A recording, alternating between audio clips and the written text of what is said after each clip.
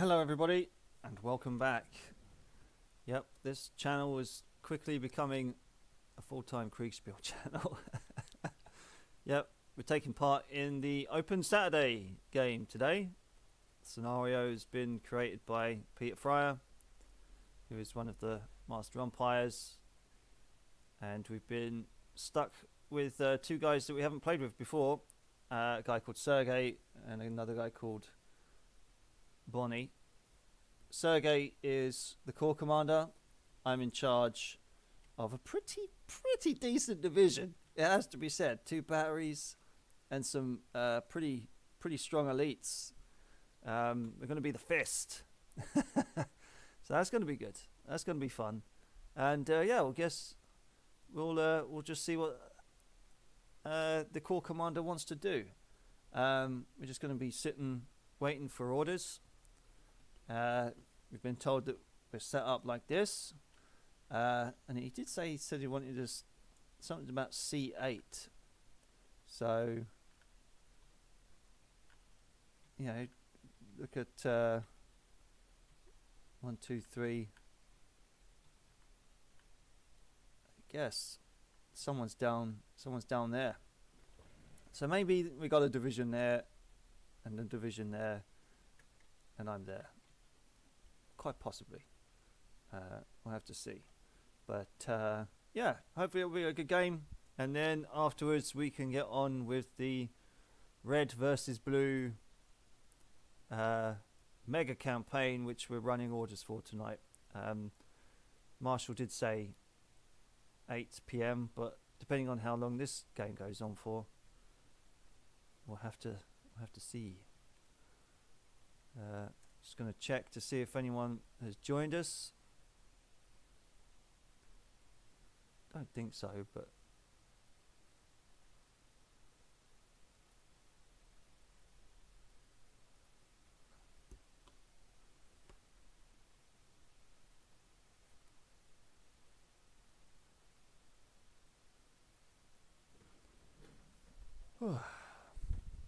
yeah, should be a fun little game. Hello, Felix. Yeah, do you have your position? Yeah, Yep. I guess. In Brizza, with a pretty decent looking strong division with the 1st, 5th and 6th. Yep, correct. And a battery. Yeah. Or 2 pieces. Yeah, so you know that your corps commander is somewhere behind you with his cavalry troops. You don't have specific information about his position. And yeah, you know the drill. In the beginning, if you want to move, we need your order of march and probably some like little bit longer order so that we can resolve a few turns if there's no contact. Sure, I mean, I'm more than content just to sit here and wait for orders from the corps commander. I'm not going to do anything that he doesn't want me to do. Cool. Okay, then I will let you know once we start the game. Okay, mate.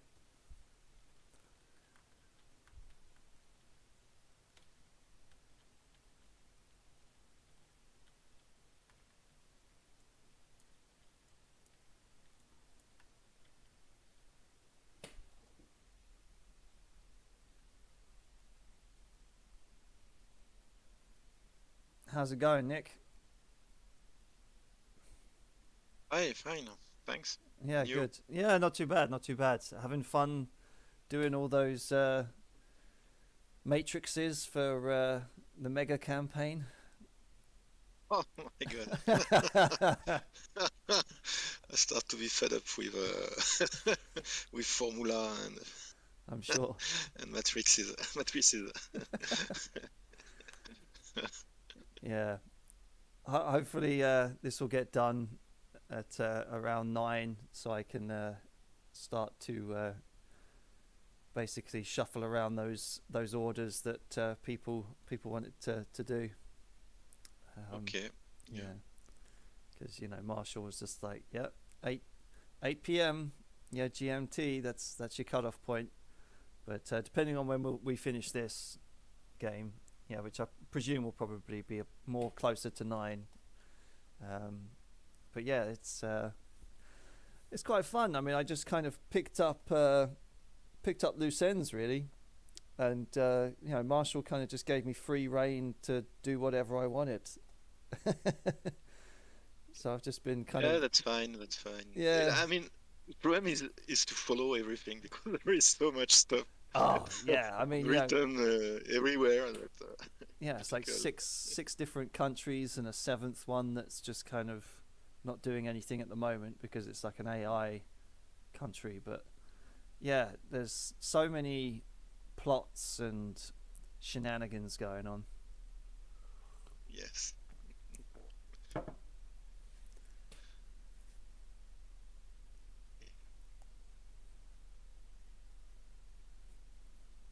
But yeah, I've just been kind of trying to manage the chaos as best as I could. Yeah, no, you are doing great. I like the report about the ship battles. Oh yeah. That was nice. Yeah.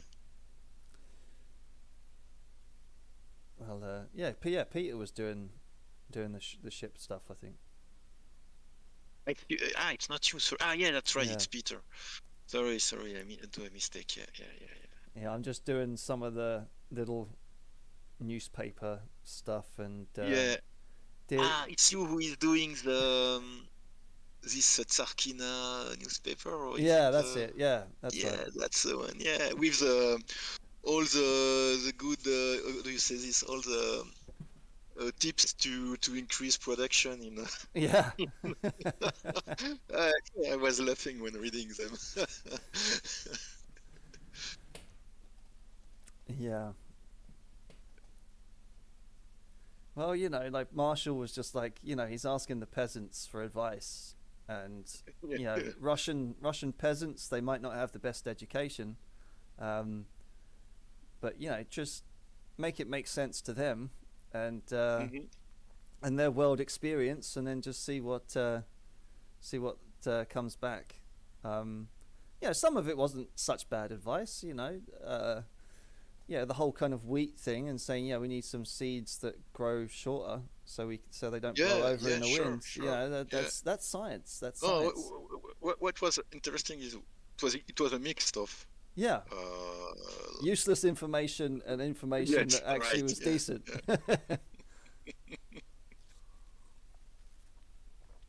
Yeah. You can't make them too stupid. No.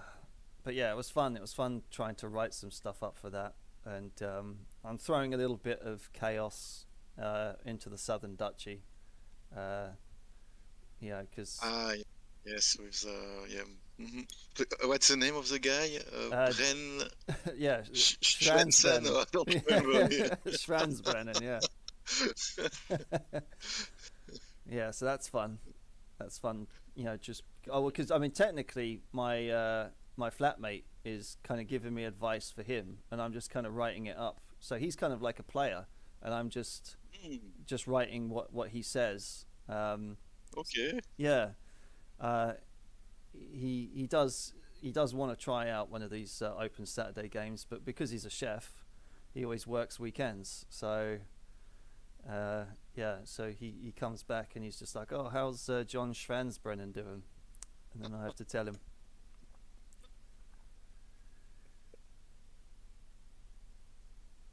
But yeah, I will leave you. Okay, I will move back to the Empire. Yeah. Okay, see you. See you later, mate.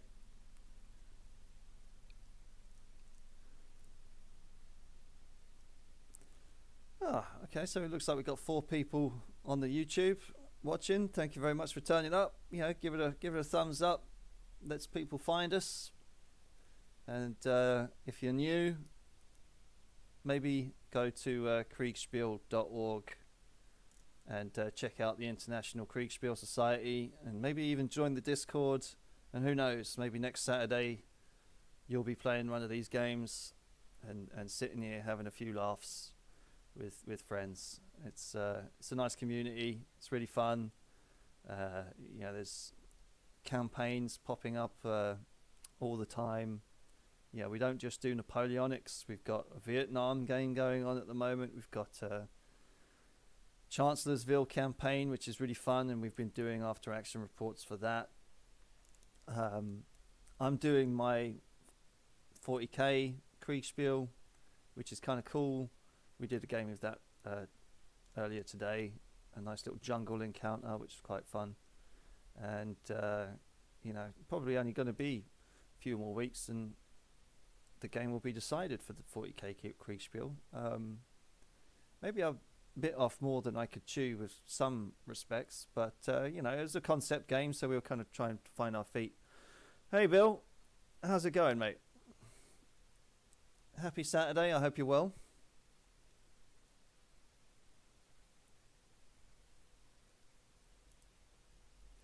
But yeah, if you just signed in, we've just basically told the umpires that we're more than content just to sit here in Brizza.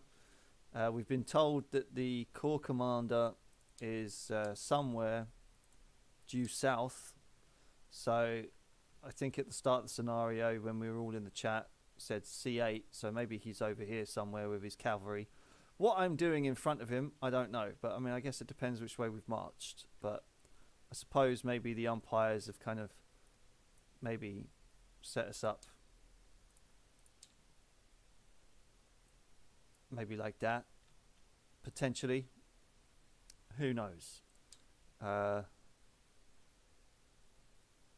Depends what Peter wanted for the scenario. Or maybe I'm just going to get absolutely bum raped and face an attack from all over and just have to hold out.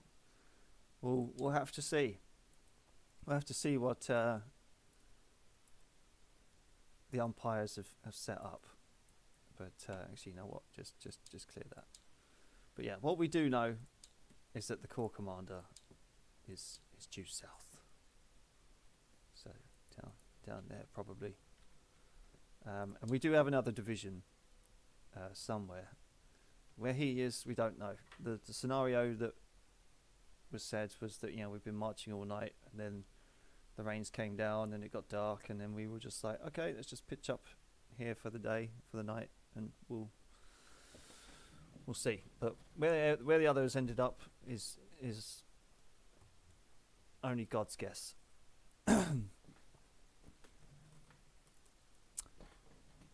Yeah, Bill, that Ukrainian situation is has us all on tenterhooks. I'm sure. Yeah, no, it's nice to have you, Bill. Yeah, it's always nice to see you in the chat. You're pretty much my oldest fan, as it would be said. I was thinking about starting up another Rule the Waves 2 playthrough, but work at the moment doesn't really allow for the time to do it. We have to kind of dump a game and then pick up another one. But maybe once the 40k Kriegsspiel is done and we're done with the longing, and of course actually we started a new Twendle Wars type of thing literally just before. Well, actually no, it was a few weeks ago now. It was a couple of weeks ago, and because Russia was on the news, and we thought, you know what, let's just beat the Russians. That's going okay. Off to a bit of a slow start. I hate when the AI always has like 1,000, 2,000 stacks, and you're kind of sitting there with 300, and you're just kind of like, yeah, you know what? I'm just gonna sit and defend and dig in. I'm not going to attack the way I wanted to. But we'll see. We'll see if this is a defensive game for us or an attack. I am, like I said, being a little bit lazy and waiting for commands. But in the scenario, we were told that, we weren't even told that the enemy was nearby. So I'm just going to act that way. We're on some pretty decent ground, I suppose. Maybe if we were smart and playing a little bit meta, we maybe would have took the hill But hey ho, I like to play with one hand behind my back, as you know.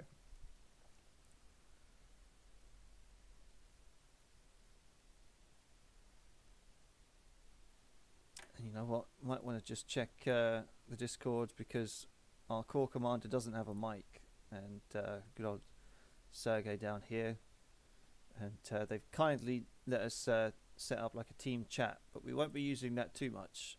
But yeah, just in case the core commander comes riding up, we'll be in there talking to him.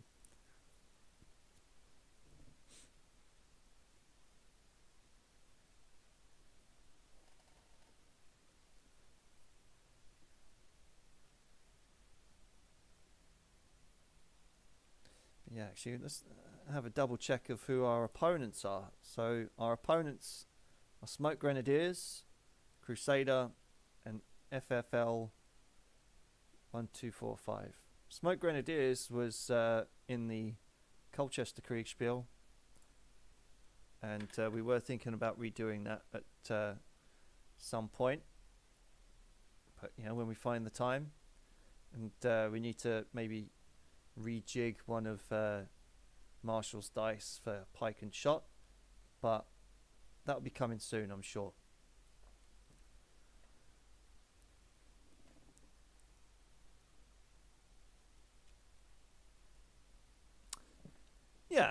Yeah, I'm glad you get my drift, Bill. I'm glad I'm not glad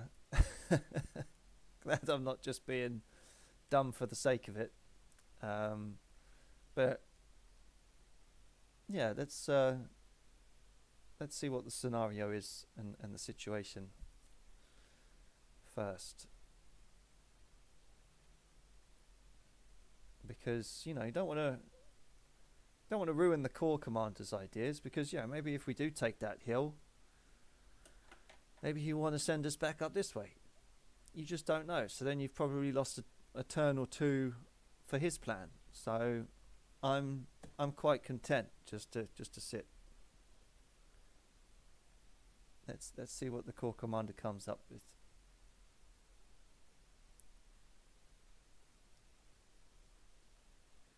Some might say that's slightly trollish against my team. You know, if the shoe was on the other foot, I'd be saying, oh, what's he doing? But yeah, no orders, no move. And sometimes that's the best scenario. It's the best thing to do. You don't always have to go and look for a fight.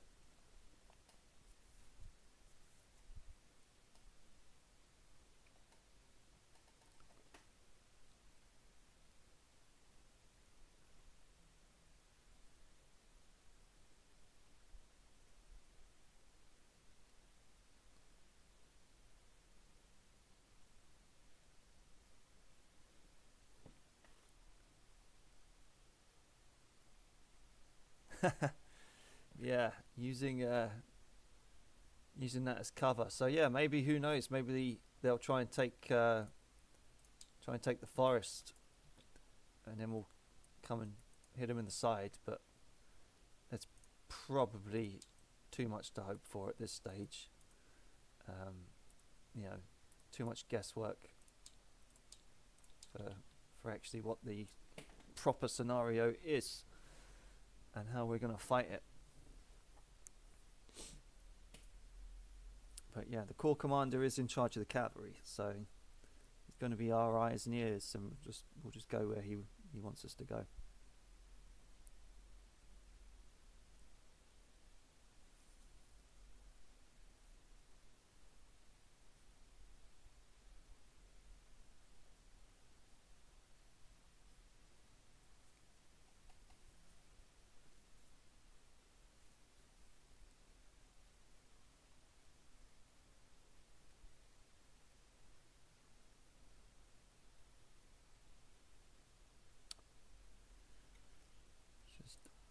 Double check these coming in.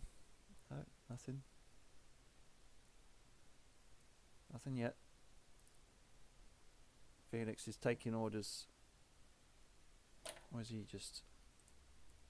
Yeah, he's up in the umpire thing. So there's four umpires 6 players. That's a pretty damn good match, to be honest. We should fly through the turns when they start coming in.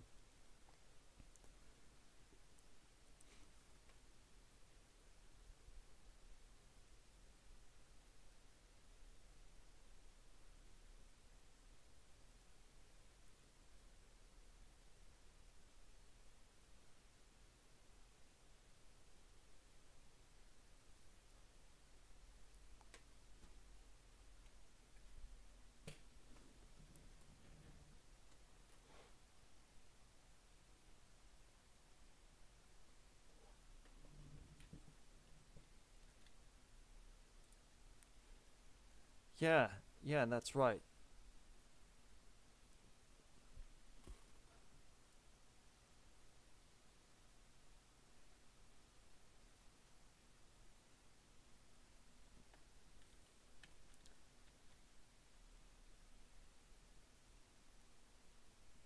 Yeah, if we're talking about these 2 villages up here, yeah, it's certainly a focal point.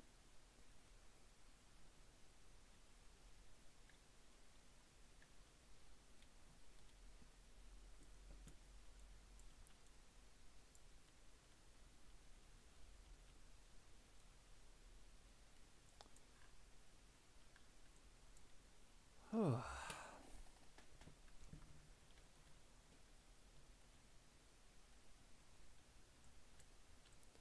Yeah, let's have a look at these pieces, shall we?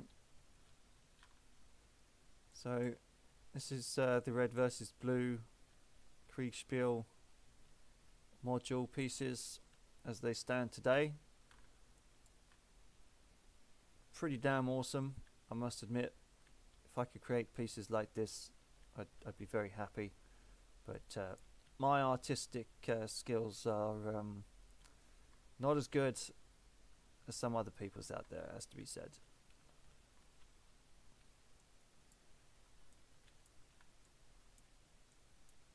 And of course the map is an old Prussian map, I think.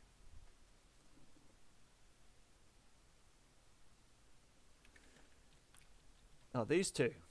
Yeah, okay. These 2 villages, Restra and Rosnitz. Yeah, that is a pretty good point.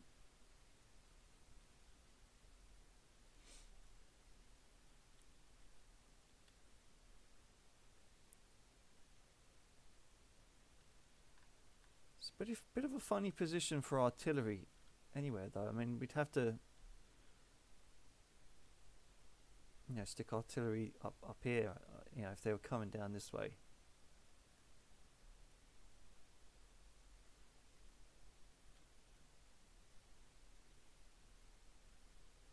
Well, you know, 1 battery here, 1 battery there. Fire against them at Restar.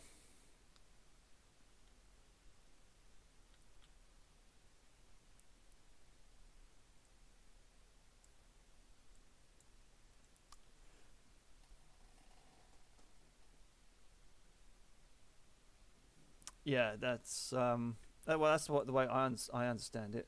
You know, all maps are, or at least should be, annotated and drawn with north being up. So, yeah, I'm seeing what you're seeing, Bill. And it'd probably be quite handy to start using this a little bit more as well, because you got the proper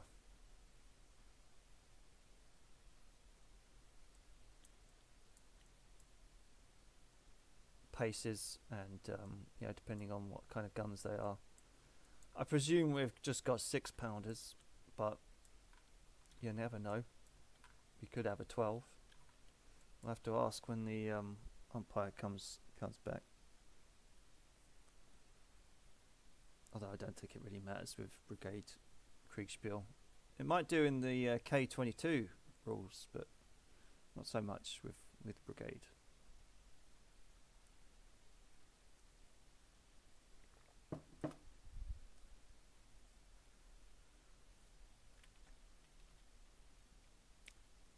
Seems like my choice of just sitting still, though, has resulted in pretty much no one coming to tell me what's up, because I guess... Okay, Felix is with Sergey at the moment, so... And we've already got a message coming in for the Red versus Blue campaign, so that's quite fun. Probably someone saying, Dave, I hope you're not stoned this week and you're not going to miss anything.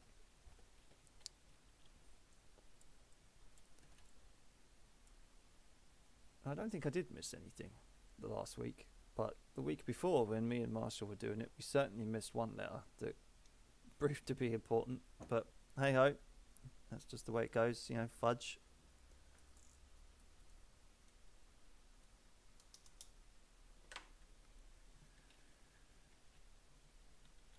Yeah, it's always good to have a look at the ground.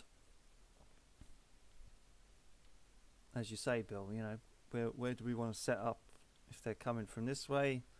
Where do we want to set up if they're coming from the west? You know, or maybe we're just concentrating too much on this hill. Maybe the ticket would be to try and rejoin the rest of the corps and just head south. But it's kind of hard to tell.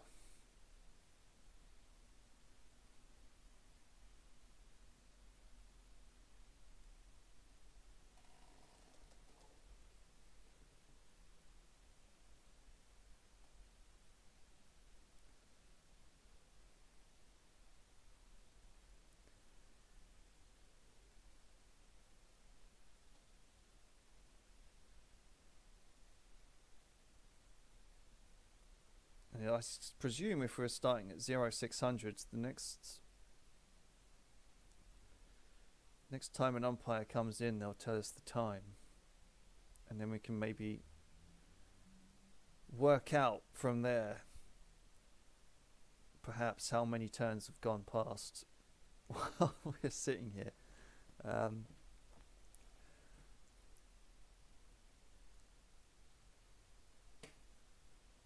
Because I sure hope our corps commander isn't expecting us to do something without orders. But if he is, and we get to 2 or 3 turns when we haven't received orders, then we might have to take things into our own hands. And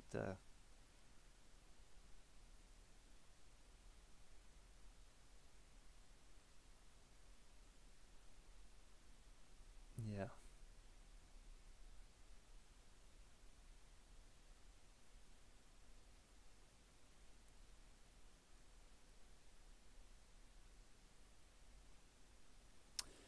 Yeah, it is. So if you zoom in, you've got the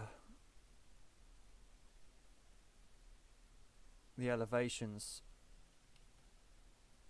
So yeah, this hill is the dominant position. So maybe we just want to ride ourselves up there and just be king of the castle for a turn. And I don't know, maybe we might see some dust. But I think they did say it rained the night before, so if the ground's wet, I don't think you'd be seeing much dust. But yeah, we'll do that next turn. Take our staff up for a nice morning stroll up to the top of the hill.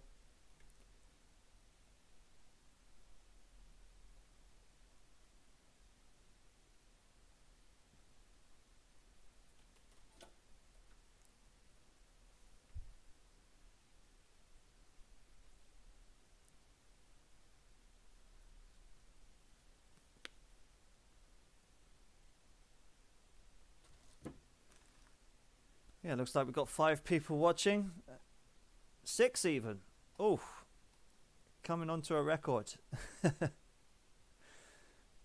You know, don't let Bill do all the speaking. Chip in at any time.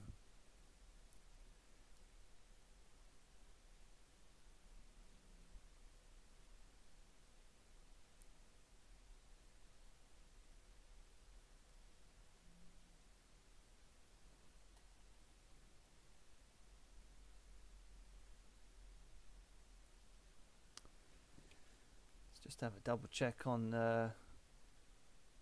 Yeah, that's nothing new. Felix has gone back after speaking with Sergey, so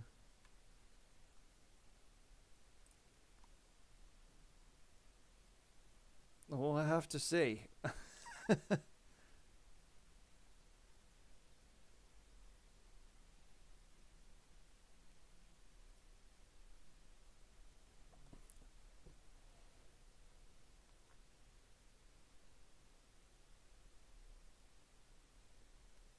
have to see if we get any orders at all at this rate.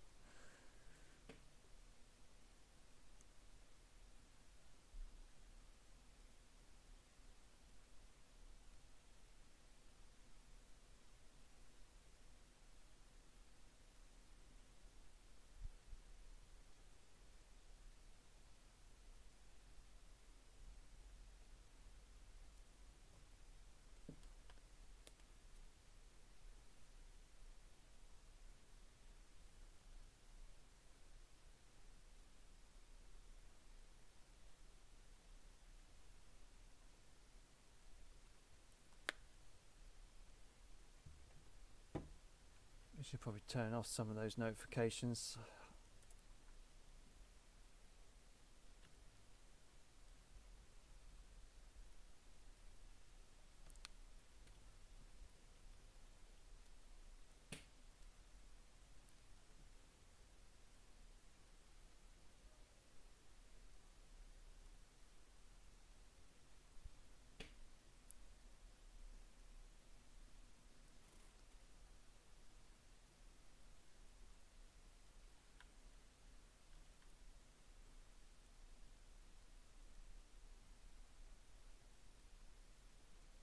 Yeah, going to Rosnitz wouldn't be a bad idea either, I don't think.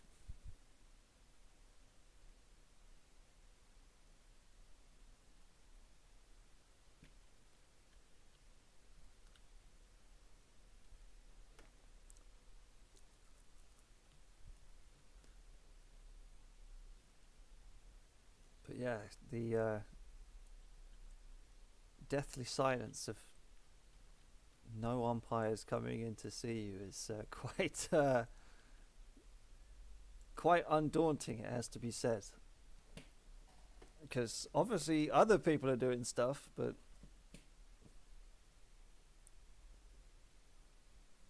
there you go. There's the Vietnam game. I'm not in that one. I'm just observing, but looks like a fun one.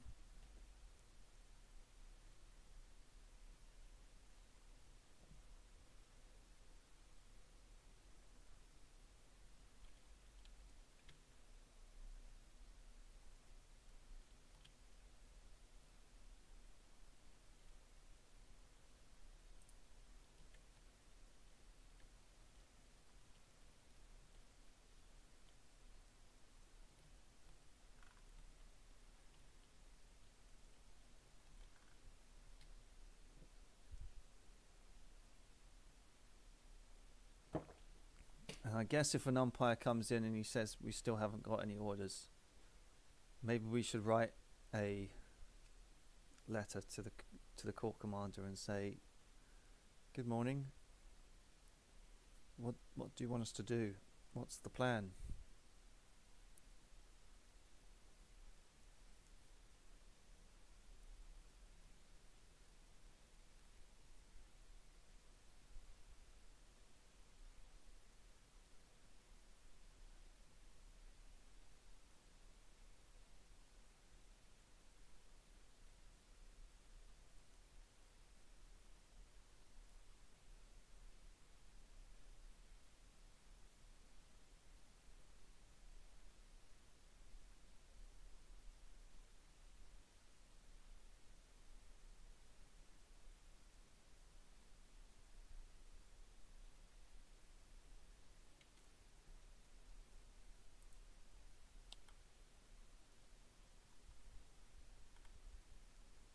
Something's going on.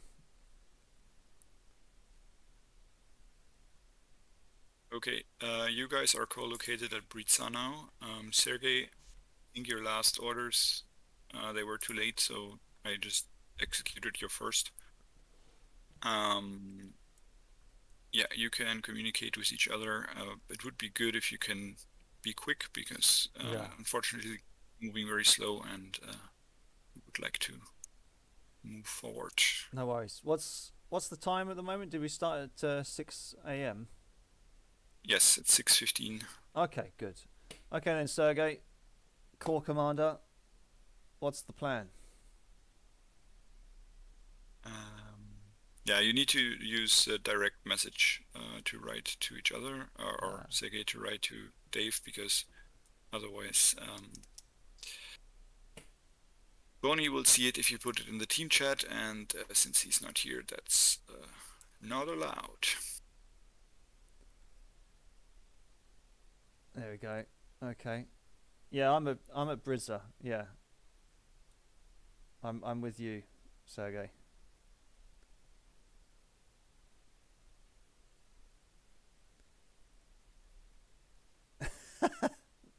Don't worry about it. Don't worry.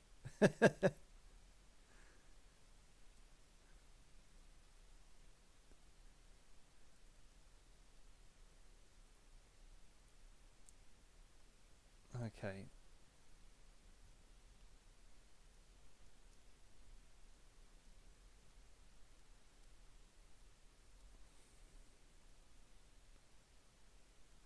Move towards Clum. Okay.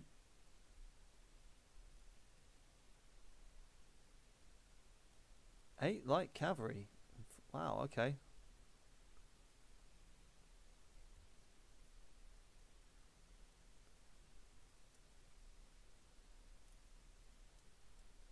Dave, I forgot. There was actually a dispatch for you that arrived slightly earlier. Right. From Sergey. So. Okay. There it is. Okay, well, my orders then will be to march to Clum, and we'll basically I'll give you a screenshot, and we'll go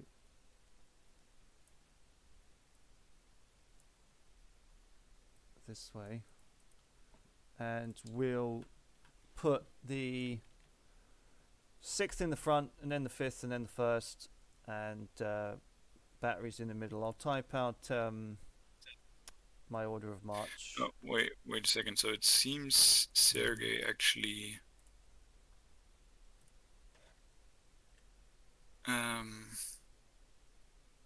switched the names. So that message wasn't for you. Okay. If I see that correctly.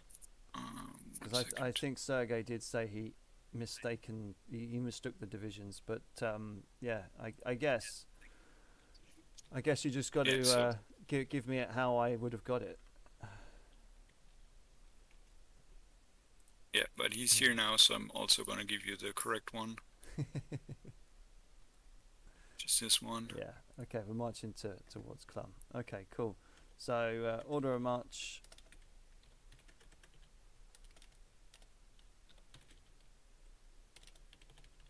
And then we'll go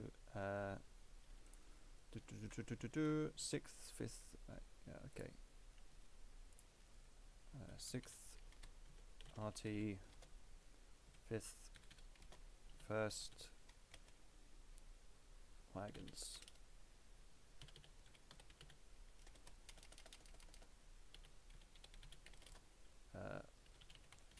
March to Clum.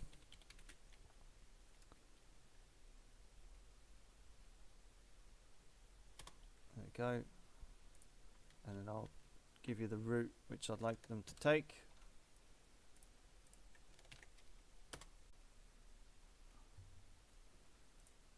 Yeah, look at that.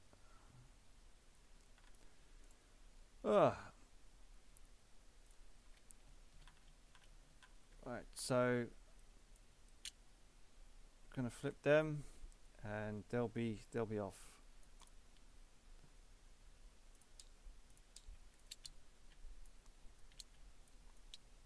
I don't suppose we have any info, Sergey, on the enemy disposition, do we?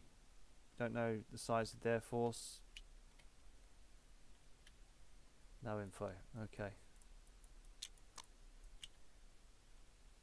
And you're moving the light cavalry to the northwest. Okay.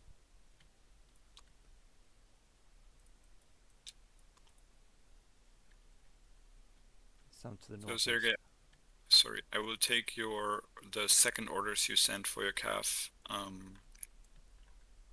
So just, considering that they're in a little bit of a different position, but they will go to where you wanted them to go. Cool.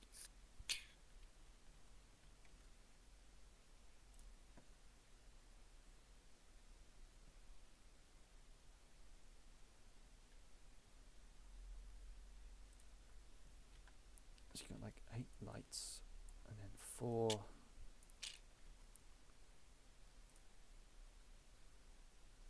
elites and 2 horse guns. Cool.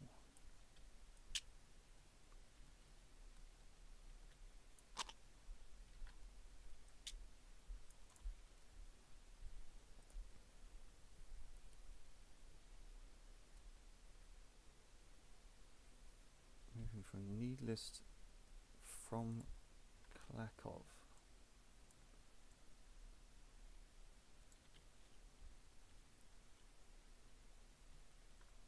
Okay, there's Krakow. Needlist.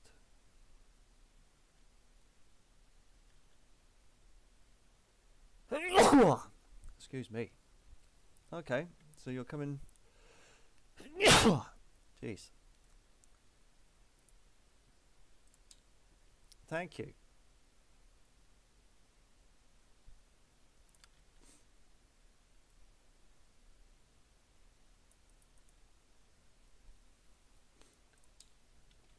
Do we have any information about where the enemy's coming from, or?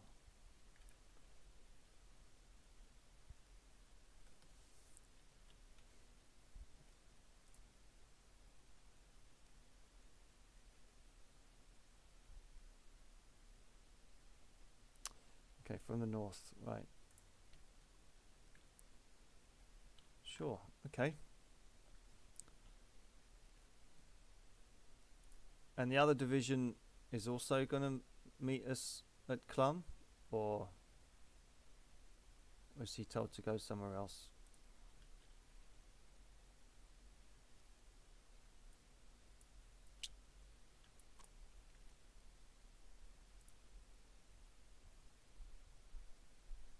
Okay, cool.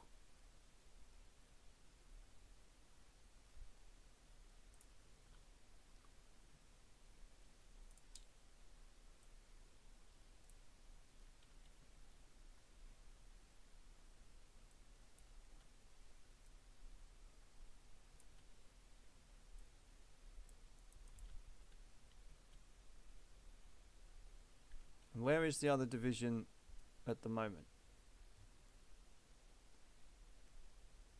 Oh, it's at Needlist. Okay. So the other division is up here. Okay, cool. So might have like a solid line going like that then. Huh.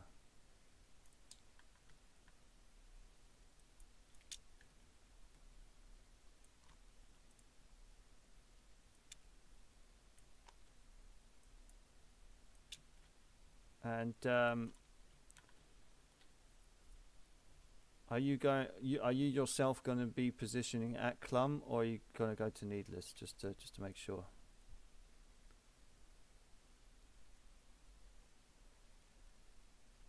Clum.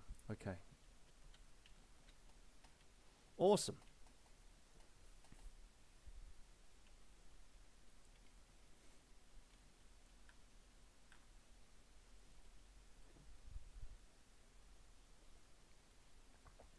Well, if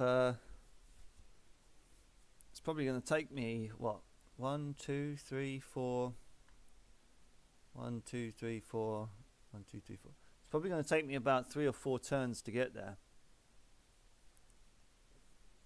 So I'm very much going to be your reserve division. I would say so.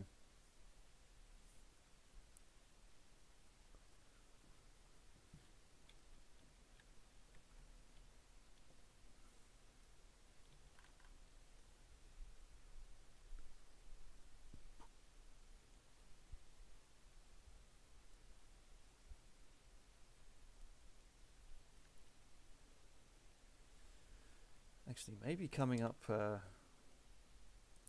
this way would have been better, because if they've already beat us to Clum, or even if they're coming down this way, we can set up along here rather than on the craggy ground there. Oh dear.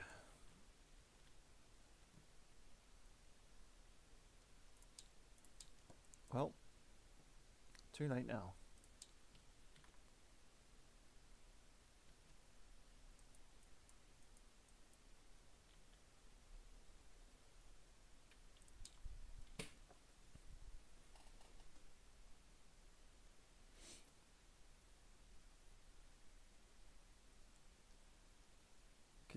Could you send me a screenshot of your idea? Yeah, okay. I'll give you out my game plan. So yeah, I was gonna march up this way, I think it was, and so I'll mark it out properly. Actually, no, not with a yellow. Use a green.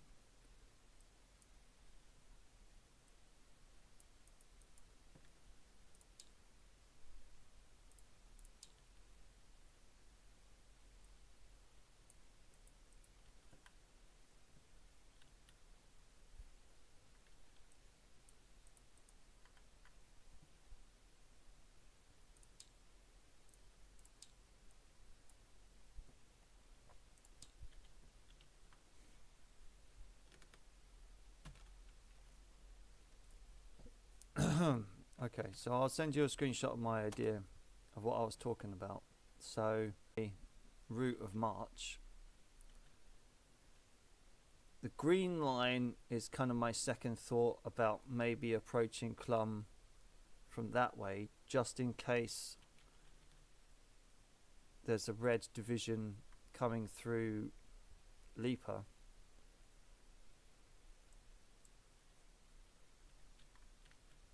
But what I might do is say to the back brigade that I have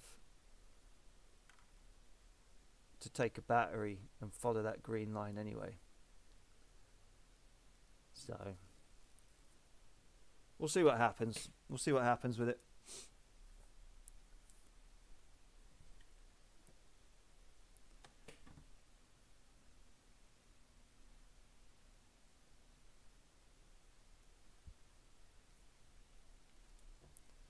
Lo and behold, right, yeah, so you should have gotten my idea. If you have any questions about it, let me know.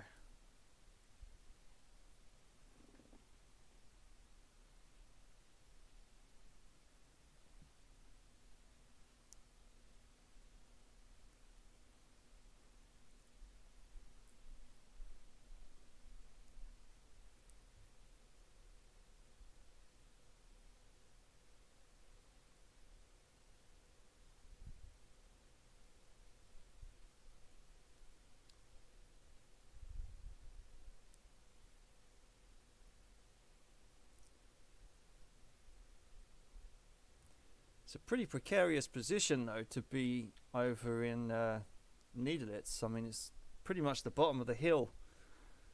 Yeah, if they come at him with a lot of artillery, he'll be bombed to bits.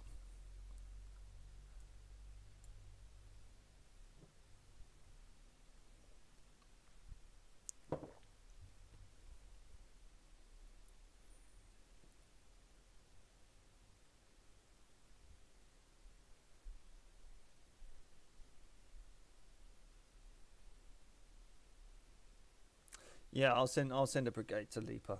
Yeah, I'll do that.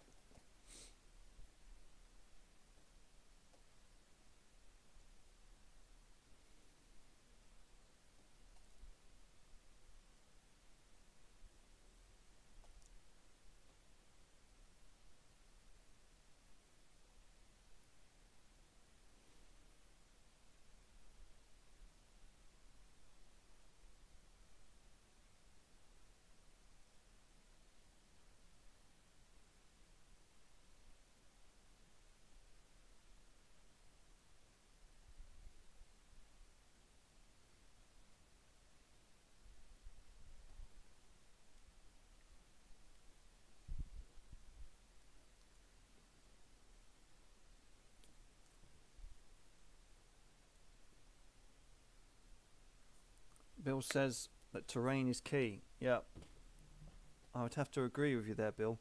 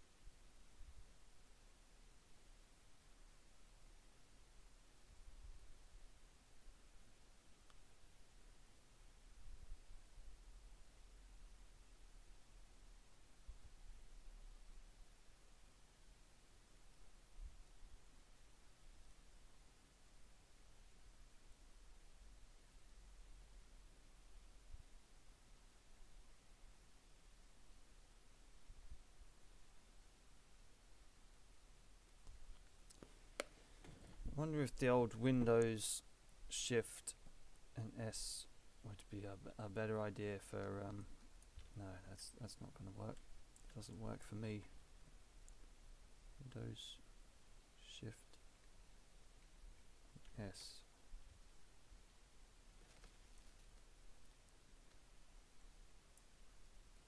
Yes, it's a bust. It's a bugger. It does work, but it doesn't.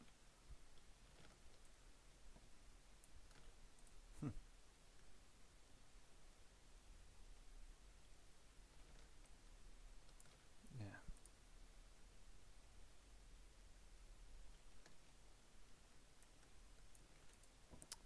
It doesn't always want to work.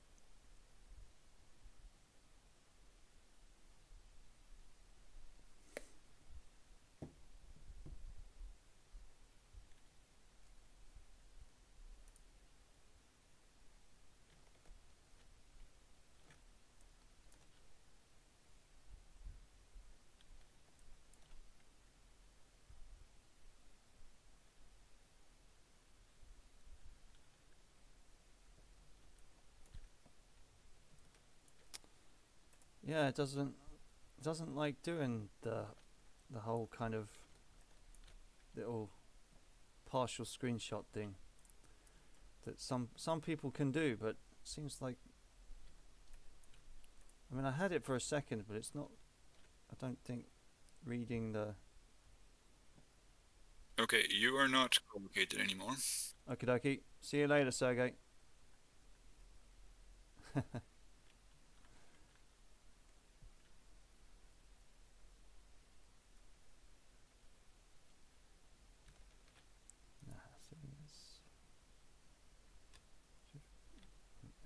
No. Yeah, gonna have to stick with our print screens by the looks of things. The whole kind of Windows Shift and S isn't working.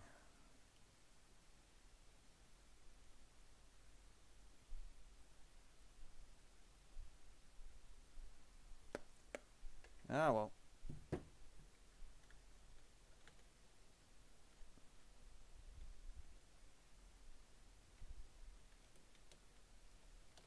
Okay, Dave. You have moved out of Britza in the direction of Klum. You can see that the one light brigade of the cavalry has passed you and is kind of to your front now. And that's basically it. Cool. Okay.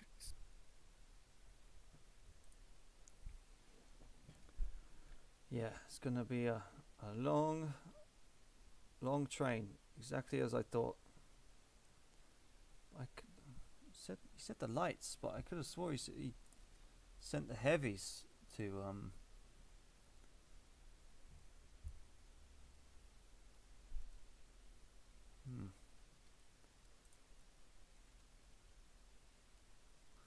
Oh well.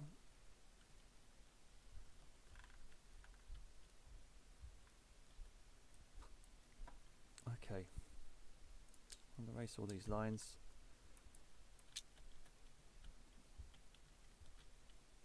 They're up ahead like that. He's cleared off. And we're at the head of our long ass column. It's really gonna take some job. It's probably gonna take even about 5 turns to get anywhere. Ugh.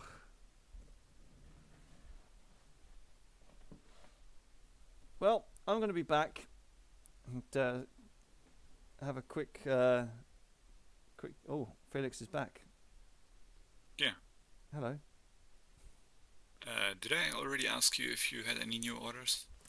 I'm going to ask the 1st Brigade that its orders are to take a battery of artillery and go to Lipa, but I realise that it is at the back of the column. But I mean that, you know, when we get past Restar, that's its orders to kind of break off and head to Lipa while we go to Klum. But yeah, that's it. Lipa, okay. So Lipa is just west of Klum. Yeah. Makes sense. The 1st Brigade, so that is one of the red ones. Okay. Yeah. Yes. Okie dokie. Cool. Thanks, mate. Yeah.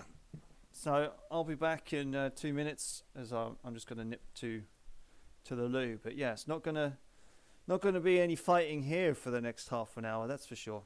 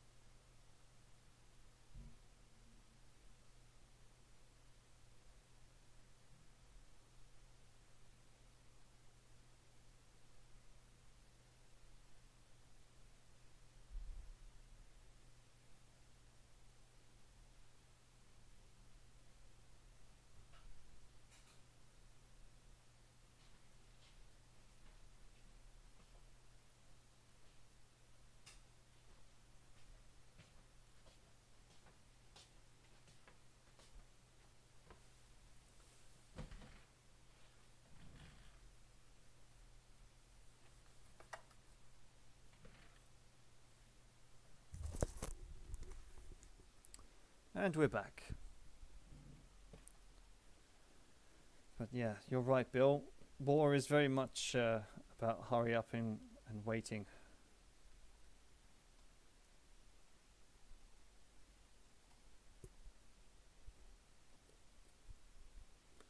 Did you did you catch some of the news on the Ukraine when they were fighting over that airport, and you saw the Spetsnaz kind of, you know, jogging along leisurely, walking with their heavy machine guns or light support weapons or whatever you want to call it.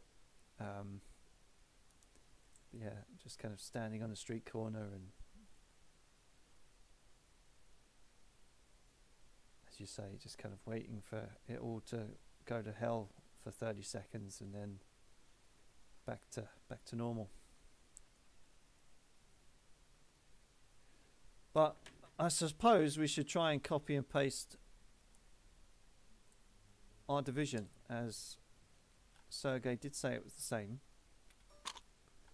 So I guess, although we don't need to worry about it too much, we have some friendly troops over there somewhere doing their thing. Maybe he might have sent some stuff up here. If I was him, that's probably what I would have done. It's probably a good job that we didn't go up to the top of that hill, because yeah, it would have been, as I said, useless. Yeah,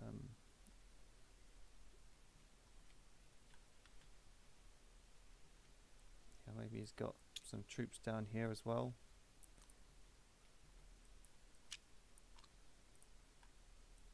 A couple of guns, maybe.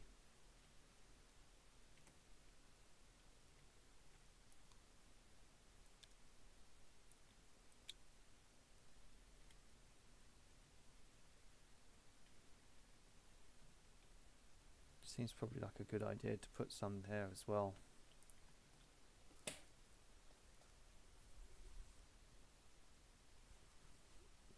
But yeah, who knows? Who knows about his deployment? We'll have to see. But I would expect at least a brigade with some artillery support up on the hill there.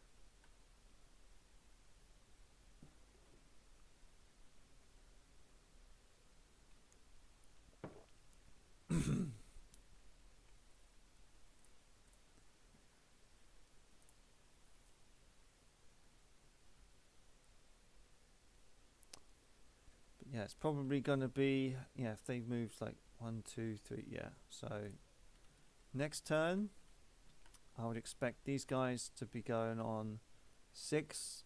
So 1, 2,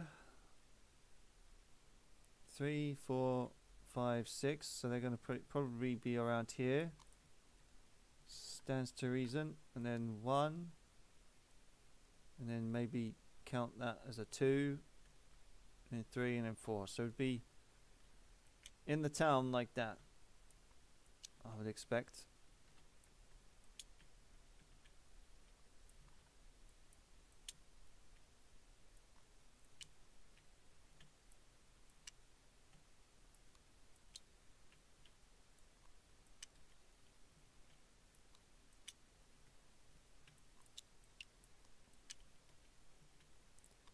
And then our little baggage train is just starting off.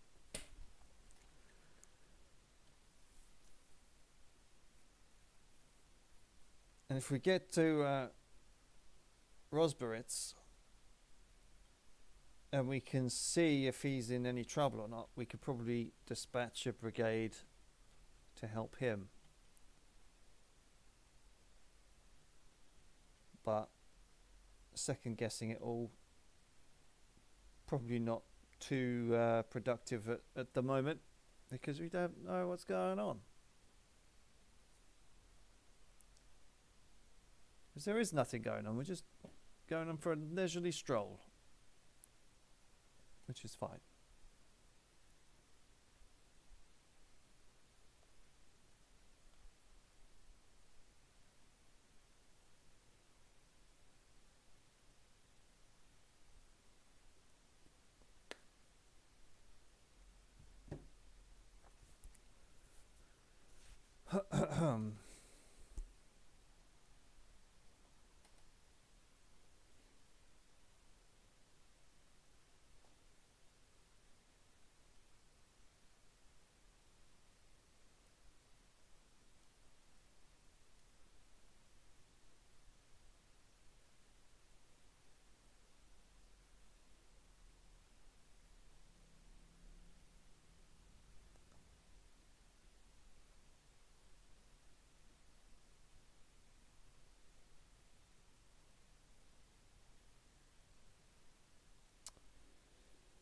Dead air time. What to talk about in the meantime? Well,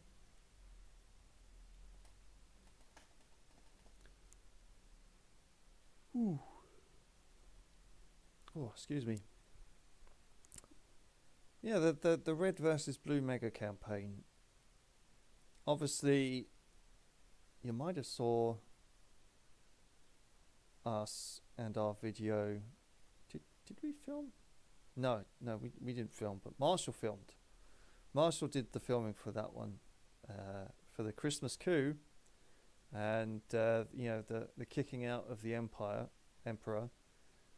and Yan taking over the Red Nation, and the emperor has gone into exile, and literally 2 turns after that, we kind of. Sorry, I should roll back a bit. So after that, we. Oh, hello, Felix. Hello. So you are now in Restar, as you can see in your screenshot. Your core commander with the heavy cavalry is kind of parallel to you, and the light cav is still ahead. Yeah, that's it. Yeah. Okay. Cool. Nice. Continue as planned. Continue as planned. We're all fine. We're all good. Cool. Yeah. So as I was saying, we had the Christmas coup, and then we decided to have like a diplomatic game, and 2 turns of the diplomatic game, and then the Red Nation fell into chaos. The Senate and everyone couldn't come to an agreement on how to run the country, and then started calling Yan a tyrant. But he's not a tyrant. He's a nice guy. Did we have any cannons? Oh yeah, they put the cannons there. I presume he's got his baggage train there. Yeah, and then the Senate couldn't come to any kind of agreement on how to run the country, and then you had like 4 different factions pop up within the Senate, and it's like a 3-way civil war plus supporters of the emperor who might not be coming back at some point to sweep up the mess. It seems a little bit counterproductive, really, to go into a civil war 2 months after you've just taken power, and it only really strengthens the emperor. But who am I to judge? Maybe there'll be a Caesar amongst them somewhere, and they'll come out on top and beat the emperor as well. But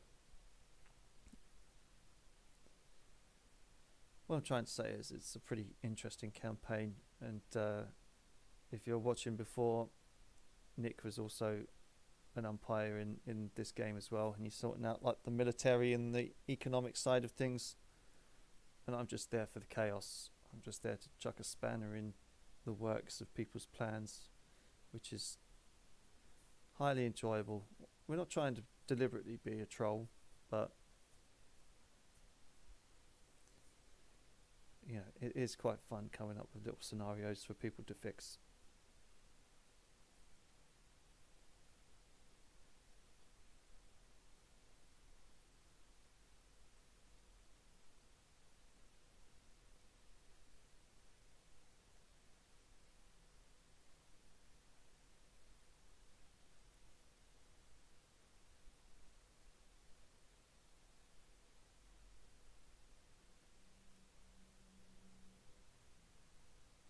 But it certainly looks like the umpires have found their pace, which is good.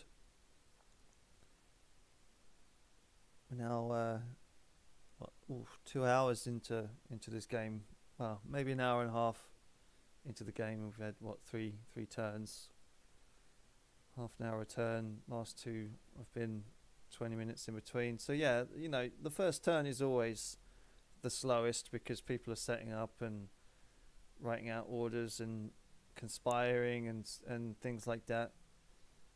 But we'll get there. So yeah, we went through Restar, and we'll go 1, 2, 3, 4. So we should hit about there. And then move everything up.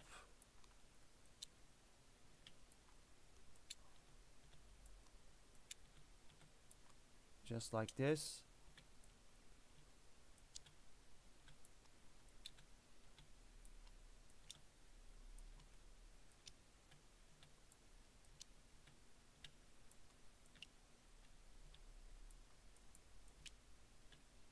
It's kind of weird how he wants us to come to Clum as well, but I guess he'll decide what he wants to do with that cavalry when he gets up there. I do hope he's not planning to use the same road as we are. But I guess he is. He'll have to do something. He'll have to do something like this. Try and beat us to it. But if not, he'll have to go up this way.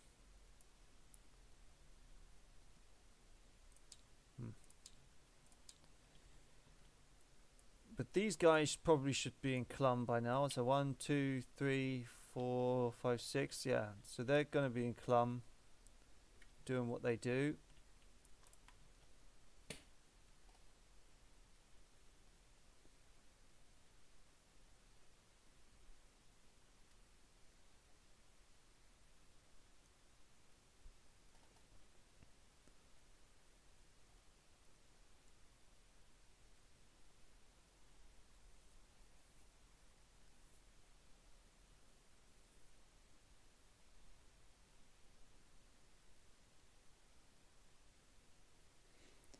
I tell you what, I mean, Lipa isn't necessarily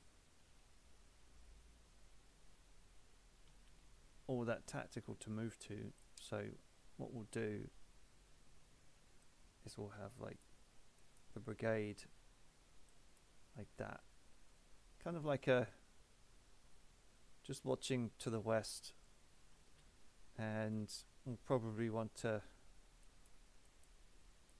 set up something like that. I would think, and maybe another battery there, and then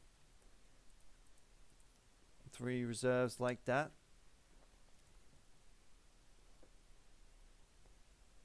Using the old Arthur Wellesley tactics, as Bill pointed out, and just using the crest of that hill to hide a brigade. Doesn't sound too bad.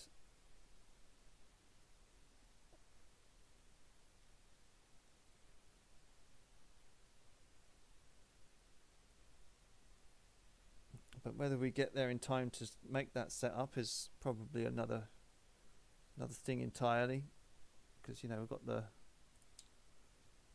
this is not letting me reduce, but yeah, we'll get the batteries like that. And then if we need to switch around and cover him, then we can maybe take a battery out, shift those reserves over, so then these become the reserve, and then maybe take that hill like that and join up the line.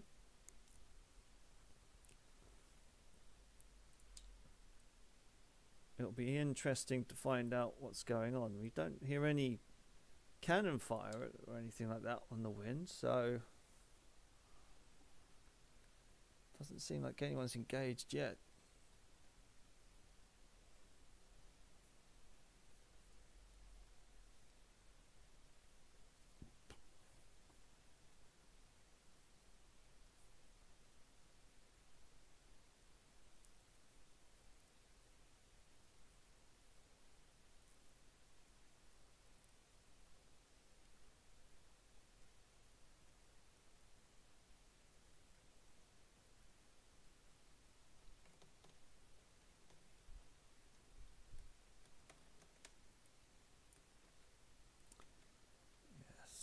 Still haven't figured out. Well, maybe instead of that we should do tab or something. Nope, that's not working either. But we had it working for a second, but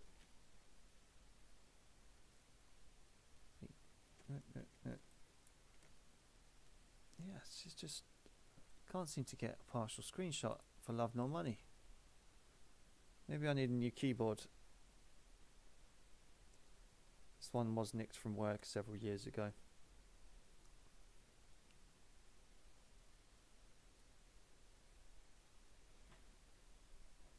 And to be honest, even when my laptop's is an old work laptop,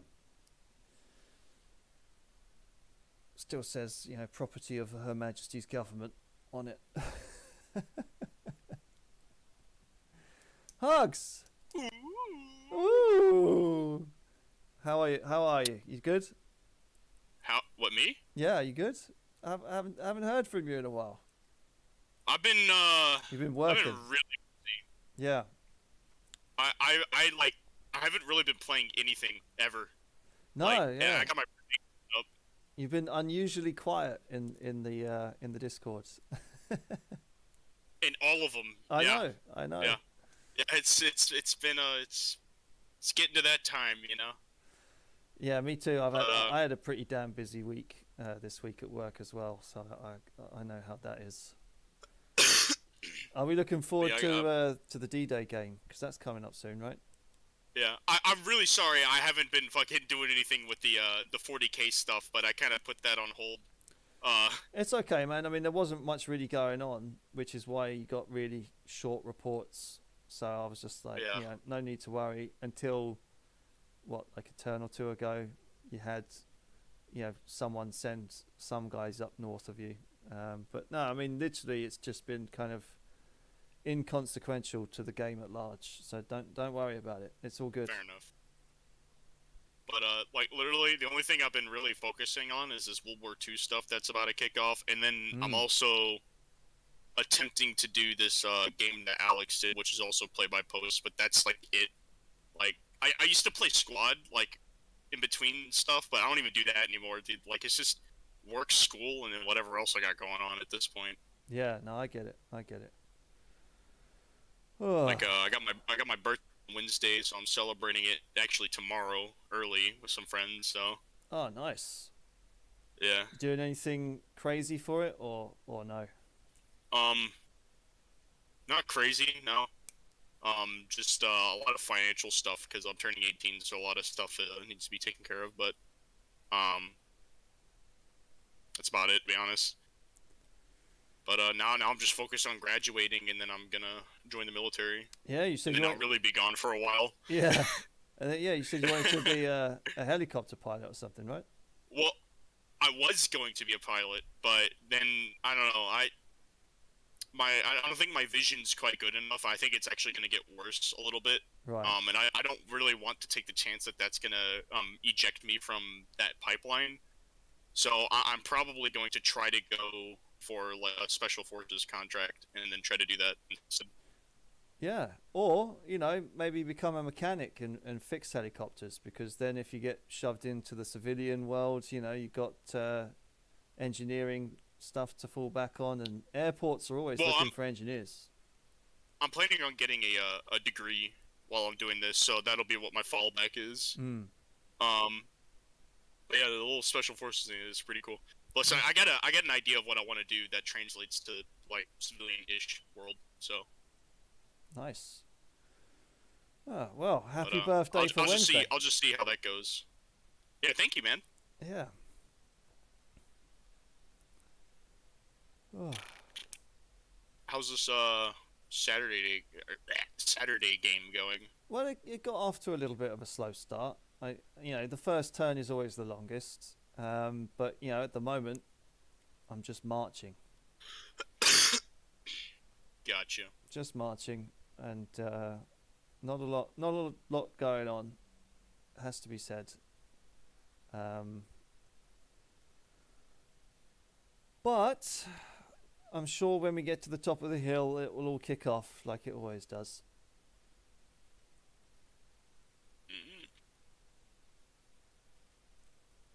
But what's the date for that D-Day game? Should be just under a week now. Ooh. We're supposed to have a second intel briefing for people who couldn't make the first one. I don't know when that is. Right. I did a majority rundown in the chat, and I saw as you that. can see, Yeah, you're like. As you can see, we completely changed everything. Yeah. Based off of that intel. So yeah, that's the biggest thing is we're not even landing on 2 of the beaches now. Really? That's how. Okay, I need to update myself on that one. Oh, you haven't actually seen the new plan, have you? I haven't seen the new plan. No, I mean I saw the change. Oh, I saw your kind of little brief report of we've been told that there's an SS Panzer division south of Caen and stuff like that, and I was like, okay, but I didn't realize that we weren't landing on what beaches are we knocking on the head? Let me give you the rundown. All right, so basically, there is the 21st Panzer Division on Caen, right? That's the biggest problem. So historically, the 21st Panzer Division was actually further away. Yeah. By a good margin. So by the time they got off the beaches and got to Caen, that's when the 21st Panzer Division kind of showed up. They decided to park it on top of Caen, which posed a lot of issues. So first is that's a lot of armor. Yeah. And we have more armor than them, but the problem is theirs is already deployed. Ours isn't. And we can't get armor on the beach until after D-Day +1, right? Right. Yeah. So that armor has the potential of rushing the beaches and preventing us from even getting off of it. On top of that, the airborne landing at Caen would have been it would have basically been Arnhem. Like they would have landed on top of a Panzer Division, which is just no bueno. Ooh. Like yeah, so we decided, in light of that news, we were just not gonna land at Juno and Sword, which is like right there near Caen. So what we decided to do is push it further west and kind of go around it. So the idea, and you can actually see in the test game Allied planning chat the picture. So before we'd even knew this, we were deciding that we're gonna actually take Cherbourg before the initial invasion, right?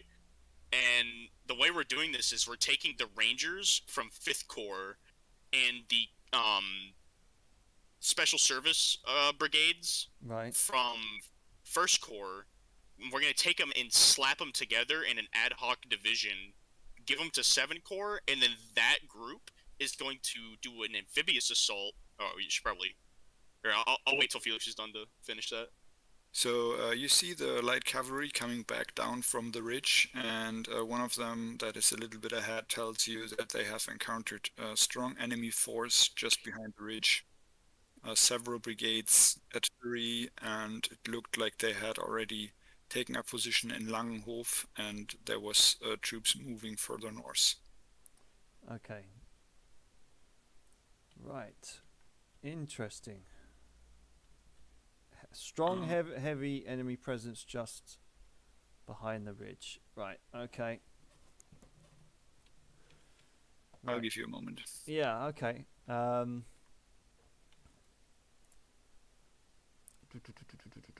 because we've gone up that road. So,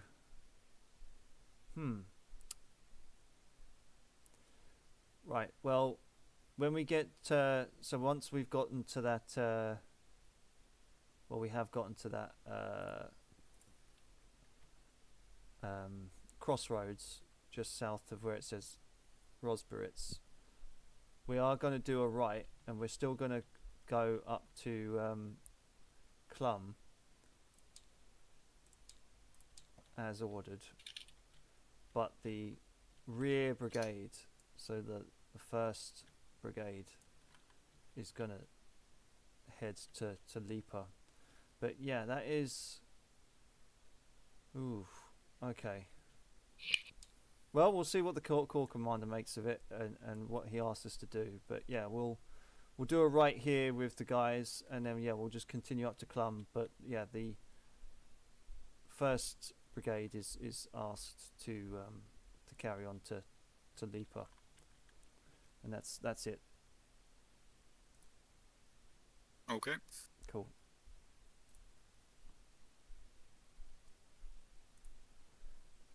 Carry on, Hugs.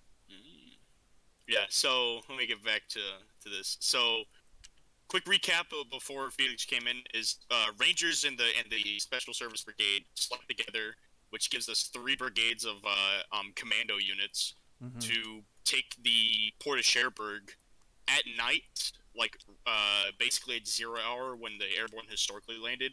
We're also doing an amphibious assault on Cherbourg to take it intact. This is a 2-part time. Well, not necessarily a 2-part, but it's there's 2 things going on at Cherbourg at the same time. So as these guys are taking the port, the 101st Airborne is landing on the outskirts of Cherbourg and taking the ring of fortifications on the outside. So those are going to happen simultaneously. Now, I haven't exactly figured out when I want the 82nd dropping, but they are going to drop the first day, and they're going to seize a bunch of junctions, and then potentially even Carentan to completely cut off the entire peninsula from St. Lo, and potentially like any routes coming from the east. And the idea with that is any units that are currently in the peninsula will basically be encircled from the get-go, and will have a blocking action for any reinforcements trying to break them out. Yeah. But as far as 101st and the actual commando assault's concerned, that is going to happen around probably midnight, 1 o'clock in the morning, very, very, like, dark. And the 101st, you say, is still going to St. Lo? No. They're going to Cherbourg. Oh, right. Okay. Cool. So we got an intel brief on the Cherbourg's defenses. Yeah. And there's a ring of fortifications around Cherbourg, but the kicker is they're all facing outward, not towards the actual port. So they're not expecting an amphibious assault. They also have artillery positions on the bluffs overlooking the port, but they're also facing the other direction. Right. So we have Rangers that are because they historically climb Point du Hoc, so they have a lot of they have a lot of equipment to climb like really tall bluffs and cliff faces. So that's exactly what they're going to do, and they're going to have the same objective, which is taking out the artillery pieces. It's just they'll be facing the different direction. Yeah. And hopefully we'll get them before they turn them around, or at least they'll be too close for them to actually use it. But the way we're taking Cherbourg is kind of interesting. So we're going to take... so, are you familiar with Saint Nazaire? Yeah. I know it. We're doing that, but with 4 destroyers. Right. So, Cherbourg is kind of fortified pretty heavily, right? So we're going to take 4 pretty outdated British destroyers. We're going to mock them up to look like German destroyers, and they're going to be the ones that are, because each destroyer can fit about a company of men. So between 4 destroyers, we'll have, give or take, like a battalion coming in. So we're gonna shove them into the actual town, which is supposedly very lightly guarded, the town itself, and most of the guys from the outside. And while that's going on, the 101st should be landing, so they'll be pretty confused because they'll be getting hit from 2 different directions. But while that's going on, we have the rest of the Rangers and the Special Service Brigade landing in traditional landing craft, and they're taking the fortifications that ring the actual harbor. So there's a couple of like really big fortifications that will actually have to land at, disembark so they can clear it. Then they'll have to re-embark on it because it's completely isolated in the water, and then land on the actual port, if that makes sense. Yeah. So we're doing all this at the same time to take the port. And the idea is once we take the actual port of Cherbourg and we secure it and start pushing south, 7 Corps can actually land at Cherbourg, and the offloading time is insane. We can land entire regiments in an hour. Good stuff. Yeah, so it's really quick how we can offload stuff. And yeah, like we should have a lot of stuff landed by the end of the day. The only thing that's holding us back as to what we can land on day one is actually how long it takes for the transports to get back to England, load them up, and then come back. Yeah. That's what's going to take the longest. Which is pretty long. Carter told me that it's like a 24-hour turnaround. So that's, I that's mean, pretty you'd nuts. expect that, to do that, you need to perhaps refuel and, even if they're all Get waiting at the everyone on port. board and stuff. Yeah. And, yeah. But while that's going on, we changed to where 5th Corps is landing at Utah. And they should be landing with a pretty substantial amount of guys. But they're gonna go and try to link up with 7 Corps at Valone, which is the major town between Cherbourg and Utah, and then they're also gonna go and take Carentan as well to link the beaches. While that's going on, 1st Corps is landing at Omaha and Gold, and their objective is to push forward and basically secure Bayou, right?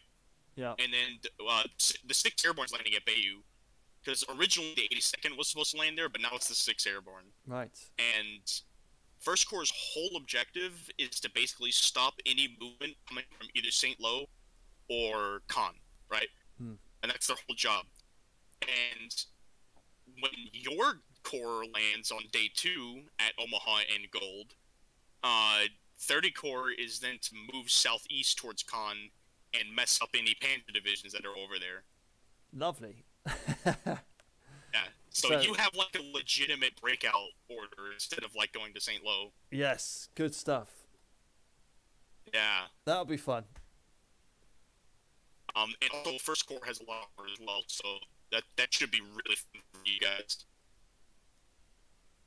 But once 5th Corps and 7th Corps links up around Carentan, with the 82nd, the idea is 7th Corps has a lot of armor as well. But it's just going to be a lot more delayed, right?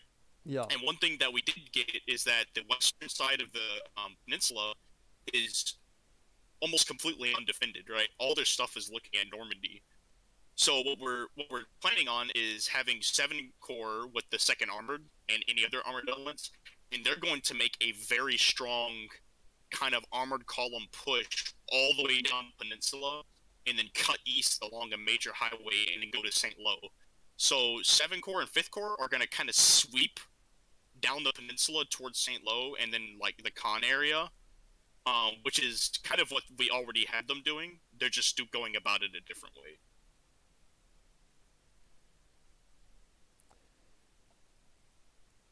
Well. So the plan's still just as bold, it's just less crazy. And most people are pretty happy about this iteration of the plan, from what I've heard. That's good. Liam especially wasn't too thrilled about being dropped on St. Lo. but now he's like super on board with this plan. Yeah, well, I thought the St. Lo plan was, I thought it was a good way to test the game and to test the rules and stuff, and they wouldn't have ever thought of it themselves. I was getting so much flack for that plan, but it was such a cool plan, though. I really wanted to see it work, but just with the way that the Germans positioned themselves, it's not worth it, and it's not even plausible.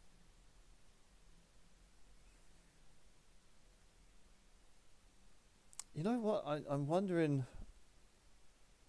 I'm wondering what's exactly going on, because we haven't heard any cannon fire. We've heard that some people are behind the ridge. I wonder if that other division's engaged, but we would have heard something by now, I would have thought. But I'm wondering why the turns are taking so. I'm watching this guy in the chat, Bill Long, to talk about the plan I just laid out.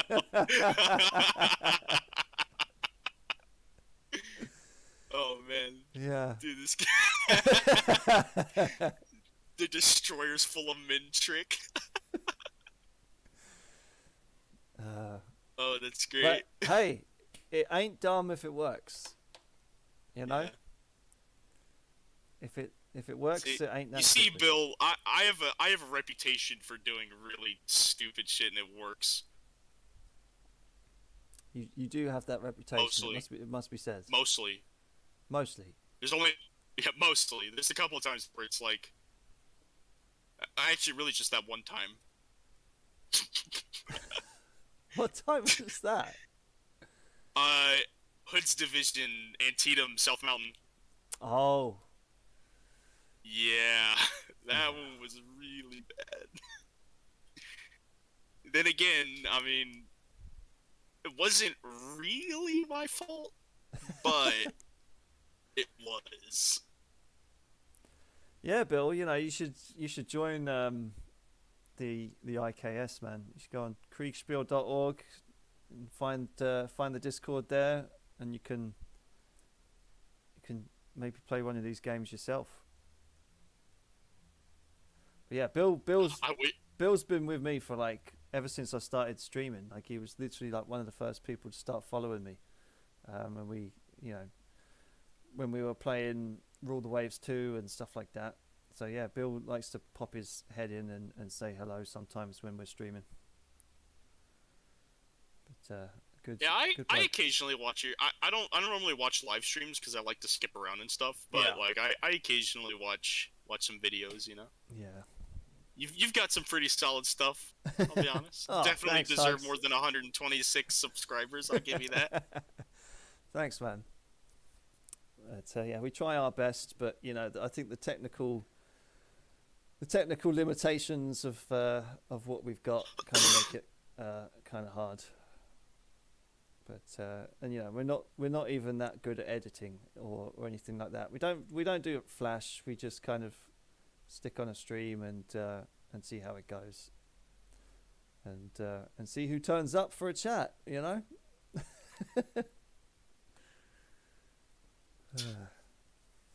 Guy said less crazy. Yes, Bill, less crazy. my initial plan. Okay, so like, well, after I decided to use destroyers, I then gave CT a heart attack, right? Because you know CT loves the USS Texas, right? Yes. Like he literally made a rule just for the USS Texas where it could fire longer distances, right? So just to see what he would do, and I was also semi-serious about this too.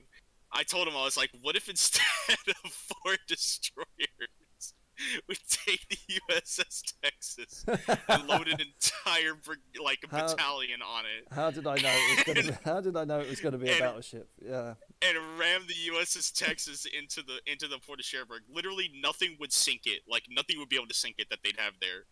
So it's literally impenetrable. We can lane it there. And I told him that we could theoretically have close fire support in the true form. But at the same time, though, if oh, here you go. Felix is back. Yeah, so there were cannons on the hill, and they have opened fire on you. Oh, Your jeez. first battalion has taken a little damage, and that's, I think, all I have for you. Oh, come on. Yeah, you got. The corps commander What? should. No, not you. I'm going to say the corps commander should be in a good position to charge those guns. But yeah, carry on. You got 2 messages from him. I think he really just wanted to send the second one, and the first one was to be ignored. But you know, things happened in his, you know, some of his clerks got confused, and now you got 2 messages. Yeah, that's okay. Yeah. I'm gonna give a report to Bonnie, and then I'll be back for your orders. Cool. Hello. Oops. I Yeah. didn't change channel. Yeah, you didn't. Yeah, wait a minute.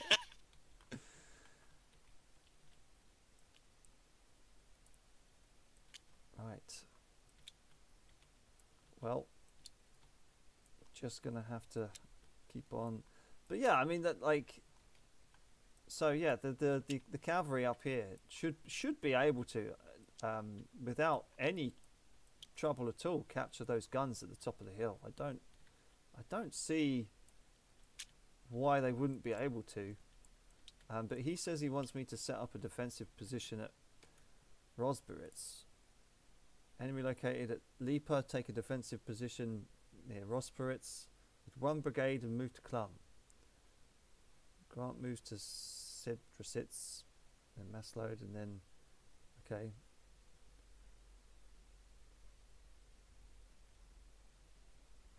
"837 is important." Yeah. No shit. But why he doesn't charge that with his cavalry, I don't know. Or why he can't. But I guess. Oh man, but I can't charge those guns. They're going to get tons of bloody grape shot in the face. Oh man. You're not happy, Dave?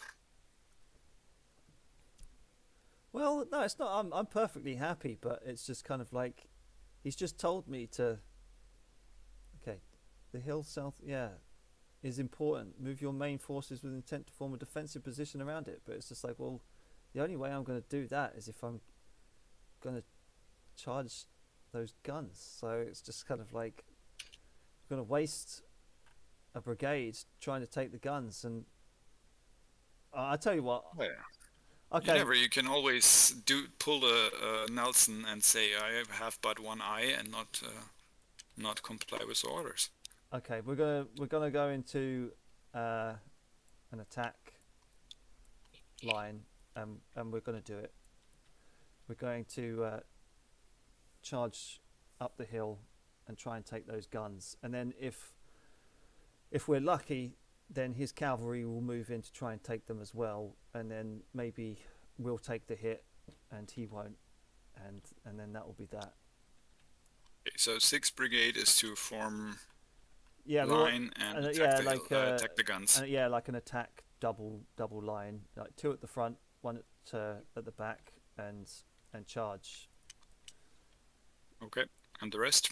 And the rest can keep doing as ordered, and just keep marching to Klum, and the 1st Brigade at the rear is to move up to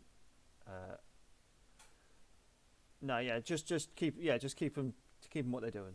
It's fine. It's all good. The 1st is at the moment is ordered to go to Lipa. Yeah, just keep them marching at Lipa. It'll be fine. Okay, Yeah. cool.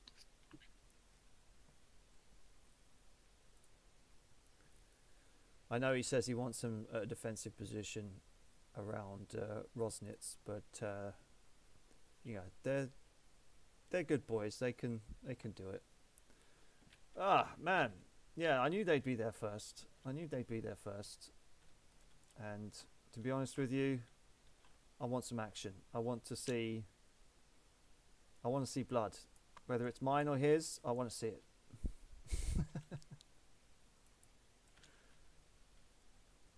Oh, I'm not looking forward to this big battle for Alex's thing.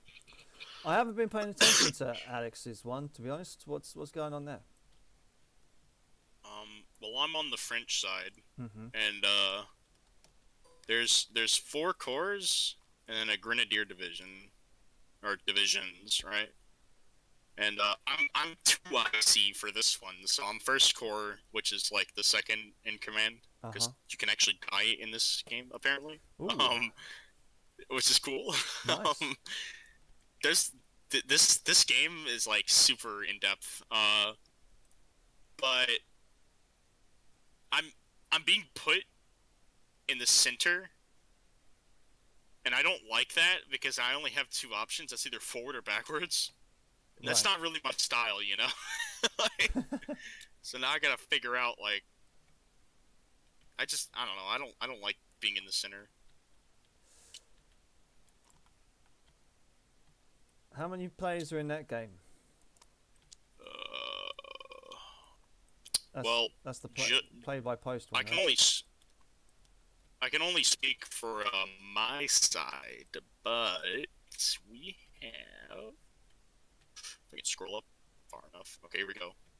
1, 2, 3, 4, 5, 6, 7, 8, 9, 10, 11, 12, 13, 14, 15, 16, 17, 18, 19, 20, 21, 22, 23. 23 just for this side. So about 40 something in Wow. total. Okay, that's quite a load. Holy shit. So about as big as this World War II game we're about to do. Yeah. Except the World War II game has a lot more pieces.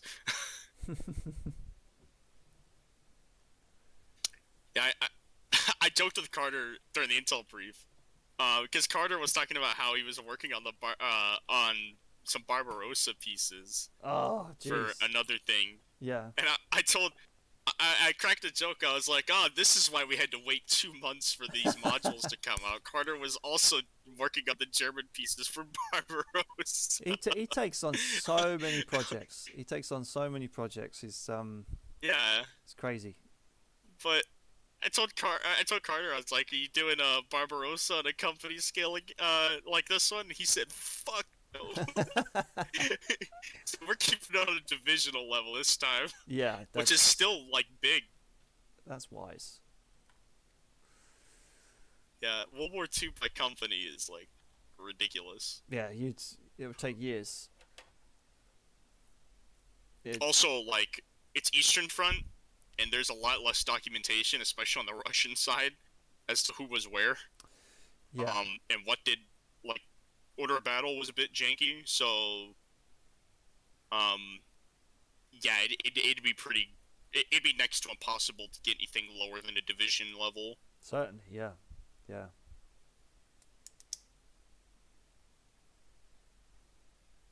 I mean, it's a lot more easy, or it's easier rather, when you're talking like aircraft stuff, because I did flights and it was all Eastern Front stuff, and we were like we had a team dedicated to making these large scenarios. Like every story we did was like a historical one, or like based on a historical story. Yeah. So they actually went in and did a lot of research on actual, like, all the way down to like the squadron level of like Russian and German stuff, which is a lot easier to find because all that had to be like documented for the most part. I learned a lot about air combat in the Eastern Front through that. It was really fun. But when you get into ground stuff, it's like a lot more like thrown together, if that makes sense. I think I understand what you mean, and yeah. But I'm not looking forward. I mean, I am looking forward just to see if it is a success. But yeah, I've just ordered a fucking brigade to charge. Yeah, that's kind of like a Charge of the Light Brigade scenario, but with infantry. I don't really know how that's gonna work out for you, if I'm honest. Yeah, but like, it would stand to reason that, yeah, the cavalry would move around in order to take those guns as well. If he doesn't, I'd be surprised. But I guess it depends what he has to the north of him.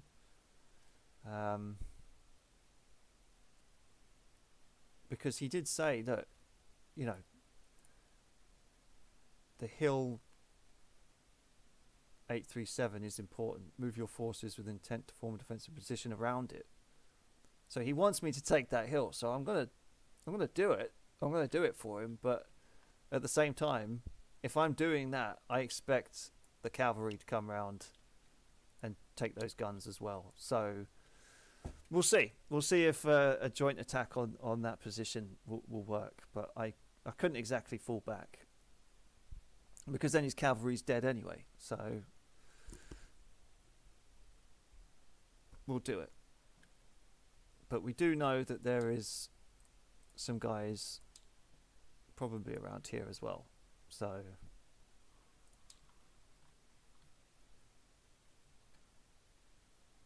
we'll see. We'll see what happens.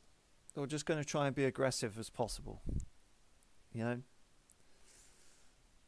Sounds good. Yeah.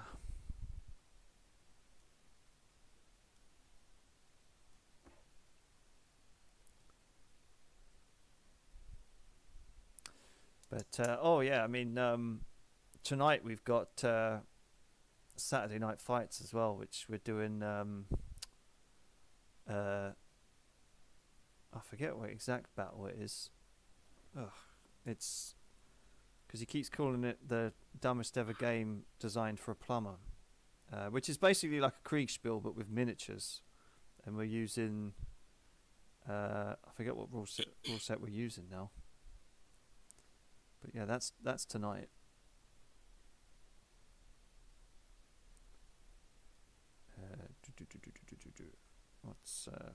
What's it called again? Yeah, the 1809 campaign for Snappy Nappy.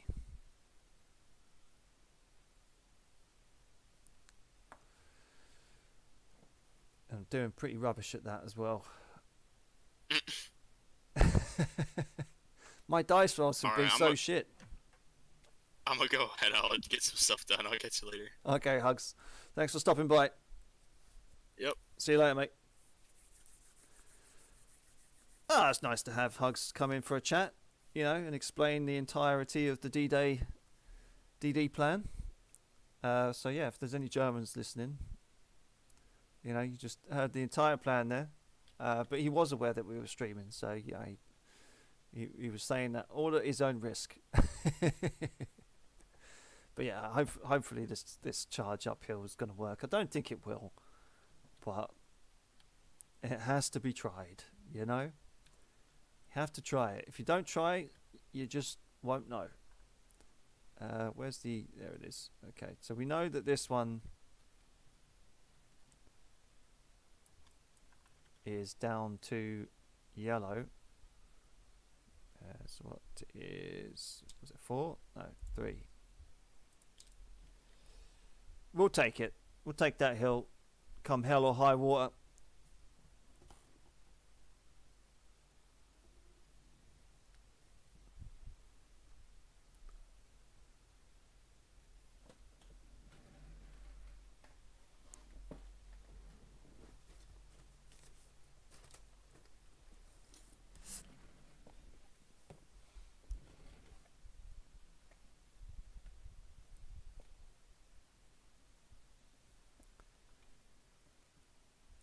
Oh, but yeah, what was it? Enemy that kidney, they would take defense. Yeah,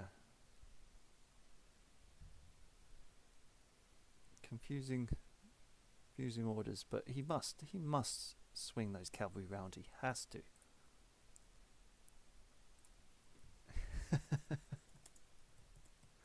If he doesn't, we're in deep shit. It's not too bad, but it's still not the greatest position to be in, though, is it?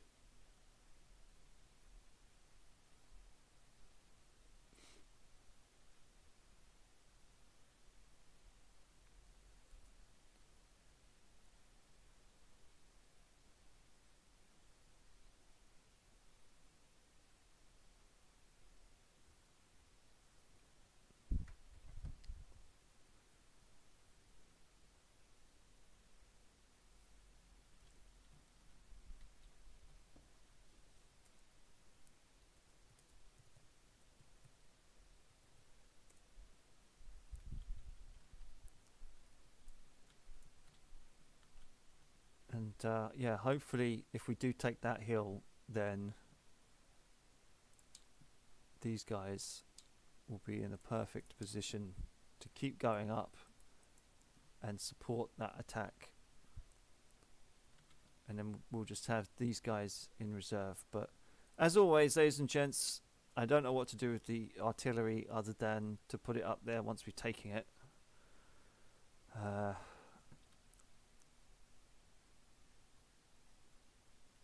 Yeah, they're going to be marching up hill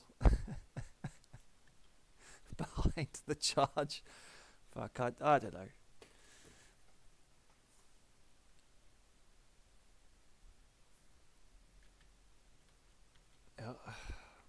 There it is.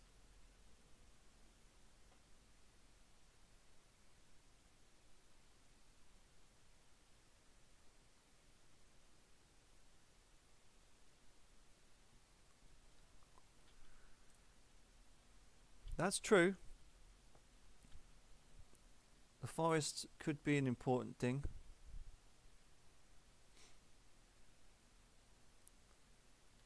And I love it how Marshall was saying that he's far too busy to umpire the mega campaign, but he always loves to pop in and be diligent. Yeah, just take a night off. If you're going to take a night off, just take a night off.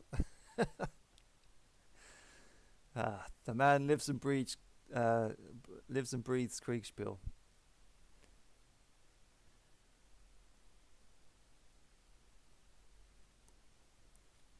It does look more open. You're right. I could, yeah. I mean, we don't know. We don't know what's happening on the other side of that hill. So, okay.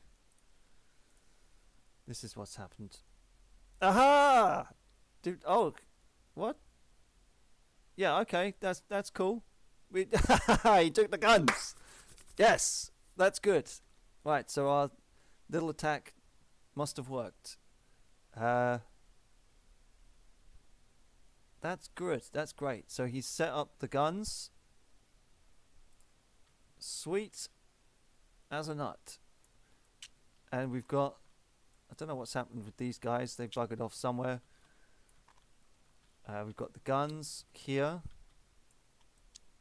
Oh, very nice. They're elites, but you know what? I think we can live with that. So that he set up his cannons. Oh. That's his guns. So my guns must be... I know one gun was supposed to be with the 1st Division, but... Yeah, so... Alright. That's fine by me. So... Got 2 sets of guns there. One gun must be back here with the 1st Division. They must have let me off on that one. It's far too kind, because I know what I was worried about is the 1st Division not going up there. So yeah, so if they're heading up towards to Langenhof, I don't think we're in such a bad position, really, because yes, we see that there's enemy here, but we should be in a prime position. Let's just take whatever. I mean, can we see? It's the 1st, okay.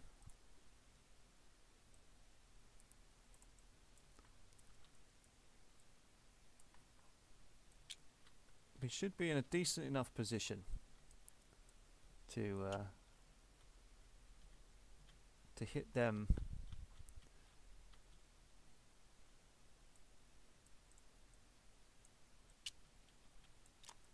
On the flank with our 1st Brigade. So we know that they're captured. So we could probably turn them into blue artillery if we really wanted to, but let's not confuse ourselves too much. Let's just grab one of these. I love how we've just taken the artillery. What a bold move. It certainly worked out. Yeah, so you guys have taken some artillery fire, but then the guns were taken by the cavalry. Yes. One enemy brigade has come over the ridge and are now engaged with your leading brigade. So my orders will be for the 6th to engage their 1st Brigade, and I want my 1st Brigade to form an attack column and also move against their 1st Brigade. The 5th? Says on my screenshot here that it's their 1st Brigade. Yeah, sorry. You said you want the 5th to attack there first. Is that right? I was just... my 6th. Your 6th, okay. Yeah, I know they're a little bit beaten up, but if we move them in, we should be okay. And it might give some breathing room for our 1st Brigade to move up and attack them as well. But yeah, an attack column for our 1st Brigade against their 1st brigade, and we're going to use up our 6th brigade to attack their 1st as well. We seem to be in a pretty decent position, and our 5th brigade will just keep on heading up to Clum. Okay. Excellent.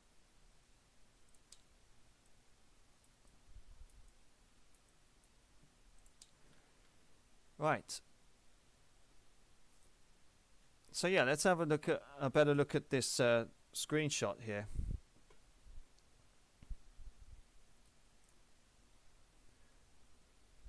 Now he has taken a hit, but he's captured their guns. He's got some more guys going through this way. So let's just maybe pick up them. So we know he's got some more cavalry looking this way.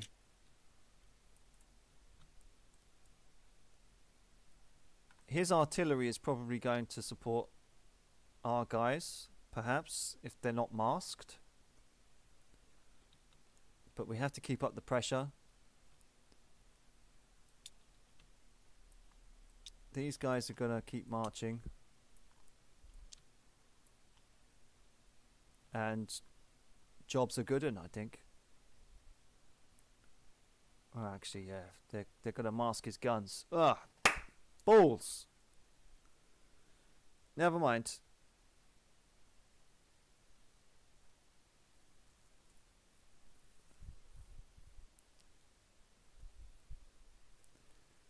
We're masking the bloody horse guns.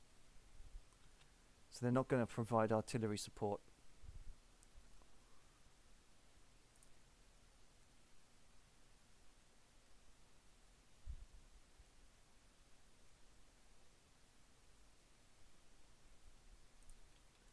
Well, we can't stop now. The captured guns, some umpires let you man them and use them, some don't. It kind of depends. The range of artillery is about 4 squares. So the cavalry captured the guns. It wasn't my guys. So yeah, cavalry took them. So my 6th brigade did its job in acting as the as the bait, so to speak, which did allow his cavalry to come in, which is pretty damn decent, has to be said. But I'm not sure what happened to this cavalry here. Must be looking to maybe sweep round, perhaps. I would think so, but who knows? But these guys look like we'll delete them and we can get rid of that. But I'm not exactly sure what this division is supposed to be doing. He said he was moving up to Sederitz and then to Maslaud, so there must be another division here.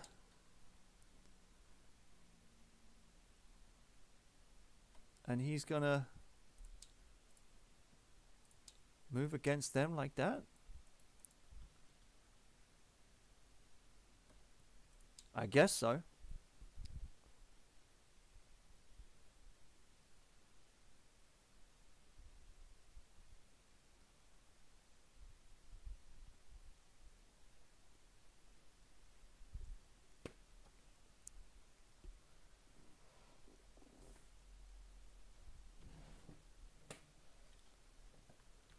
Move behind them on the parallel. Yeah, I mean, I could have asked to do that, but I mean if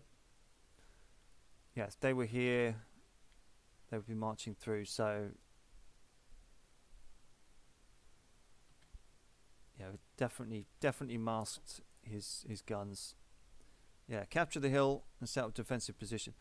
I mean, I get it, General, but at the same time we've got a we've got a brigade right in front of us. I want to get rid of this brigade first, and then I'll set up my defensive position there. It'll be fine. We'll get the 5th in Clum, and then we'll set up a defensive line. I'm not even sure if Clum is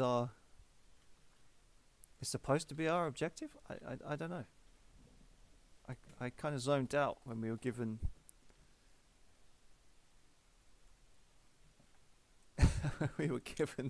the scenario, but hey, I'm just here for the lols.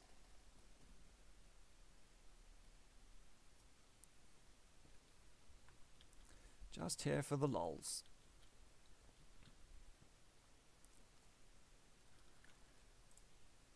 But yeah, these guys are most certainly going to break this turn. But yeah, we'll send a dispatch, and I guess it must be. I can't. 7:30 coming up. To Sergey. Message. I am moving my 5th Brigade to Clum. First shall attack their 1st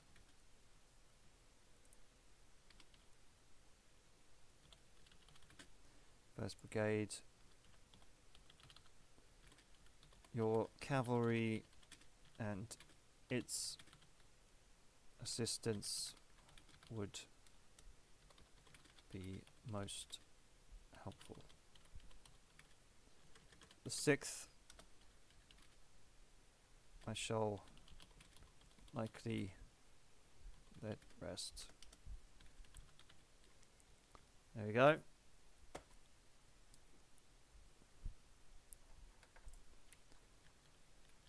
So we know that they're going to break. They are up against it. But hopefully the first here would definitely make the difference.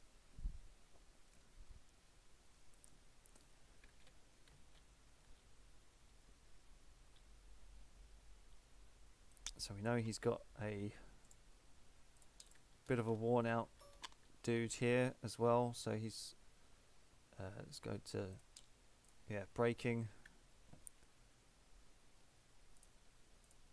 I mean, he's put him on yellow, but you know, with that hit,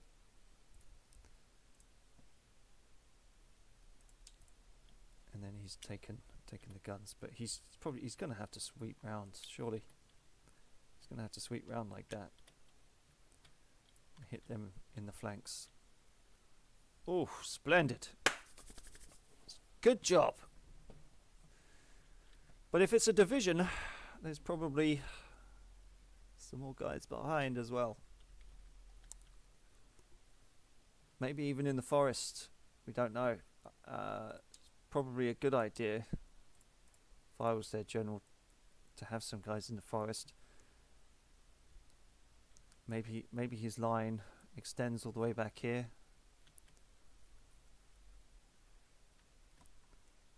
In which case, yeah, they were coming from over here somewhere, probably.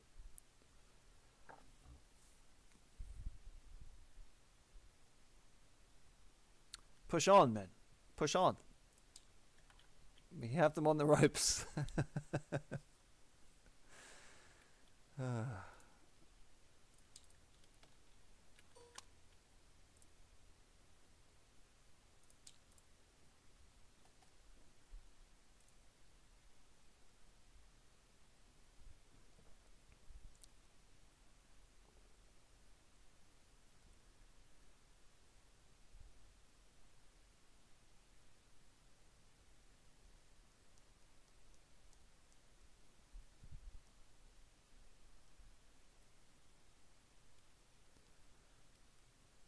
Oh, well, this is This is looking very tasty indeed.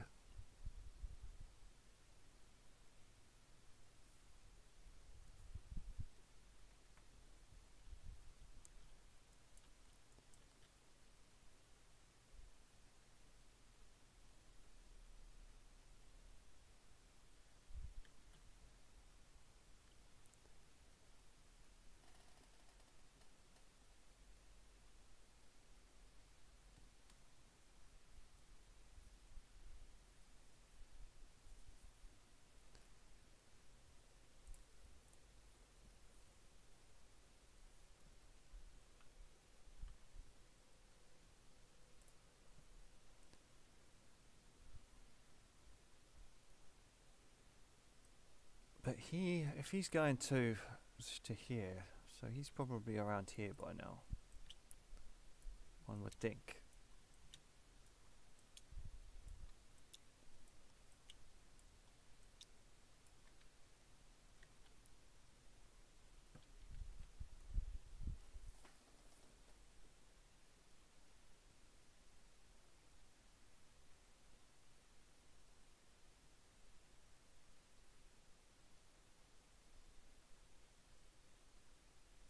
We haven't seen any red cavalry yet. That's something that we need to think about. Where's the red cavalry? Could it be sweeping round here?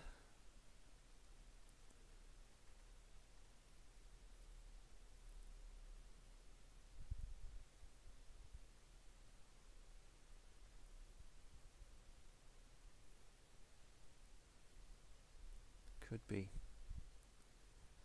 Could be sweeping round here. You have to be careful of that.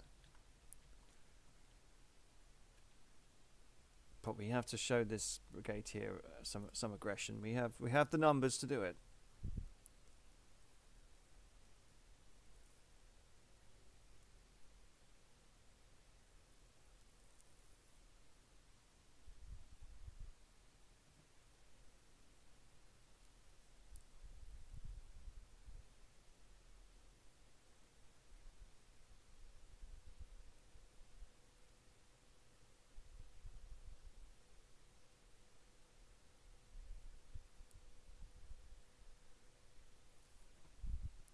Only time will tell.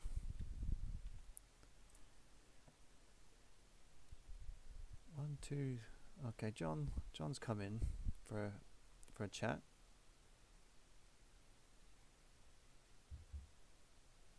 So far, we're at 2 hours and 45 minutes.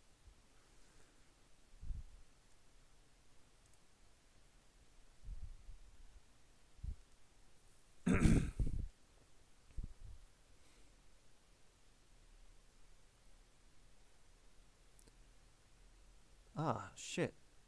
He's got some guys back here. So they're not on my flank. They're back here. He's got cavalry for days. So yeah, these are the guys that were heading down. So they must have swooped back up. Why is he not guarding my flank?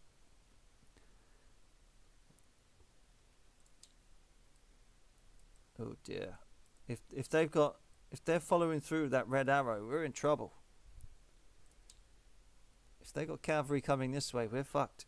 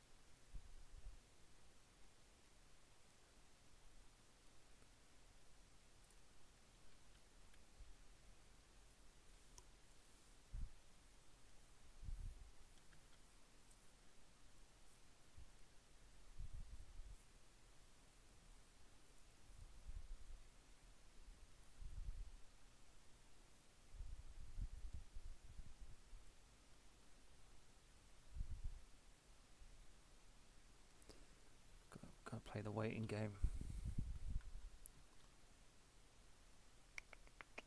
But that was a bad move. That was a bad move, sending them to mask the horse guns.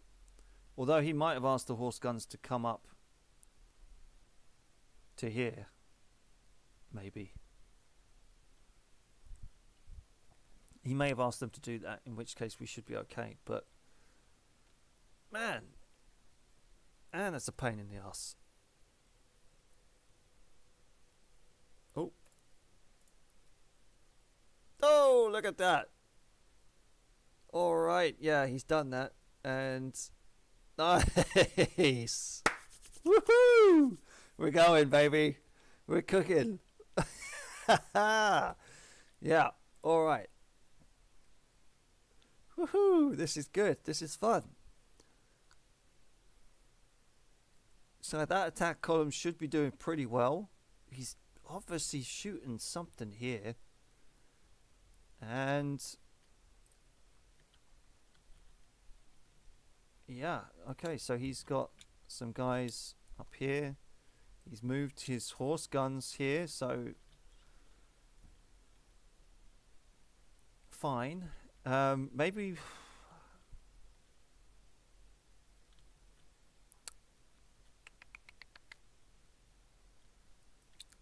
I mean, I can see that they're still back down here, which is fine.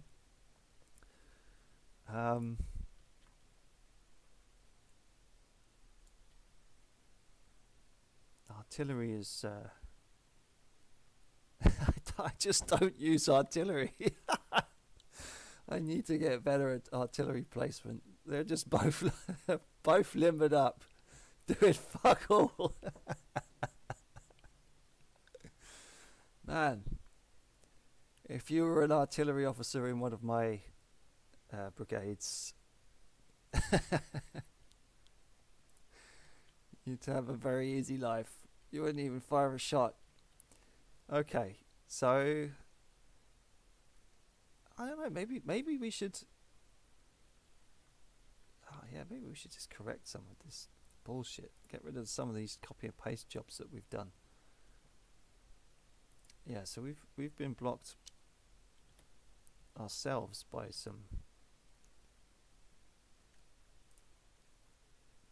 goings on.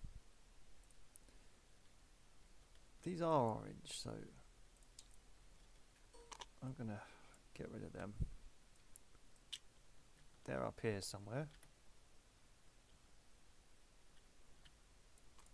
Hello. Hello. So the cavalry of your corps commander has charged down the hill and managed to break some of the enemy. Mm-hmm. Your is going ahead, and so far going okay. Nice. Yeah, so that battery to the rear of the 1st Brigade, Yep. we'll bring that to the left of them, and they shall set up and hopefully be in a position to try and provide some fire support. We shall continue to press them with the 6th Brigade, and our 5th Brigade will set up its battery next to those horse batteries, but the 5th Brigade itself shall try and march to that forest. Okay. Yeah. Very good. Thank you. Thank you very much.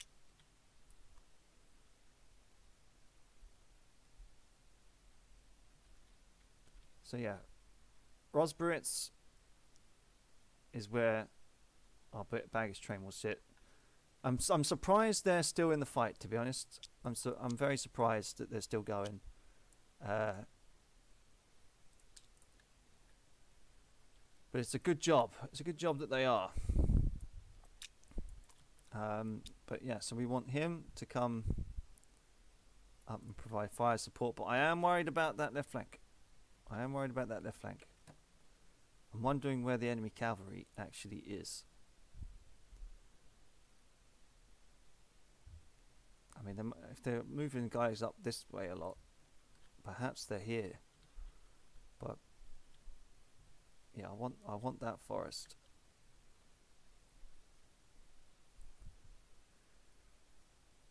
Off looking for sandwiches. Hello, Jim. What kind of sandwiches are you having?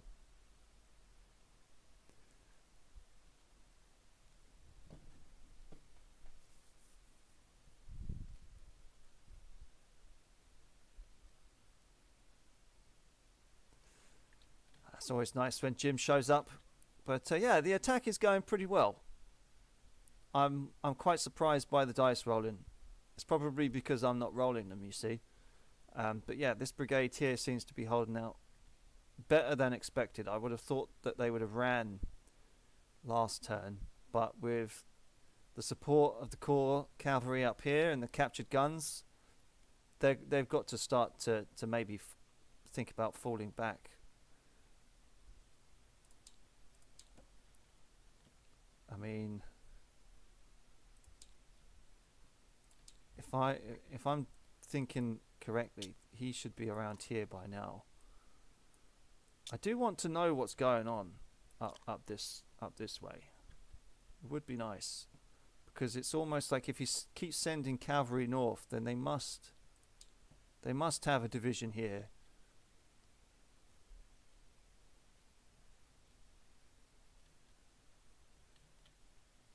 And we seem to be doing all right.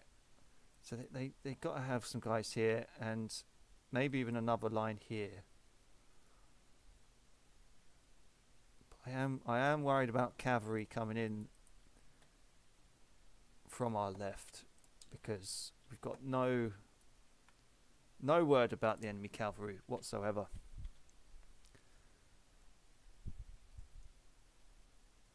So we have to worry about that.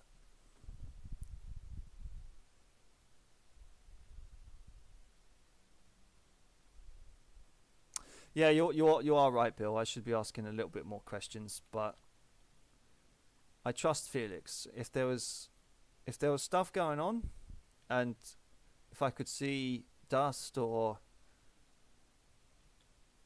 what have you, or if there was even a hint at a left hook coming at me, he probably would have said, because I'm up here on this hill. I mean, that is a ridge, so maybe I wouldn't be able to see anything coming from this way. But yeah, when he comes back, I'll ask. But we seem to be doing all right so far. And to be honest with you, I don't want to be holding up the game too much. You know, I've played a lot of games. He knows what to expect. You know, keep it short, keep it simple. It's all good.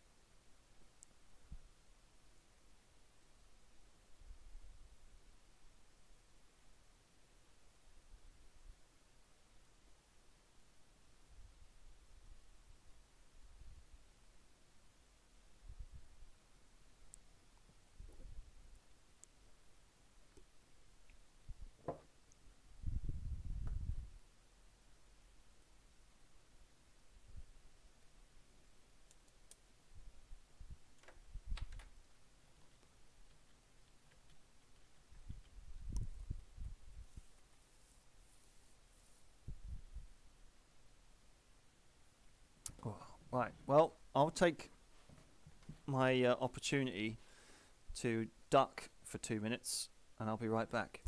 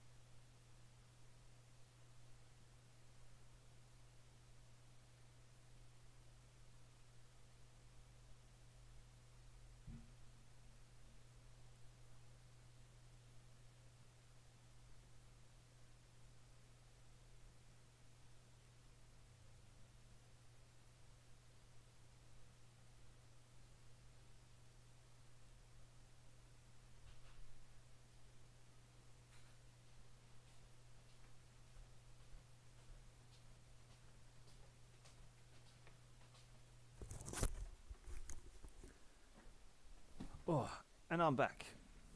Oh, I've got 5 likes. Thank you very much. It's always nice to see.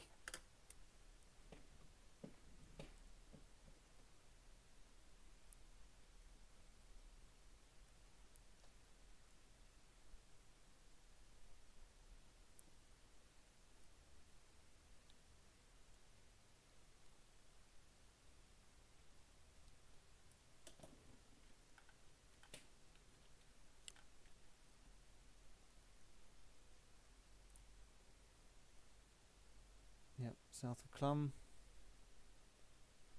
Attack in the direction of Lipa with 2 brigades. That's what we're doing. Yeah, there we go. West of Clum. Yeah, we've already done it. We did it. We were thinking way ahead of our corps commander there, so that's good.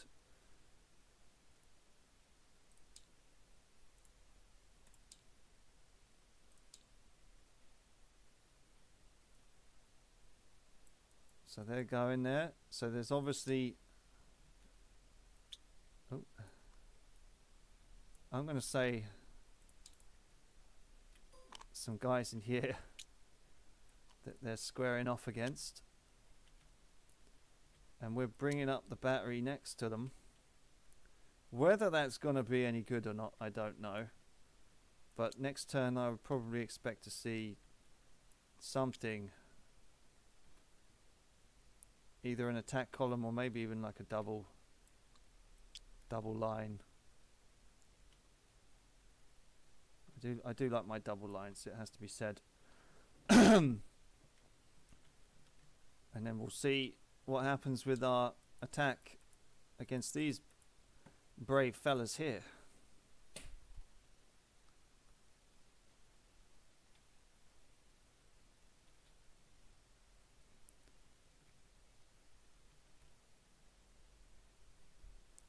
But he must be quite confident that we're not getting attacked from the north,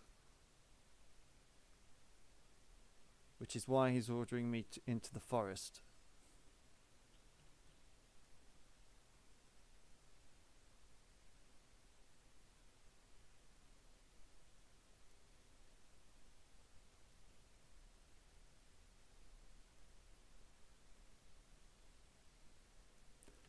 But it seems to be looking like a pretty decent enough attack. I do feel a little bit worried about who we're calling General Grant over here.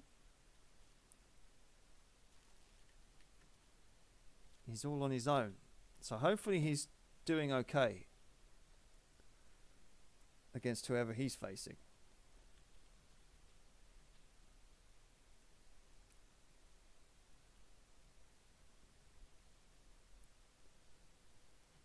Do have to watch out for that potential hook by some phantom cavalry, which I'm sure he has. Peter wouldn't have set up a scenario where they didn't have cav.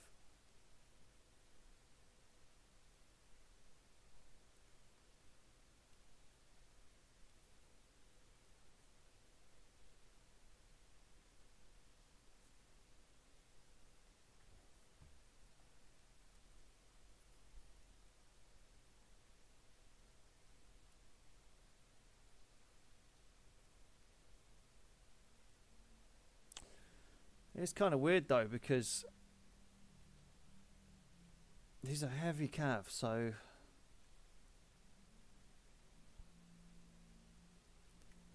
and they wouldn't be dismounting and fighting, I don't think. I mean, unless they are dragoons.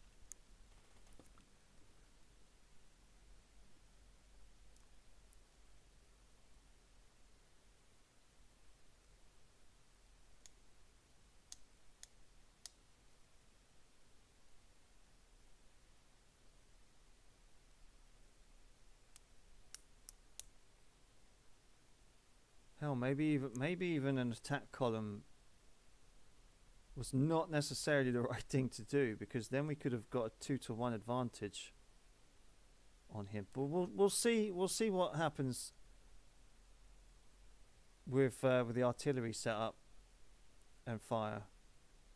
maybe we can dislodge them.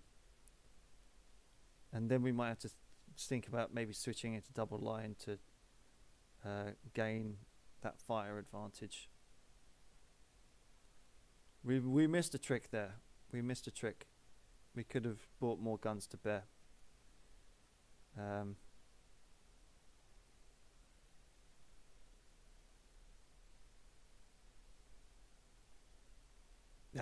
Sod it.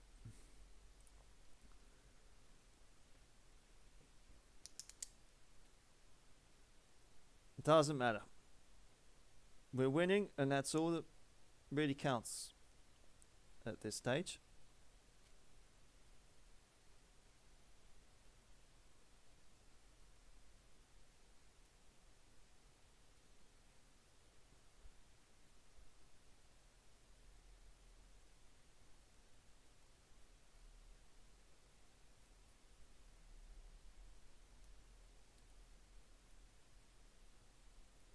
Eager to see what's next and if I am predicting things right.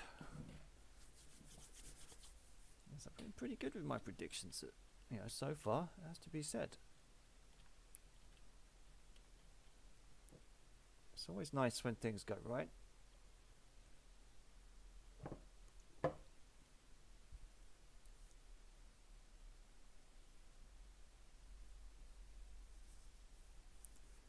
Still waiting for Jim to tell me what kind of sandwiches he's having, Is it honey? Is it spam? Is it peanut butter?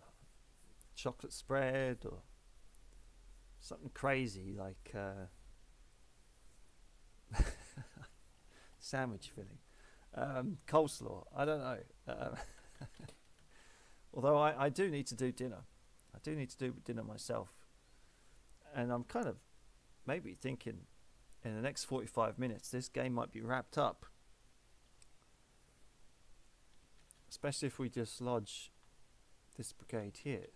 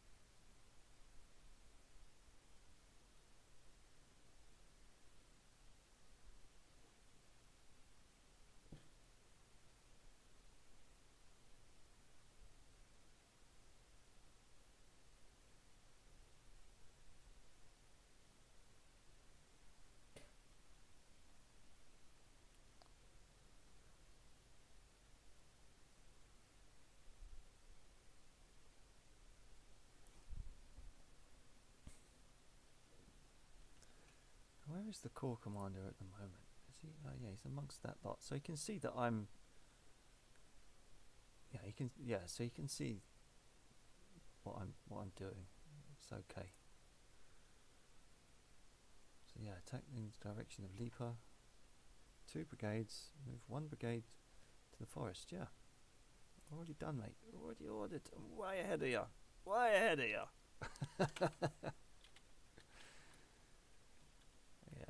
I'll play with Sergei again, anytime. He can be my corps commander any time of the, any day of the week. We seem to be quite in tune with one another, which is very good. I'm sure he'll have criticisms after the game, of course, but for right now, the plan seems to be working.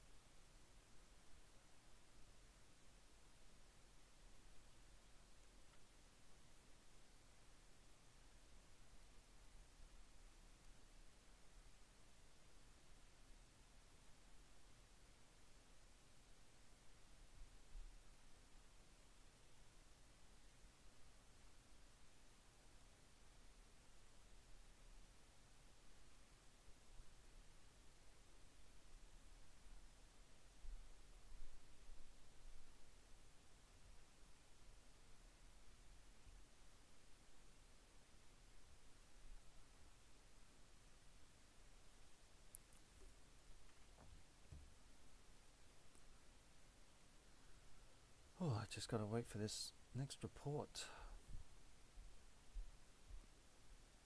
Maybe there's a lot of fighting up north. A lot of dice to roll.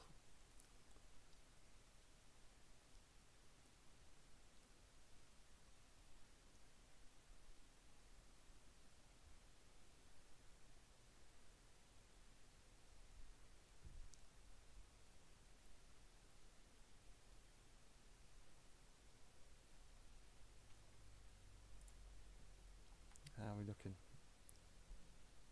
Yeah, the umpires seem to be on umpire time, so IO.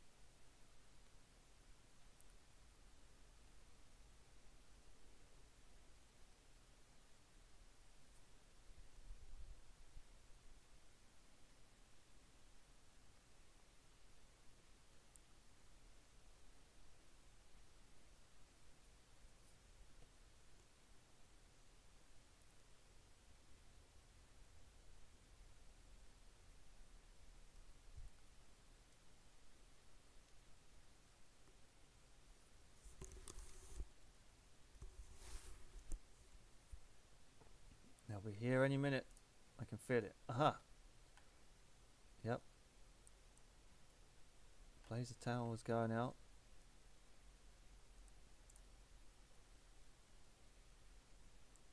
Felix isn't back yet.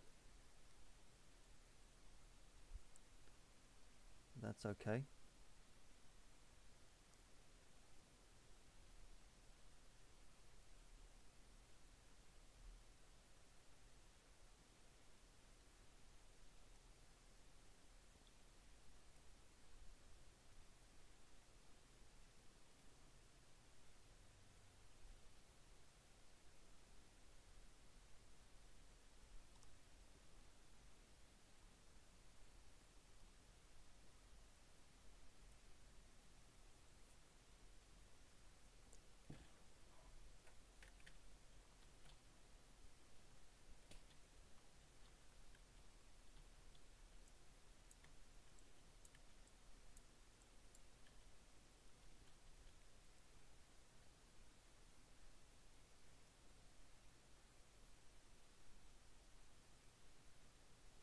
Hello.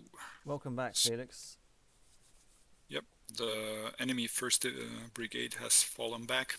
As they should do. Your guys, yeah. I mean, your guys have sent them packing. They were not very keen on following up though, so they are remaining stationary for now. Oh, and look in at the that. south.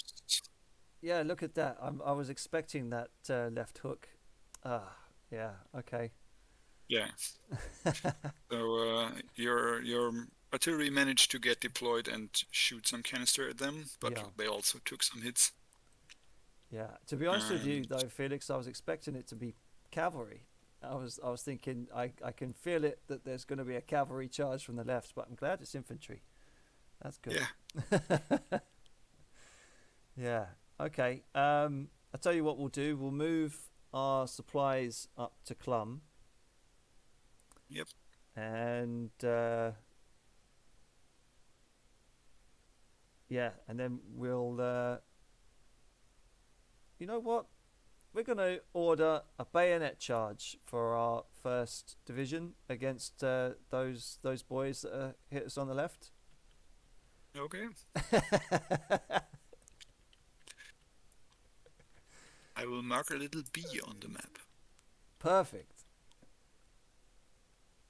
Okay. Any orders for the fifth? Sorry, fifth. The brigade? fifth. You know what? They can. Oof.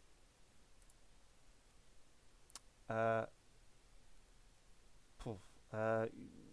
You know, no, they can. I don't know. Yeah, go on. Yeah, just moving forward against the first brigade that's retreated. We need to apply some pressure. I know That's they're. the sixth.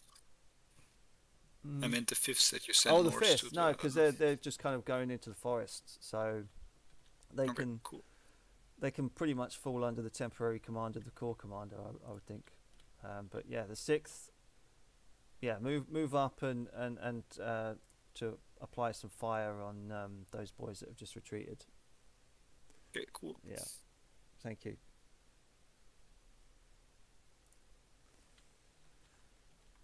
Yeah, so I know these guys are knackered. I know they're tired, but we need to apply some pressure.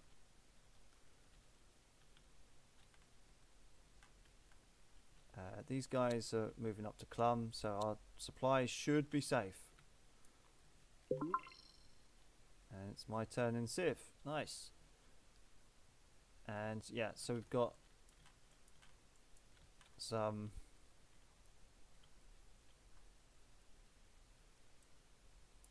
guys here.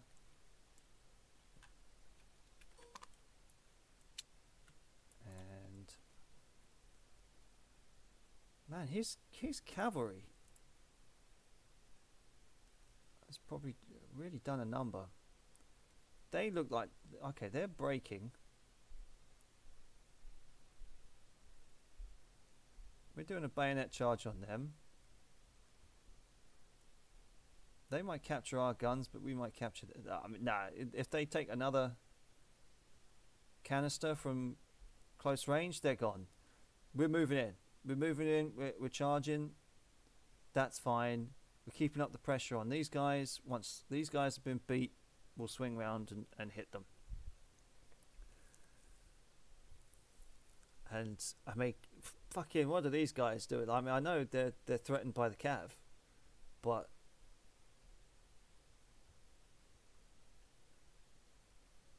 artillery fire against square, that's brutal. That is brutal. Those poor buggers.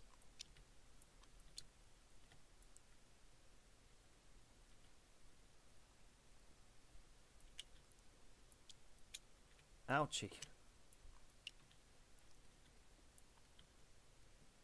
So what's funny is that we've got, okay, let's just actually properly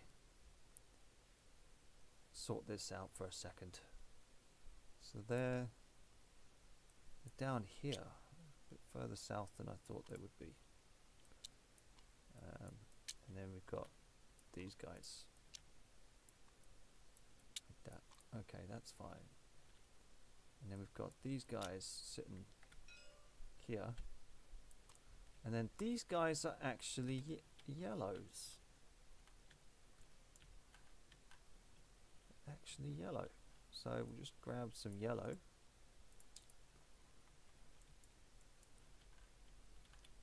And they're sitting there. In square, no less. Getting taken out by artillery fire. I'm wondering who we're up against on that side, because obviously square in front. I mean, I know you can argue it each way, right? I mean, he has cavalry here, but I mean, the artillery is just going to do a number on him, and they've already got one retreating, by the looks of things. So.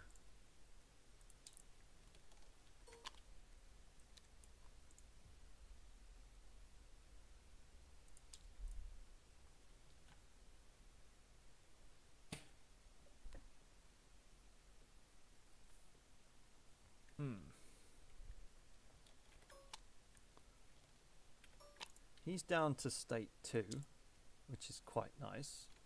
And I think he said he was disrupted as well. So, yeah, holy shit. He's in a double line to try and reform themselves. And I guess that was a good move. But it was anticipated, sir. I'd like to say that. Little bit disappointed that it wasn't cavalry, to be honest.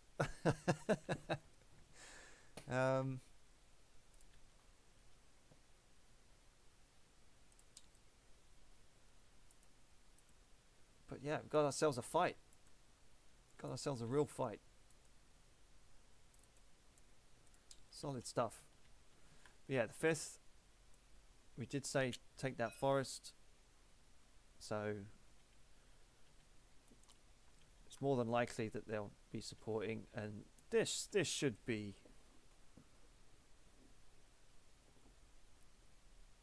wrapped up anytime soon now. Next turn, if we get that bayonet charge in, we'll be thick as thieves.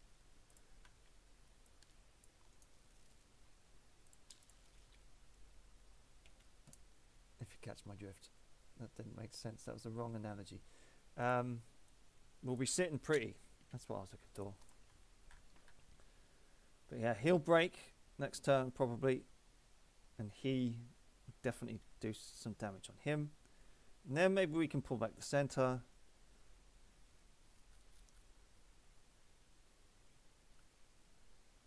And hope for the best that the north is fine. Whew. But yeah, if you do have any comments or questions still, let me know.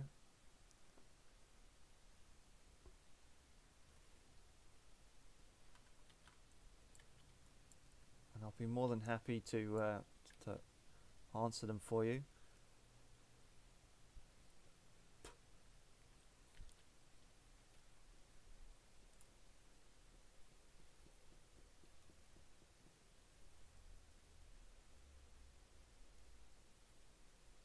Man, this is good. Bayonet charge. Fucking love it. Yeah, so he's going to fire some canister into him, and he's going to be fucking like that. Perfect.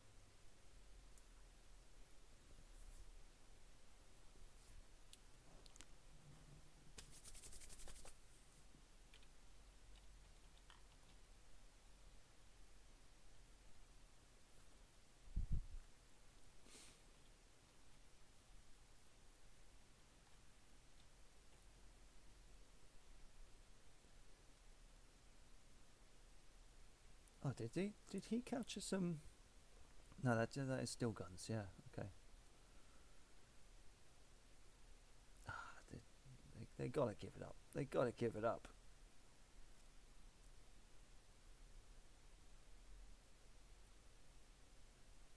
But I am glad I put that artillery on the left instead of the right. That definitely helped out with that sweeping attack there. Whew. Good stuff.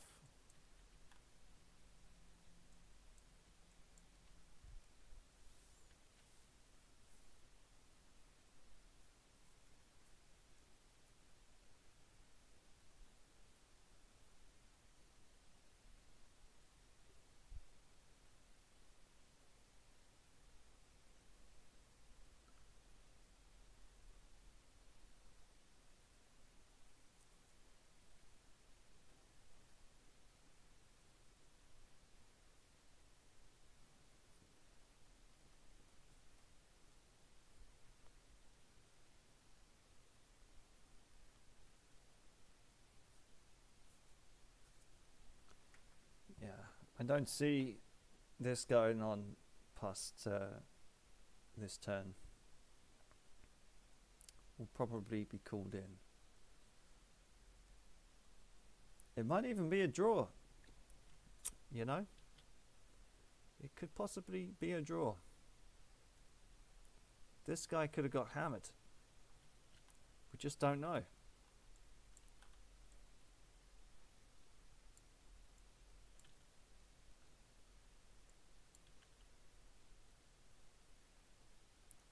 Can be quite hard to tell sometimes. Right, let's check on the old Keith and see how that's getting on. I swear to God that Freddie Come Lightly nicks my weed.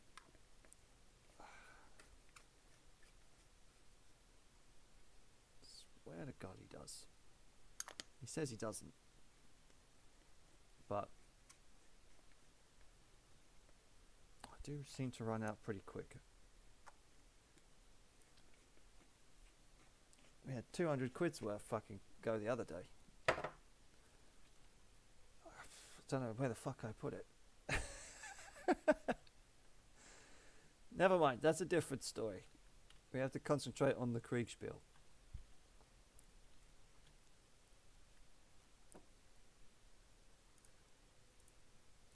Oh, we've got another.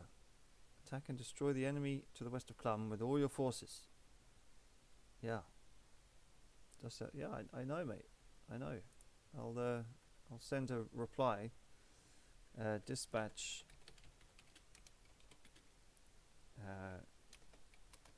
to Sergey. He can see me. He's at the top of that hill. Surely he knows I'm next to him. Right. Location south of Clum. Time. We'll go. 7:45 a.m. Message. Have driven off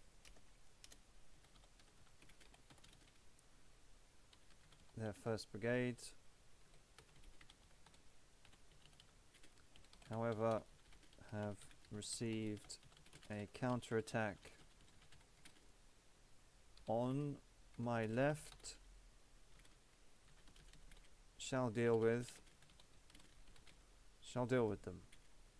Please take command of my 5th brigade that is marching to the forest as ordered.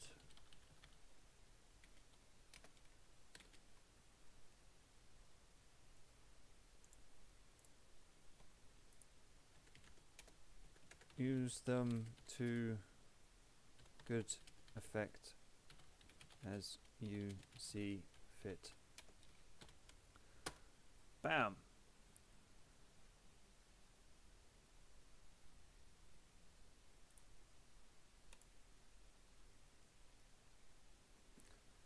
Right. So we know that that's come in.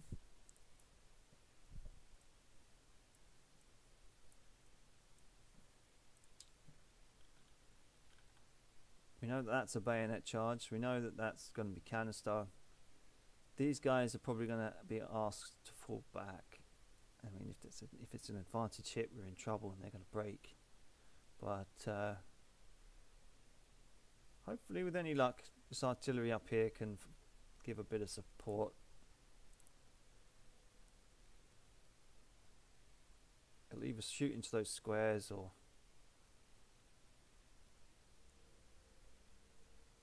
whatever it does, it'll work out fine, I'm sure. Oh, they've lost a player by those things. Oh, or are they? Oh, they're co-located. Oh, that means I might be against smoke grenadiers over here. Although that would make sense considering it says Division 1. Poor old Smokey.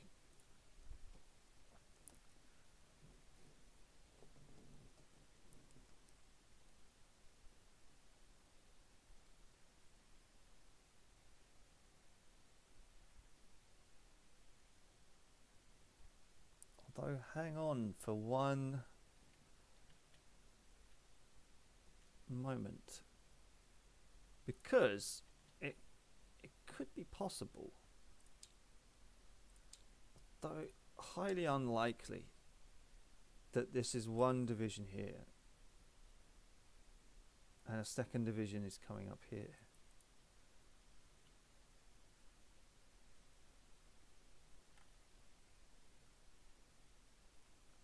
But that you know, I mean, that's got one of each strength, so that's definitely a traditional brigade as you would set it up in the brigade system. So I hope there isn't a second coming up this way. Highly doubtful. I do doubt it myself, but it's a possibility. It's still a possibility.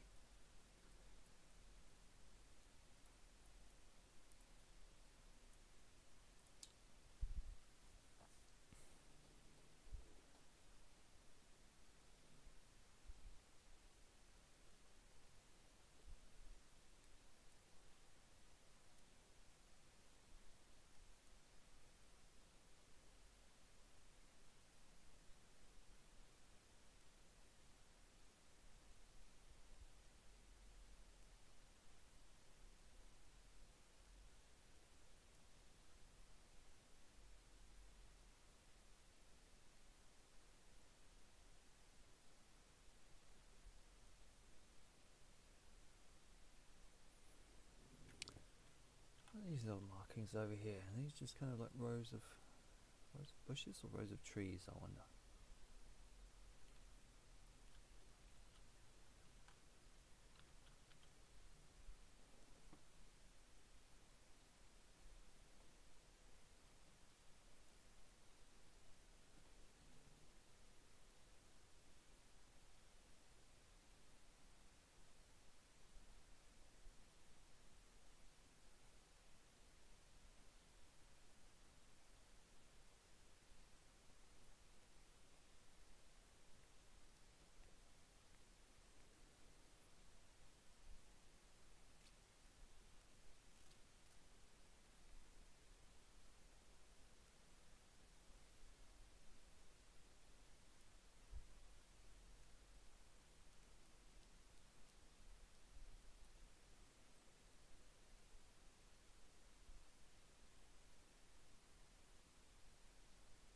Any moment now.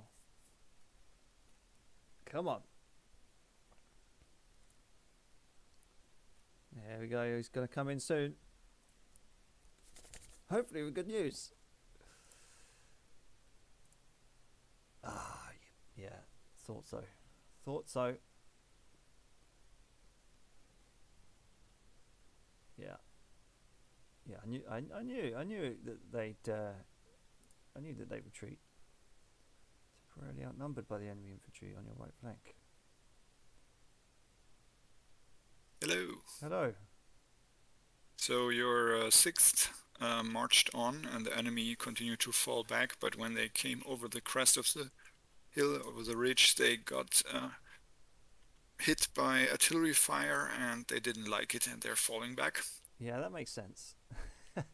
And, I knew that would happen, but I thought, you know, we've got to keep up the pressure somehow. And the 1st has charged in and is now involved in a melee down there. Great. Yeah, that's basically it. Yeah, so we'll have the 6th rest up just south of Clum, over by the wagons, and just keep fighting. Yeah, keep that bayonet charge up, and that's it. I mean, the 5th, I've kind of basically said to Sergei, you know, they're in your sphere of influence now, and I can't see what they're doing, so take over control of them, and yeah, we just got to see if we can win this fight down in the bottom and rout that brigade, and then see what happens afterwards. I'm committed now. I can't really change anything. Okay.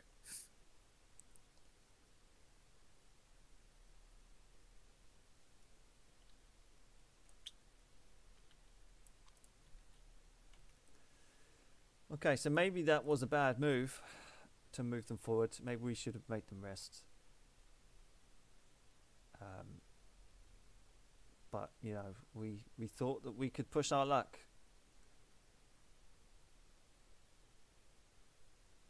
But I think we've won down here in the south. I think we've done it.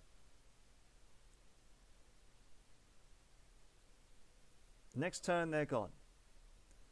These cannons can quite easily keep shooting. Not a problem. But he does say we are temporarily outnumbered. The enemy infantry on my right flank, west of hill, is weak. Please focus on it. Well, there you go. Oh, that was 8? That was 8 o'clock? Oh, okay, never mind. I've lost track of time. But I'm still confident that we can. I mean, they should be able to, unless something crazy happens. Unless something really bad happens. But I mean, they were broken, so I mean, they've probably got their wagons over here. On my right flank to the west of Clump. Yeah, they're temporarily. They said we're temporarily outnumbered, but if we push him, I mean, he can grab him. He can grab him and push him in. I'm focused on the fight down south.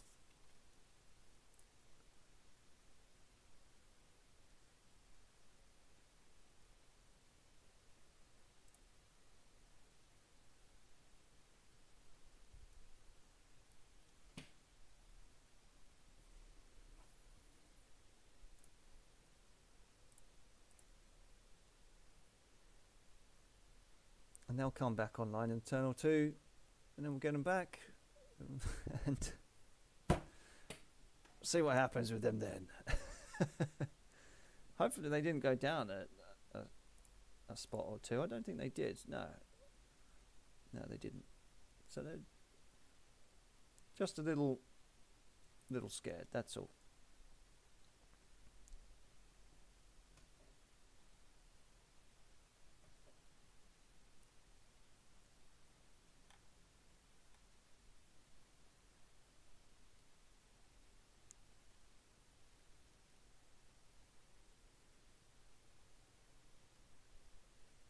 Yeah, we'll definitely shatter this brigade. Not a problem.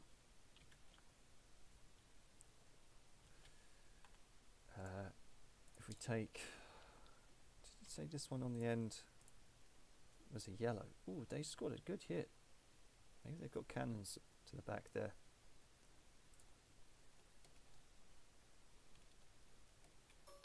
No.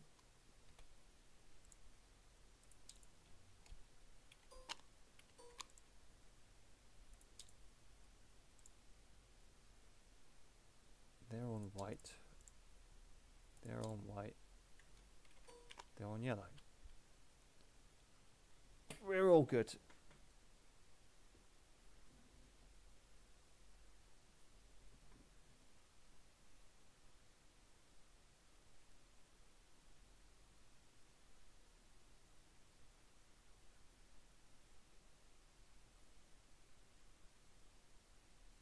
So Bill, you said earlier that there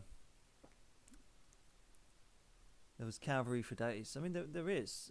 From what I saw, could they charge those guns over the ridge or outflank them? Presumably they could, but I mean, last time I saw, he had 2 up here. and 4 here. So I'm hoping that these guys were seen in square. Now, obviously, cannons versus square is pretty devastating. So he should have broken those if they were hits. But if they weren't, then they should be there. So it's probably not a good idea for those cavalry to go in. He could probably try and send them through the forest and round, of course, but if he does that, is anyone's guess. I'm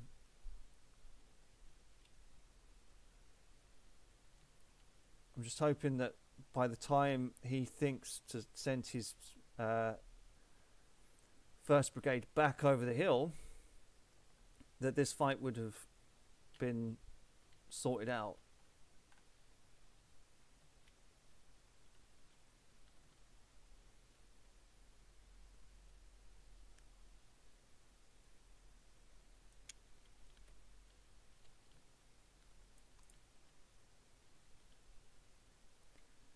But it's definitely a bloody one.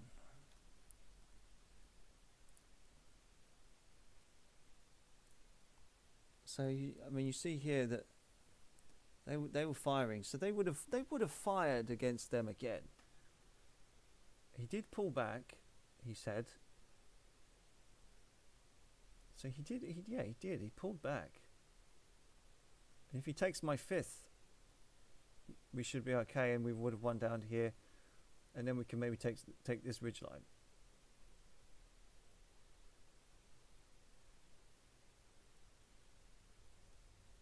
We should be alright. We should be okay.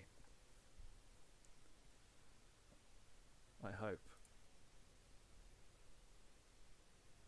There's no way we can lose. Unless this guy takes it here and this guy doesn't. But even so, these guys will break and he'll go with them. So we can maybe swing round and then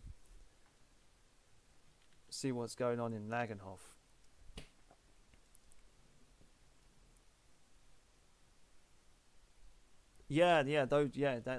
That's right. Those infantry, if they did break, would be kept running, and if Sergei had any sense, he would send them to charge. And he has infantry support to chase up.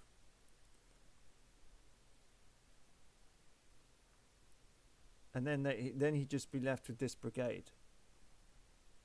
That's useful. So we'll see what happens, you know.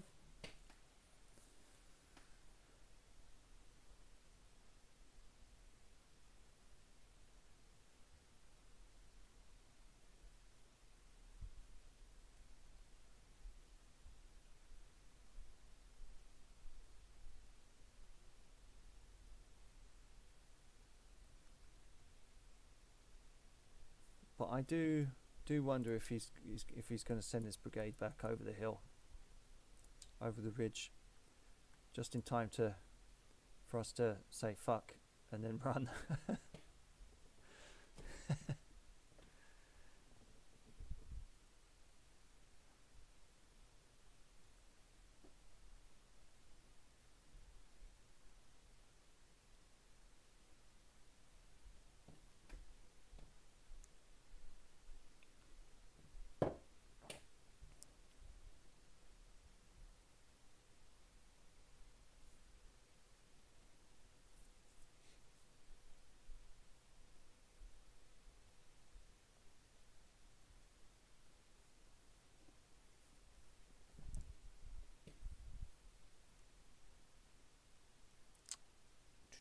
Well,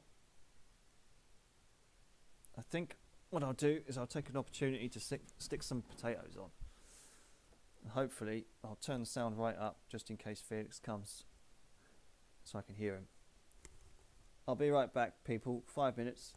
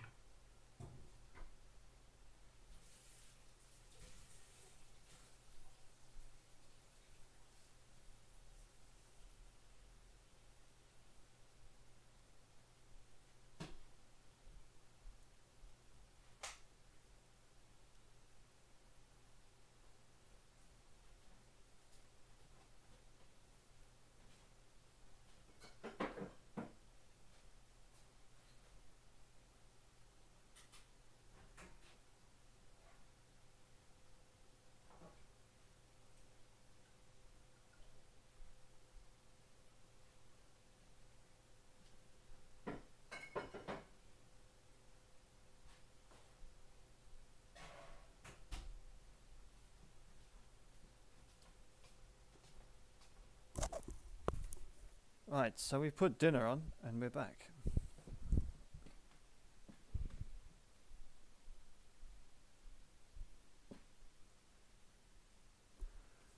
Whew.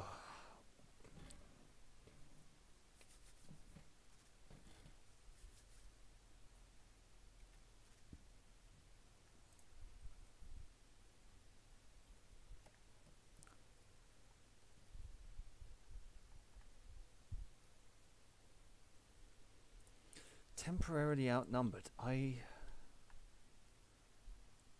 am wondering what he means by that. So he's got 4. He should have those 3. So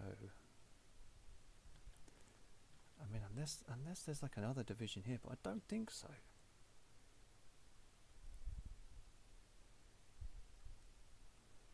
It's the classic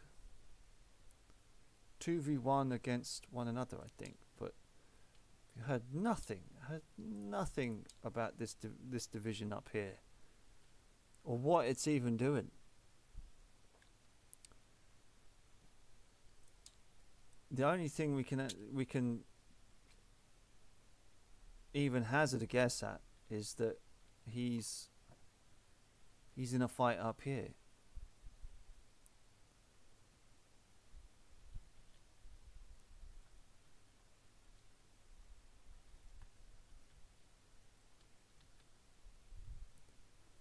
I mean, if there was red here and they kind of got pulled back, he'd give chase. But I don't know.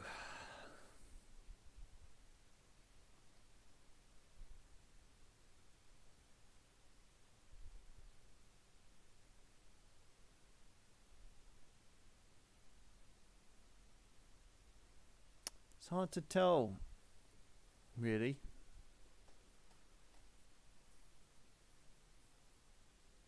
Hard to tell what would keep the game going.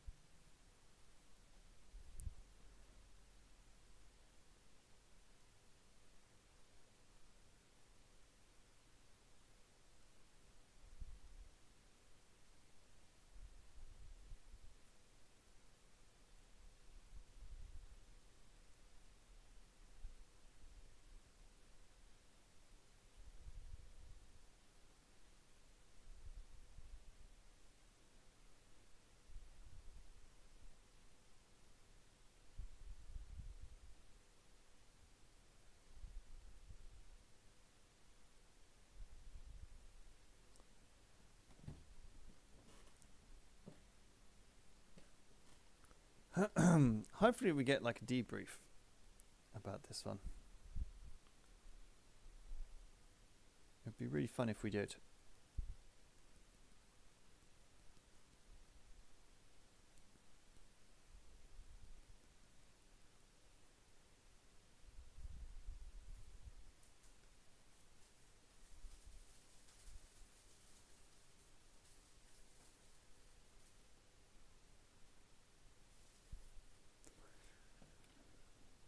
We can delete that so we don't confuse ourselves, but it's a likely scenario that they would send that back over.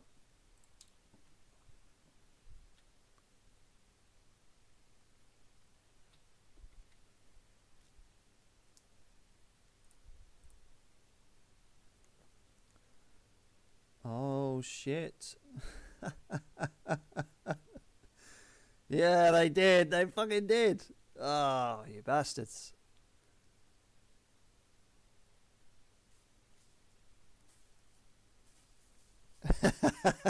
They did. They did do it. Holy shit. Well, we're going to have to pull them back.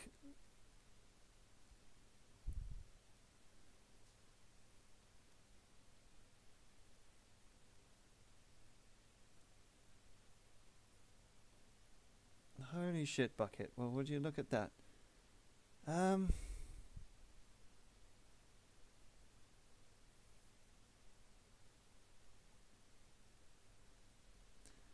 that guy.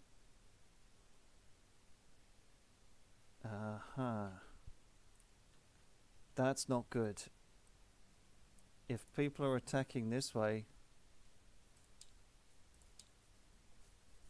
that's not good. That means we've got guys coming in because I can see that an orange guy has broken.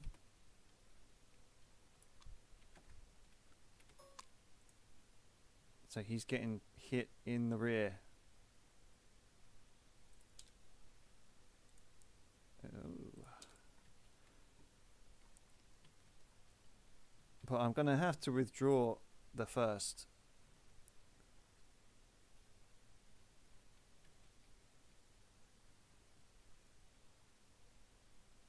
I'm going to have to do it. I'm pleased to see that them breaking. I mean, he's routed. He's not coming back. He's breaking. It's 2 against 3. I know how those odds stack up. These cannons can support, even provide like enfilade fire. Let the horse guns do their thing. Hello. Yeah. So yeah, the battle in the south is still going on. Yeah. You know, some battalions have more luck, others have less. I can see that. What we're going to do is we're going to pull the 1st Brigade back to my position. I don't like the fact that they have like a 3-2 and even like a fresh brigade there. So what we're going to try and do, we're going to try and pull them back like a fighting organized fallback. We're going to have our battery at the top of the hill try and provide some artillery fire on what looks like there is that a 1 or an X? I can't quite make out. Oh yeah, for the 10th, I think. Is that 10th? You mean the one that are attacking your guys, or? Yeah. We're gonna okay. we're gonna have our battery at the top of the hill. Shoot. Give cover to your retreat. Yeah, give cover to our retreat, and also pull the southern battery back as well. But yeah, just pull them back, and hopefully we can try and reform ourselves. Also, I see my 5th up there. Did they not make it to the woods? No, they did, and then Sergei called them back. I see. Okay. Yeah, it seems that we're under some kind of counterattack. Yeah. Okay. Yeah. Just pull them back, and that's really all I can do. Cool.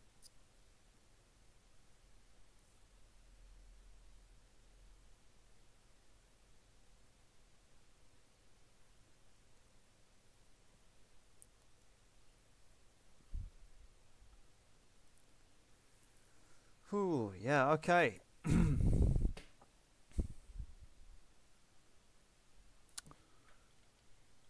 It's like a yo-yo.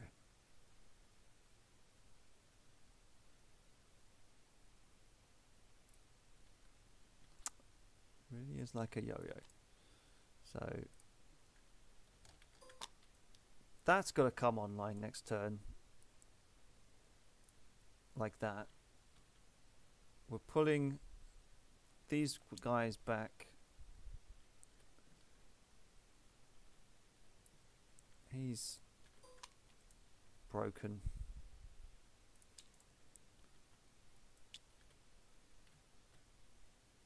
They're going to be up there like that and like that.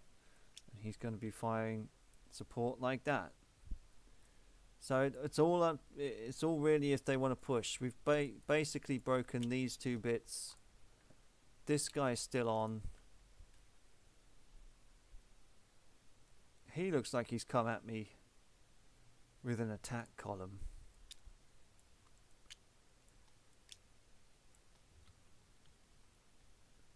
But hopefully fire can come back, but he's pulled them back.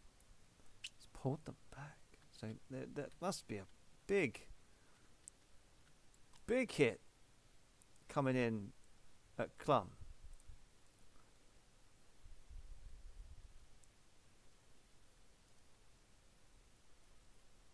A real big hit.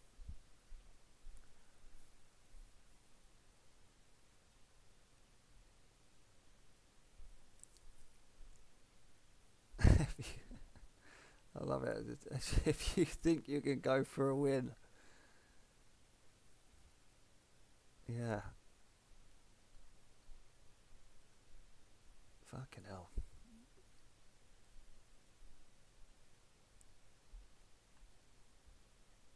I wonder what's happened up north.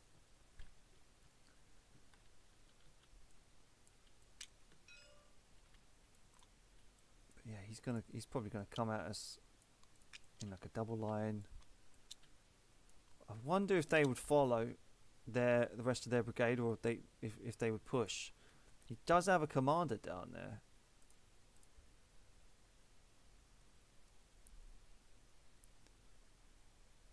Which does mean that we are against 2 divisions. So he must have been up against the cavalry.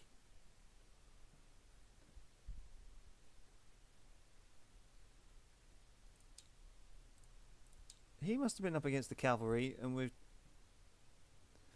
fighting against 2 divisions. So yeah. So they were going for that left hook, or their right hook on our left.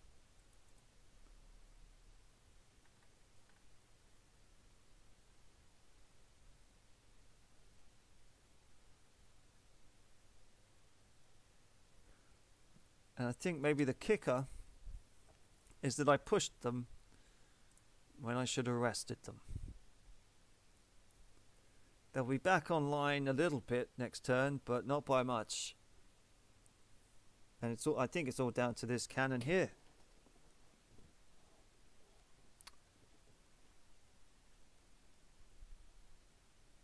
Because if he's pulling these guys back, then they must be suffering some crazy attack from this way.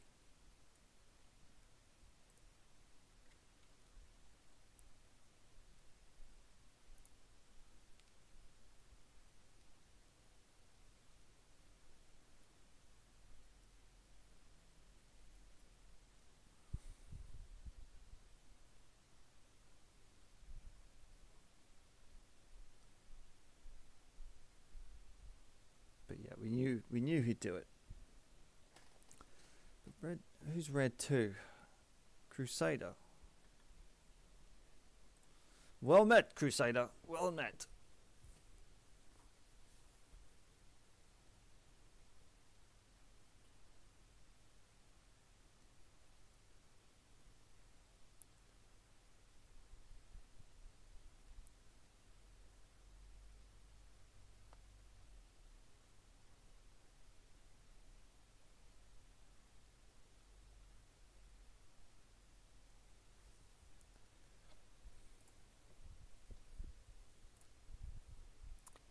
Thought we'd have a bit more time. I knew he'd do it. I knew he'd send those guys back over, but I thought we might have just had a turn. I think I know exactly where I lost. And that is when I pushed the 6th rather than let them rest. It's the importance of letting your brigades rest, people. But you learn from experience.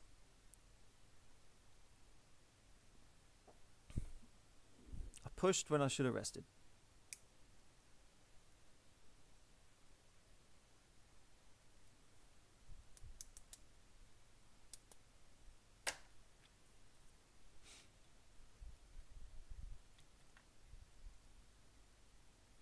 But I'm glad I routed one of his guys, though. He took heavy losses. Look at that.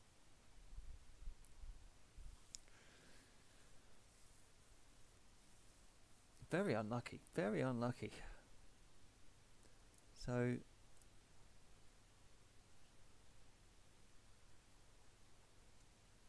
what, you got an advantage hit? Okay,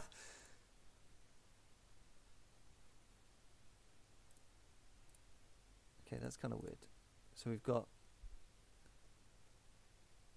no, yeah, so he's scarpering, he's going, he's there and he's there, so that is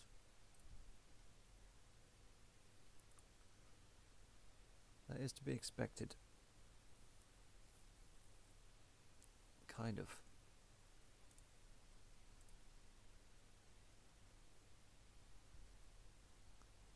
Yeah. He got pulled up there. He broke. He went down to yellow.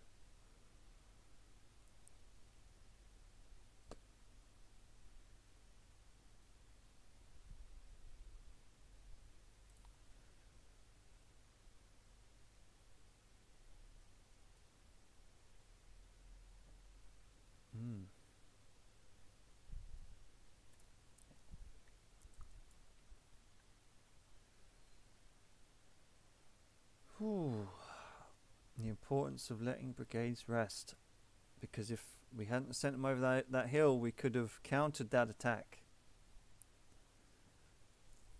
But then we would have probably saw it a turn earlier. But I am curious as to why. I mean, did they suffer an attack through the forest?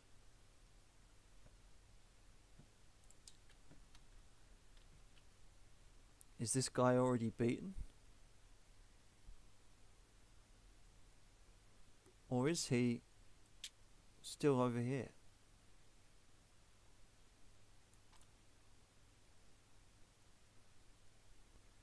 Because it does seem to me like we're getting pretty well pushed. If he's brought these guys back, what's coming through the forest?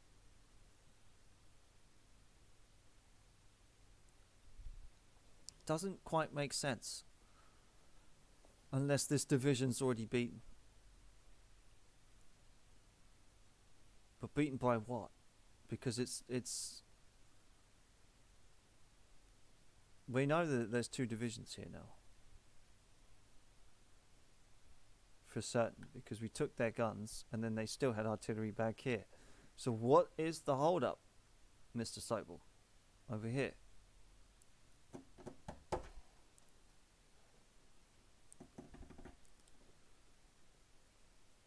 One must ask. But we don't necessarily know the enemy forces either. So they could have bigger brigades than us. Doubtful, but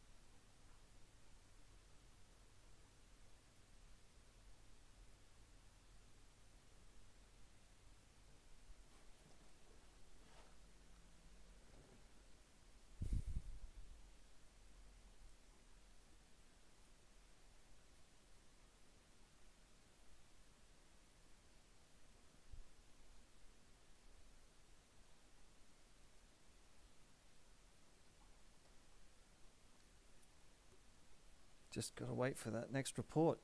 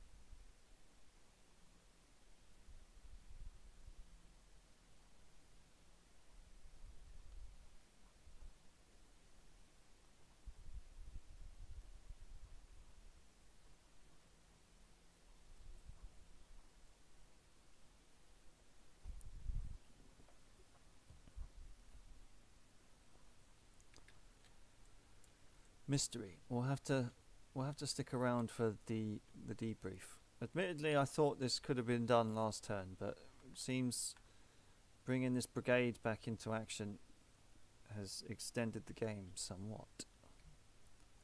Hopefully this battery will do its job, provide some cover to those retreating forces. They're not necessarily retreating, they're doing a fighting withdrawal.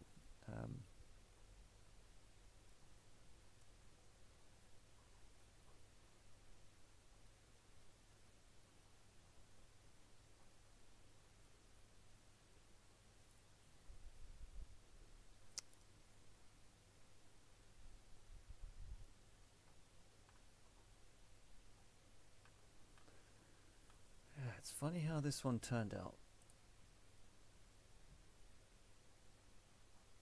So we had these guys and then them. And then some more guys over here. Sent the cavalry charging in. We did our best against that.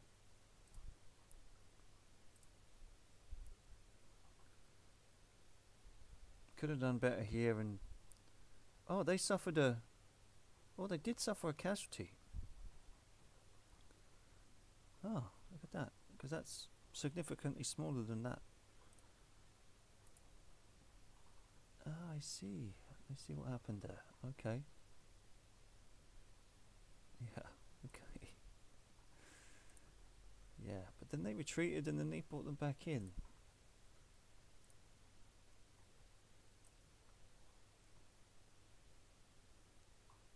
Yeesh.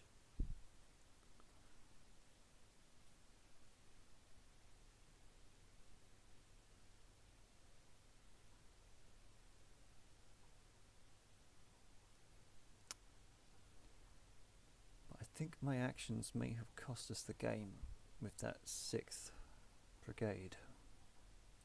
I am worried about it, but we're going to bring them back online.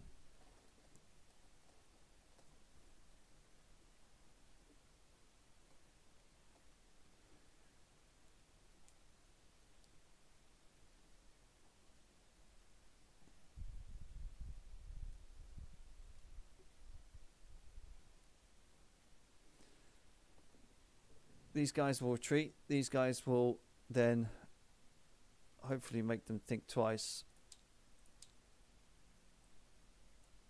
and come in like that. And actually, then it might mask the guns. So maybe we might want to do that.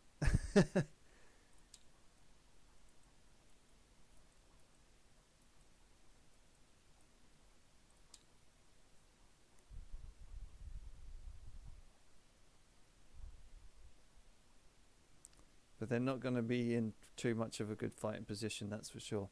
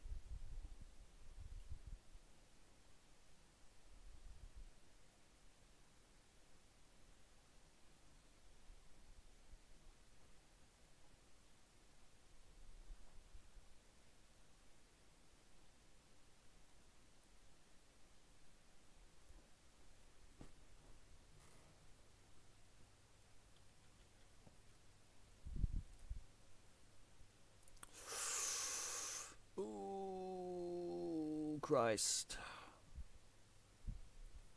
What's happened to his horse guns and what's that? Okay, he's breaking. Nah. No, you bastards. What is that? What is that right there?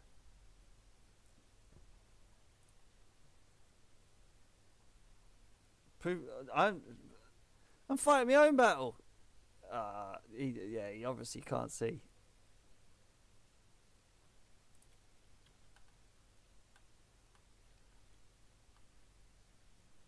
So yeah, he's well done, Red. So yeah, shit the bed. He's got me running, and I'm gonna have to pull.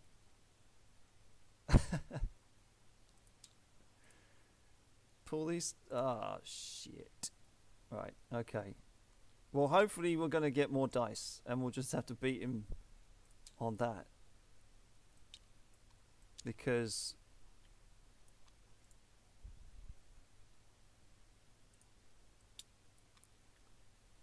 what a move. What a move. But where's the other division?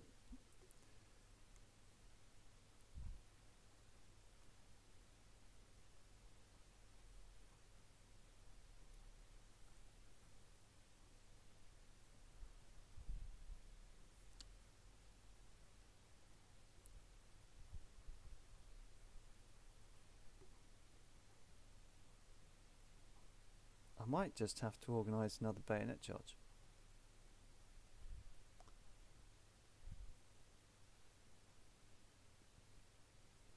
Because I get a green dice for that.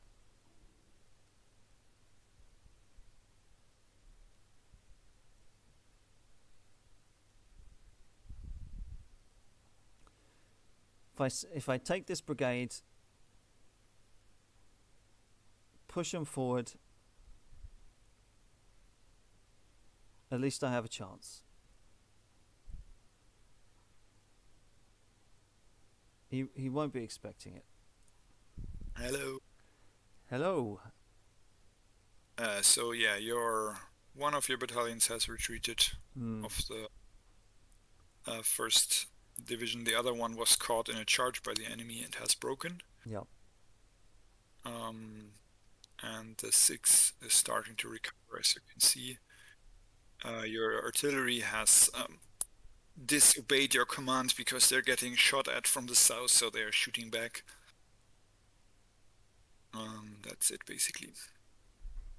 Yeah, I'm wondering what's gone on in the north. Now, my corps commander has asked me to send all infantry that I have to Clum. I'm going to have to tell him bad news and say, cannot obey. But I'm going to go for a gamble, Felix.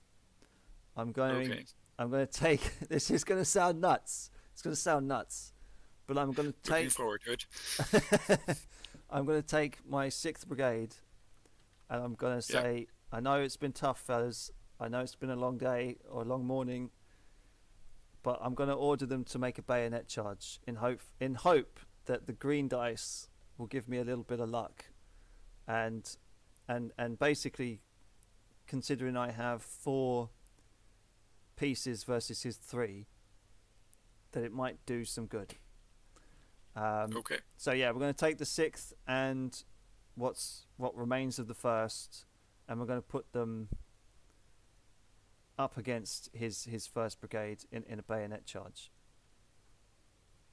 They won't be expecting it. And I'll write. Surely not. Yeah. and then I'll write to my corps commander and say, yeah, I cannot obey. I have no infantry. I have no infantry left. Yeah, let's do it. It'll be fun. Okay, cool.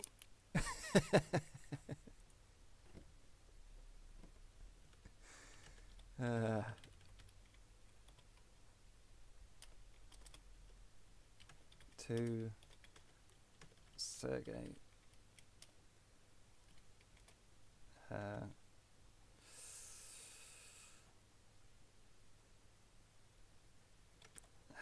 Location south of Clum. Is it 8:30 now? Must be 8:30.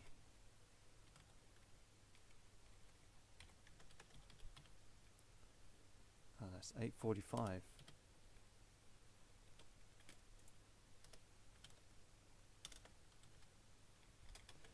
Message. Cannot obey. I'm facing I'm facing a division to my south.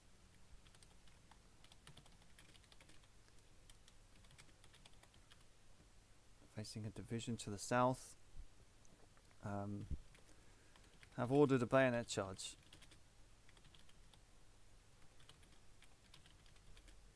As to not be outflanked.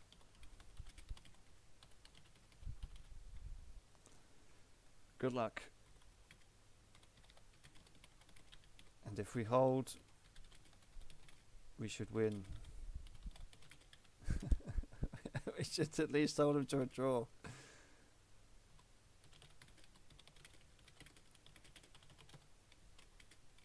Hold them to a draw. What of the other... What of... what's his name? Well, Bonnie James's division. Well, we're facing... looks like we're facing 3 brigades. Like... Okay, I'm going to check on these potatoes and then come back. But yeah, we have to hope for the green dice to give us to give us a chance. But they won't be expecting it. It'll be fine. Wish me luck, everybody. Oh.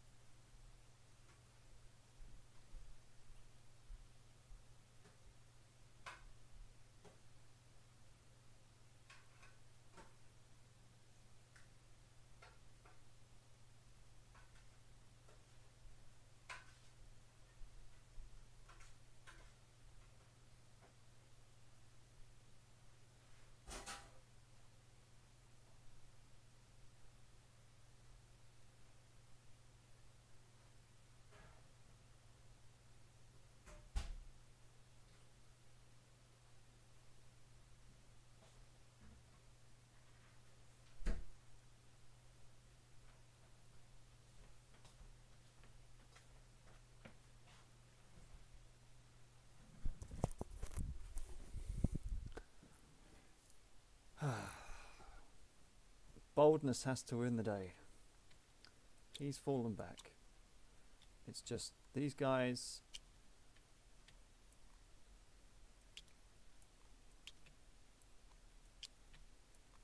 Versus these guys. Charge. These guys will do what they do, I suppose. But he's saying they're receiving fire. Now, this has pissed me off a little bit because it's what went wrong? What went wrong up here to force his horse batteries to leave? We need all infantry we can get a clump. Please move it. Like, what?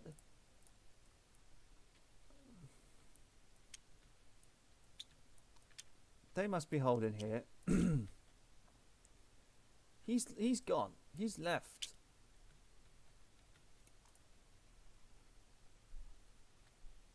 What's happening with him? We don't know. What's happened to these brigades? I presume they must be over here as well. They must have gone. And then he's gotten somehow these guys to come back? What happened there? These guys came in?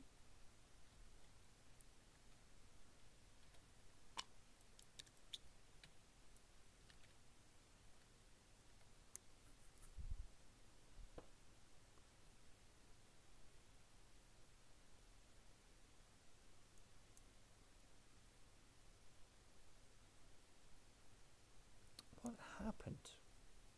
Sergey, what happened? And what's going on with this division?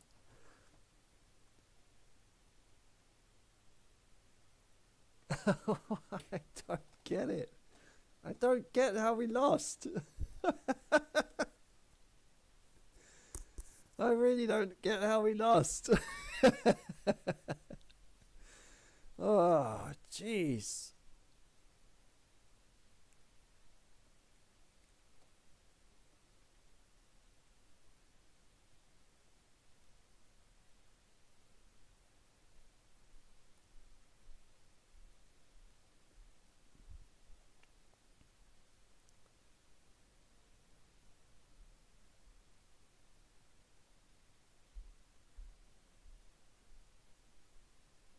Man.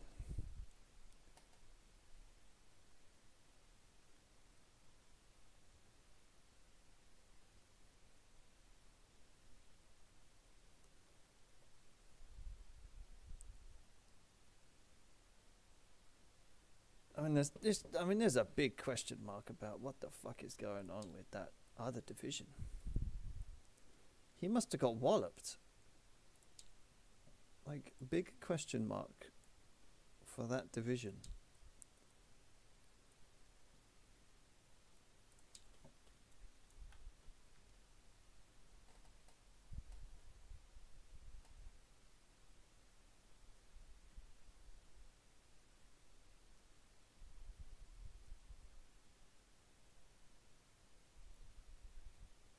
And I realise that I may have over-exaggerated a little bit, calling it a division that I'm up against. But it does feel like there was a division here and a division here, so he was only up against cavalry.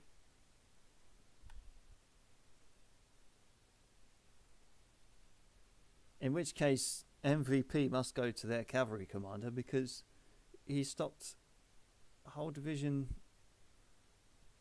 getting to here somehow. I mean, and allowed 2 infantry divisions to wallop us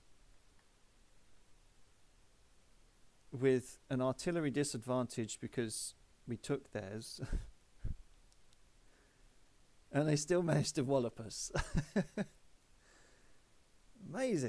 Amazing stuff from the red team, it has to be said.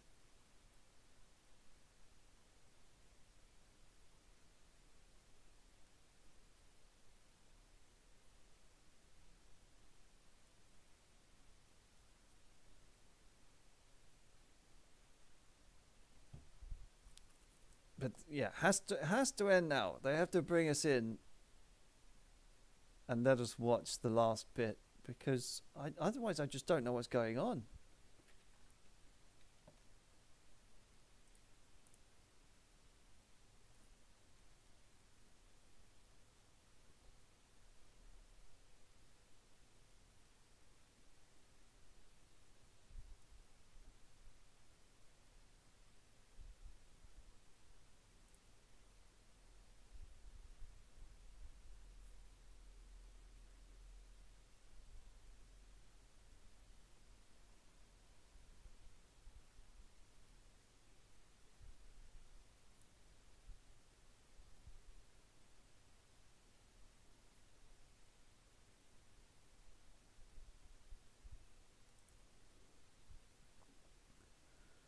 Whew.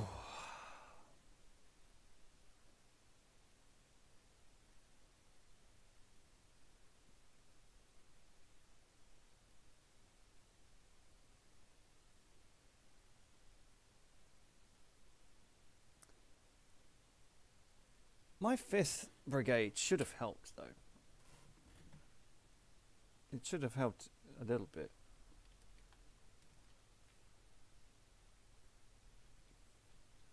But my biggest question is what happened to these guys? Where are they in the scale of things? Because they would have got here, what, 3 turns ago? So if I was them, I would be either here or here.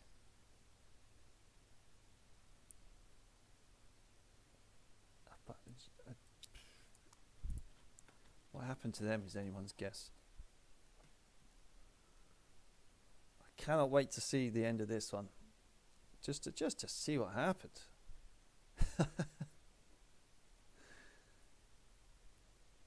Yeah, did Red pull an extra division out their arse or what? Doesn't make a lot of sense.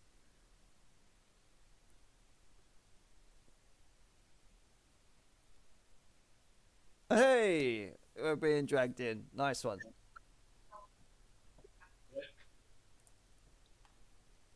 Spinner? Game is over. Woohoo! Well, we're going to give you a chance to see the final roll of the dice. Okay, so the game is over. If you want, you can join the table. It's called IKS Open Saturday. It is password is IKS in lowercase letters. I will also stream the table here for the people who don't have Tabletop Sim or whatever. Okay. And this is the last turn, so we're gonna roll the dice with you. I'm just gonna wait a little so that everybody who wants can join the table. Probably take a while to load. The kamikazing up the hill.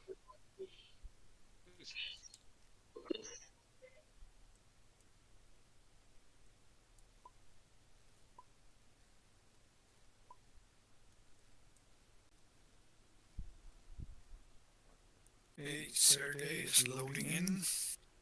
Holy moly, look at that. Right. Oh, shit.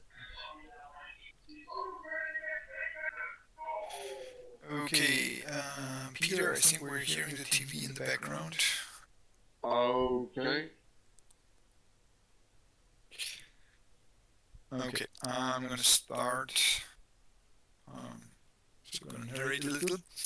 So here in the south, Dave was trying to rally his guys for a final bayonet charge.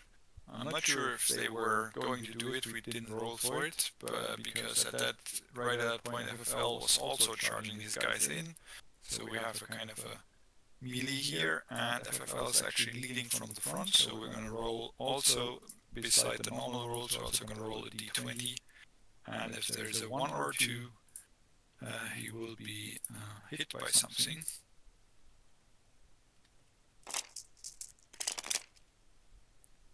Okay, so that's what's happening here is Dave's guys are taking a hit, so a casualty and also some disruption, and the casualty also always gives them disruption.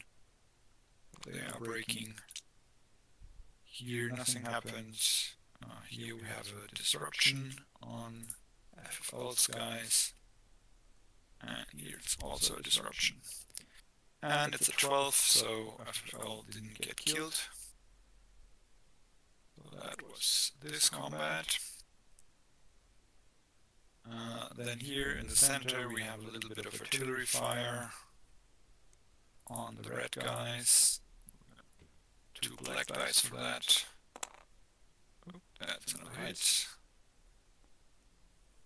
And they also take disruption, and this is nothing.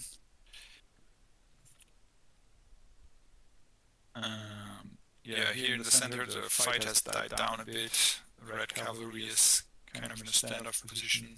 Blue has retreated. While in the north there is the big attack going on. First we have the artillery fire. Both artillery batteries are firing on each other. There's some disruption here and nothing on red. And then we have all these infantry units fighting each other. Partially we have some bayonet charges here. And here they're just shooting.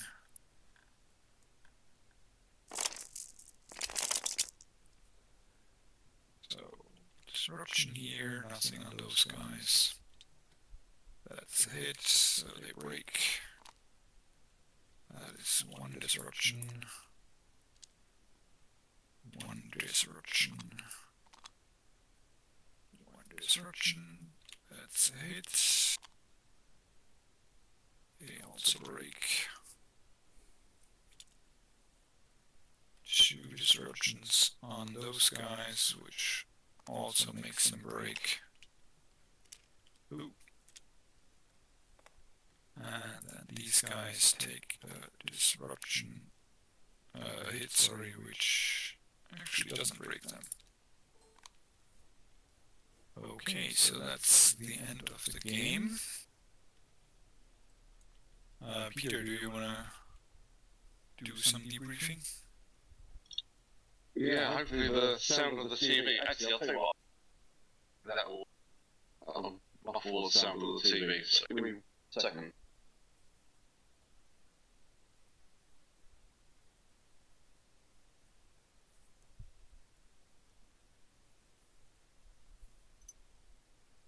Okay.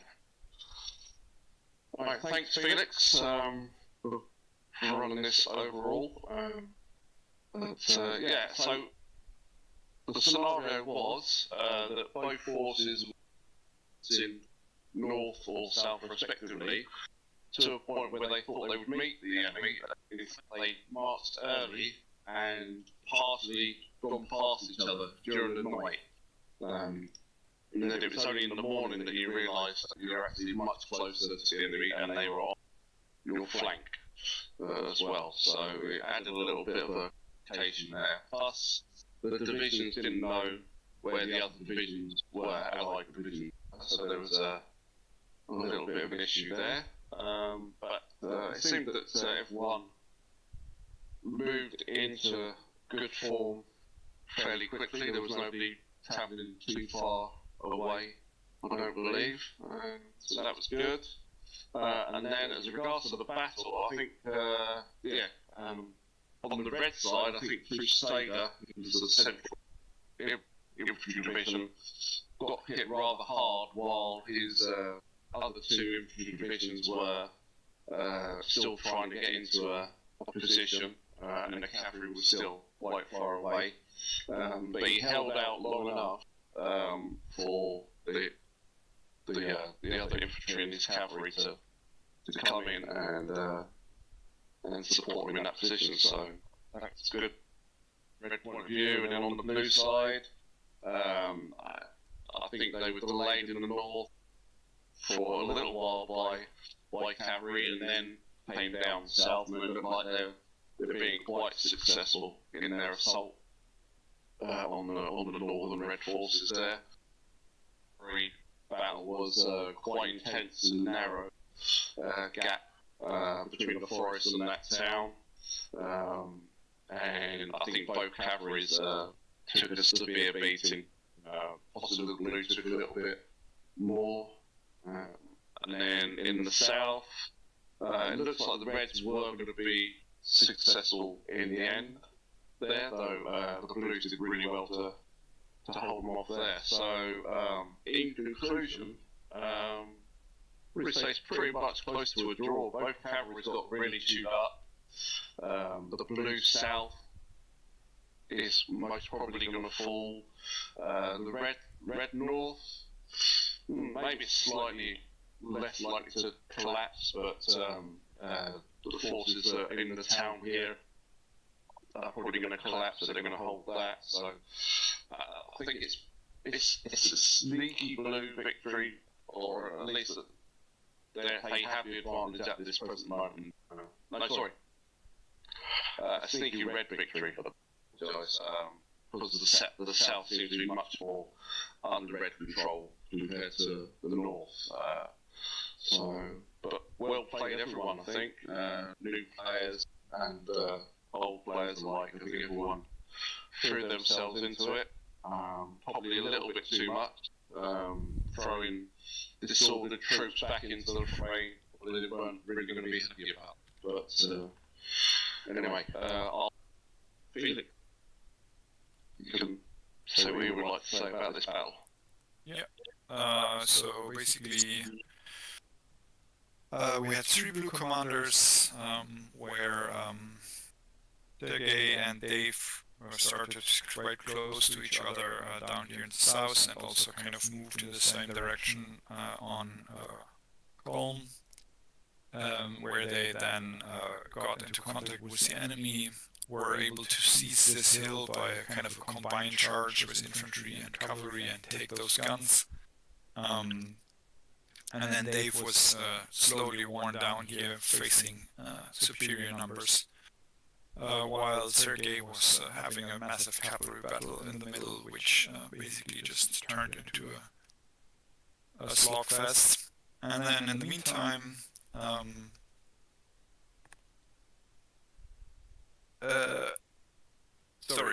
Bonnie, who tried... Sorry, what? Chris? Chris, yeah. Chris. Okay, so he decided to move north in the beginning because the Blues saw that their enemies were in the north. Then he finally got the order to turn to Kolm, and he decided, as he had already moved up to Zedrozitz up here, to kind of take a little hook along here, which brought him face to face with some cavalry, where he deployed in line, pushed them back, and then finally moved south to attack. Overall, I think quite well done. As Peter already said, try to keep your troops, try to keep some reserves, consider letting them rest, then they will recover some of the disruption, and you can use them again. I think that is really all I have. Okay. Laser, would you like to give an umpire perspective? Yeah, I mean, you both pretty much summed it up pretty well. It's only my second time umpiring a game, so that was interesting to see it from a sort of different perspective. And I think the players generally did pretty well. I mean, they didn't do everything perfectly, but that's all I've got to say, really. Okay. Nick, would you like to give your perspective as an umpire? Yes. Smoke started, if I remember well, more or less here, and he did something like this.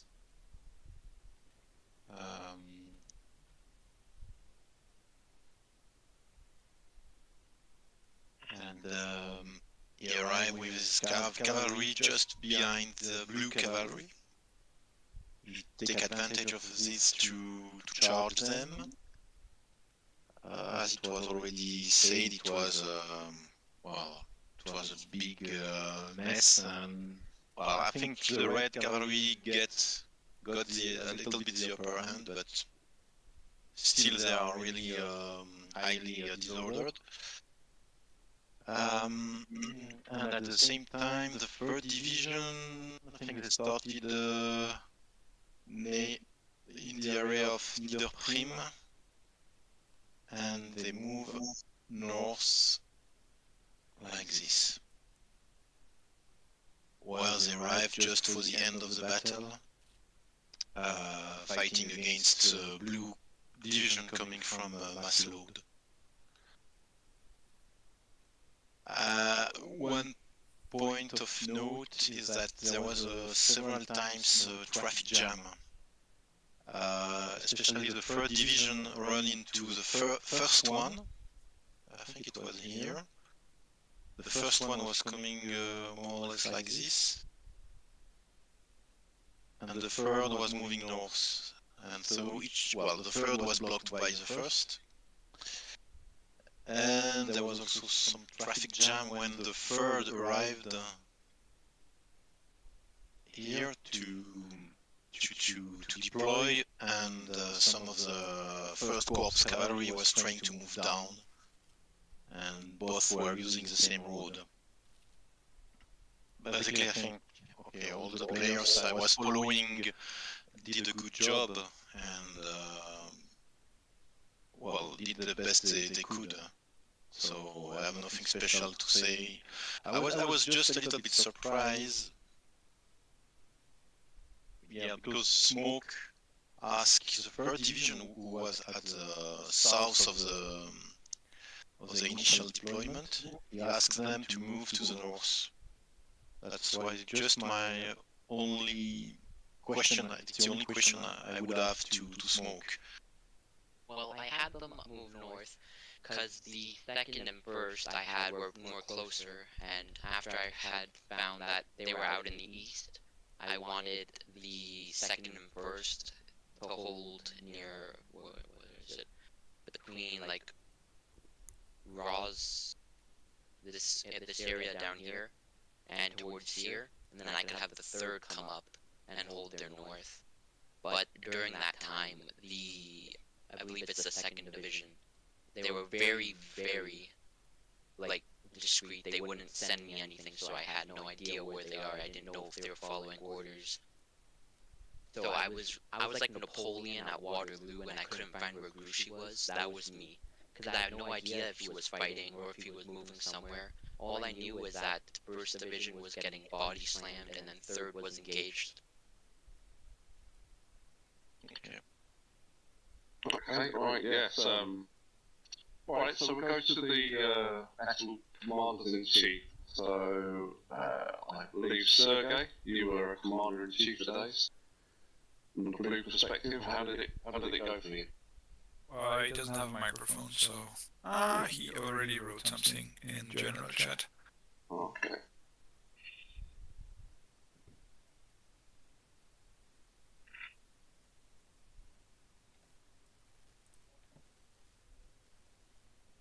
Right, let's see.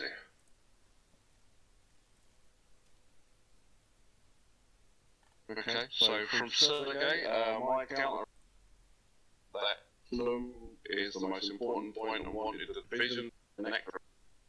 But due to the communication delays, the division north said while contact was made to the west of Plum, they considered an opportunity of attacking the enemy's left flank, which could be Sistos, and ordered the 2nd Infantry Division to hit from Maslow.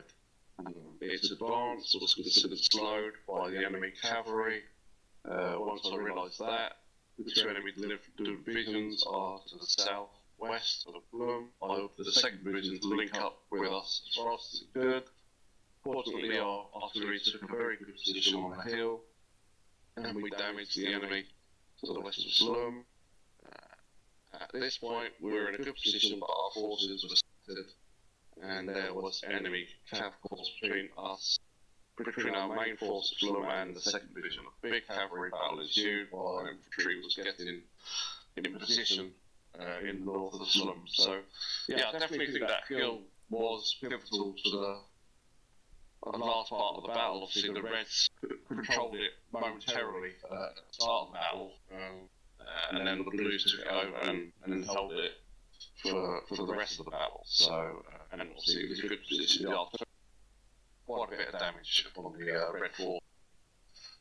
There's absolutely good thing to point out as a critical area of control. So right, we'll go over to Smoke to get a Red perspective.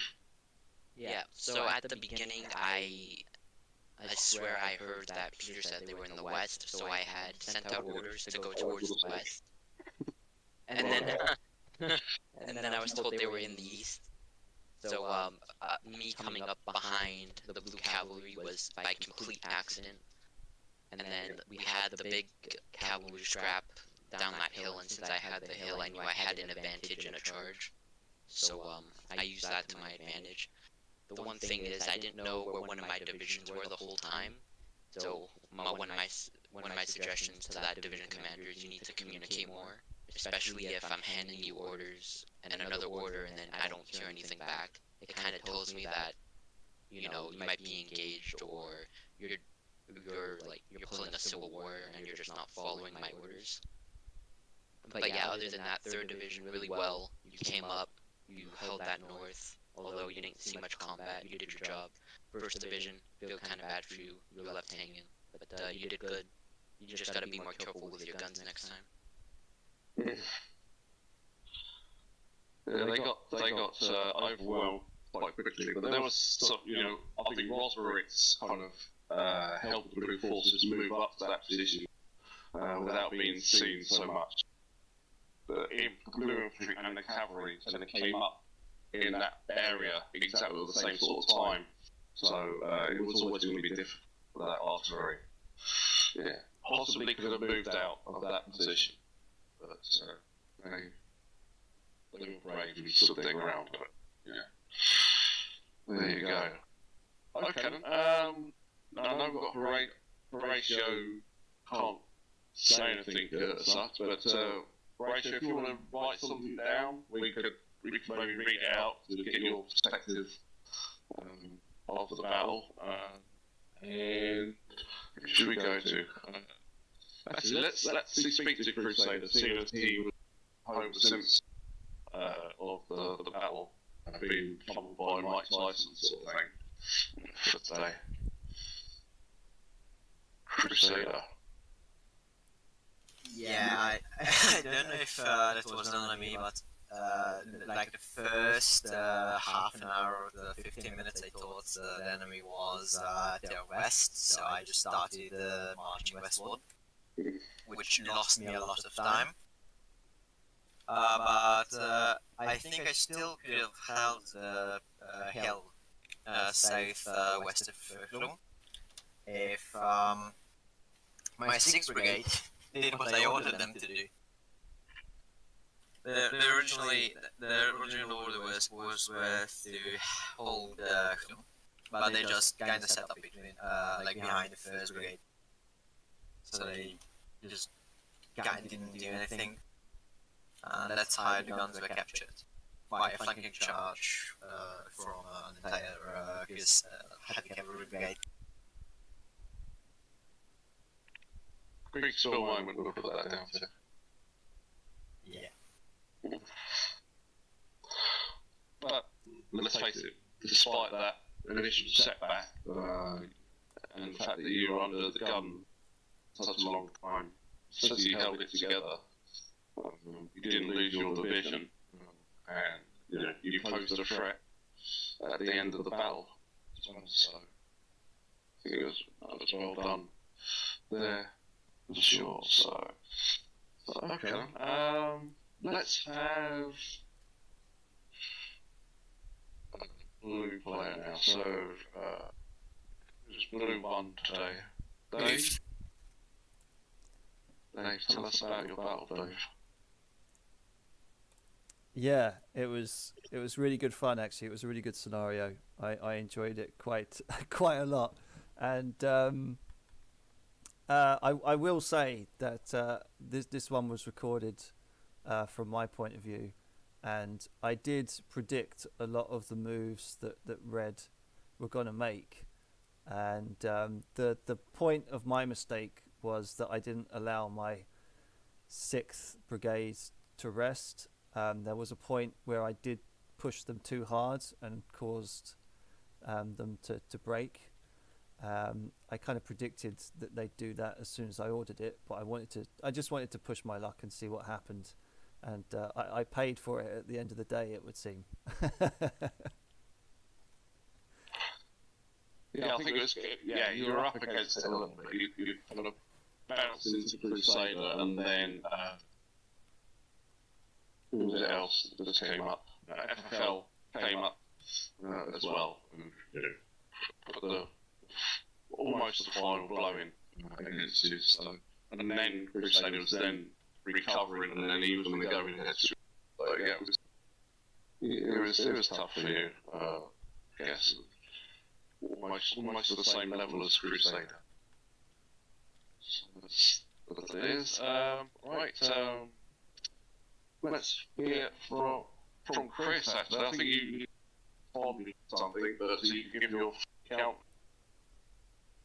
Yeah, obviously this is my first battle, so it's like, trying to figure out what's going on, but I think I marched north and then I think I got caught out by, I don't know if I moved too soon, but obviously I got told to go to Crawlham, which I obviously made the decision to go through Master, and obviously then there was people at Chistow's, so then I was meant to attack them, and then there was people at Clum again, so I was having to negotiate like rough around really, so that's why it took a while. It wasn't because I was just walking around in circles or anything, but yeah. Yeah, it's a classic thing as regards to cavalry that you leave one group of cavalry facing off against an infantry division, and the other ones come back off outside and then go off in a different direction, because infantry can't really move overly freely when faced by cavalry, especially in this period. So, I thought I was a bit cautious because I thought they maybe had moved into the woods. That's why I moved the 6 into the woods to try and see if they were down from the north. But I got a big gun.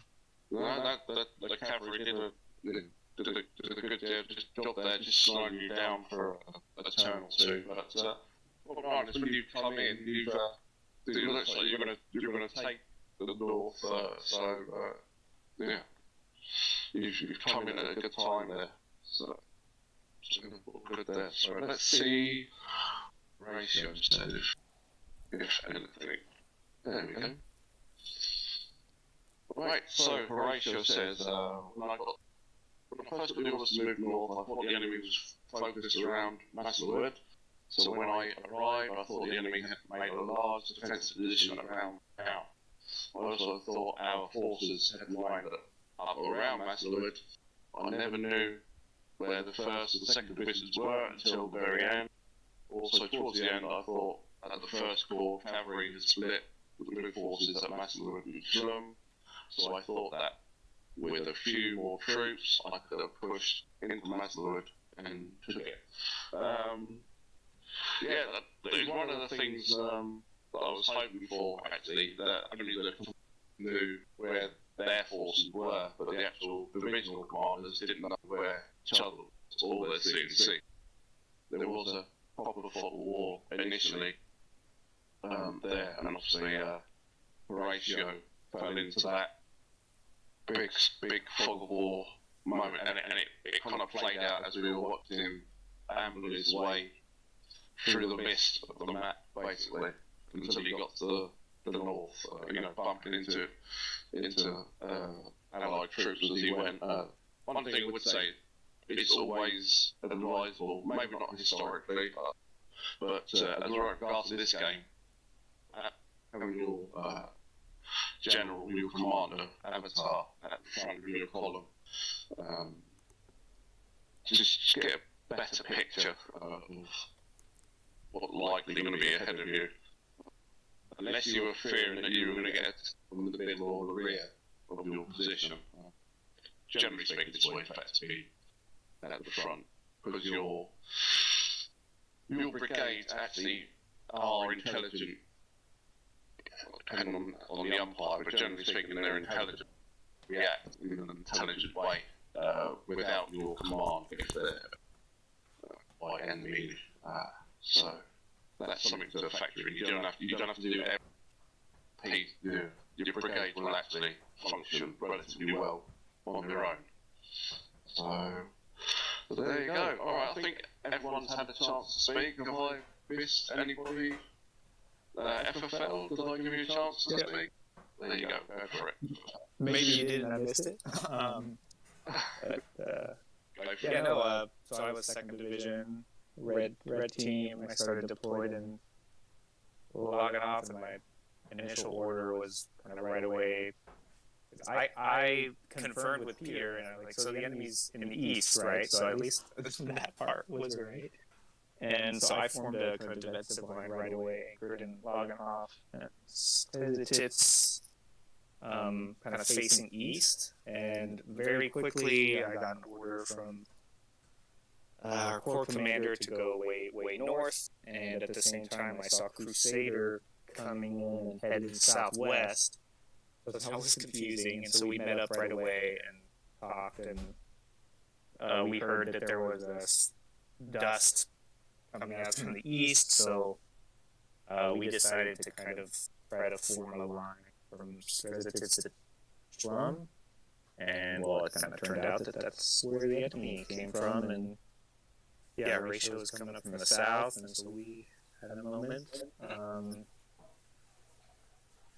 I didn't know where the corps commander was the whole time. I finally just guessed that they were to the north, so I started sending dispatches in that direction. And that's why I kept writing, "Where are you?" Because I didn't know where to send my dispatches to. So when you're sending dispatches, if you just put the person's name, the courier's smart enough and you'll just find them. Is that why you didn't send me anything? Is that why you didn't send me anything? I didn't send you anything probably until... It was till like 8:45. You didn't send me anything. I didn't get anything from you. I'm like, why isn't he telling me anything? Where are you? Just to comment on that, so like it's true that very often the umpires will be lazy enough to just deliver your messages if you only put the name on it. But really, realistically, you should put a place, and if the place is wrong, then your message gets lost. So, but yeah, most of the time, you can try and just write a name, and then the umpires will probably be lazy enough to just deliver it. Okay. Yeah, before that, I guess I didn't have a lazy umpire, so... Yeah, exactly. I just started sending things north, because I just guessed that's where he was after a while, and I was right. But yeah, that was kind of the delay. And Crusader and I talked, we're like, we don't know where they are, so... I'm pretty sure I had sent everybody and told them I was like northwest of Culm. So I don't know if you got that one. Oh, sorry, maybe not, or I misread it. Anyway. There you go. That was the critical one, that the CNCs were able to send out messages to everyone to tell them where they were. They could then send messages back accurately to their CNC. But I remember telling you to go east, towards Rosberitz, go east and then attack from the southeast, and then you're not down there, so I'm like, well, interesting. You said that to second division? Me? Yeah, that to you. Because I even double checked my order, and yeah, I had sent that. I missed that one. And then it just didn't get sent. It got lost. I got lost. You might have read it and disregarded it. All sorts of things, man. But I swear I didn't disregard it. Because Nick was my umpire, and shit was getting lost a lot because there was just so much of it. Okay. Well, by some means, second division did get to, just not necessarily in the way that you thought they might, but they kind of got there anyways. Okay, so I think that's everyone. A chance to speak. For everyone, so that was good.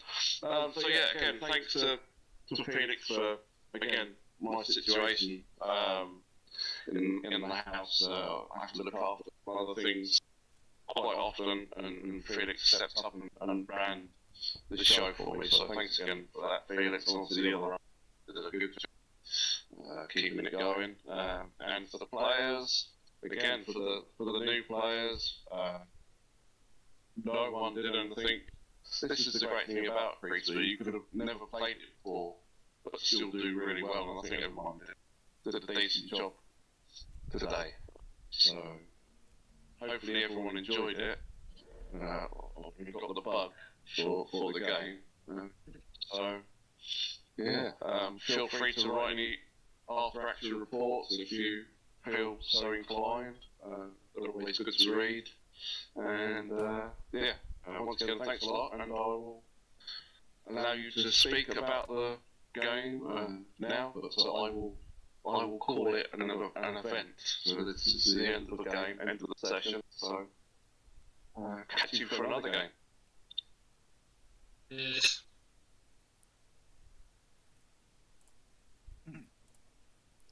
Thanks a lot, Peter. Yeah, thanks very much. Oh. You're welcome.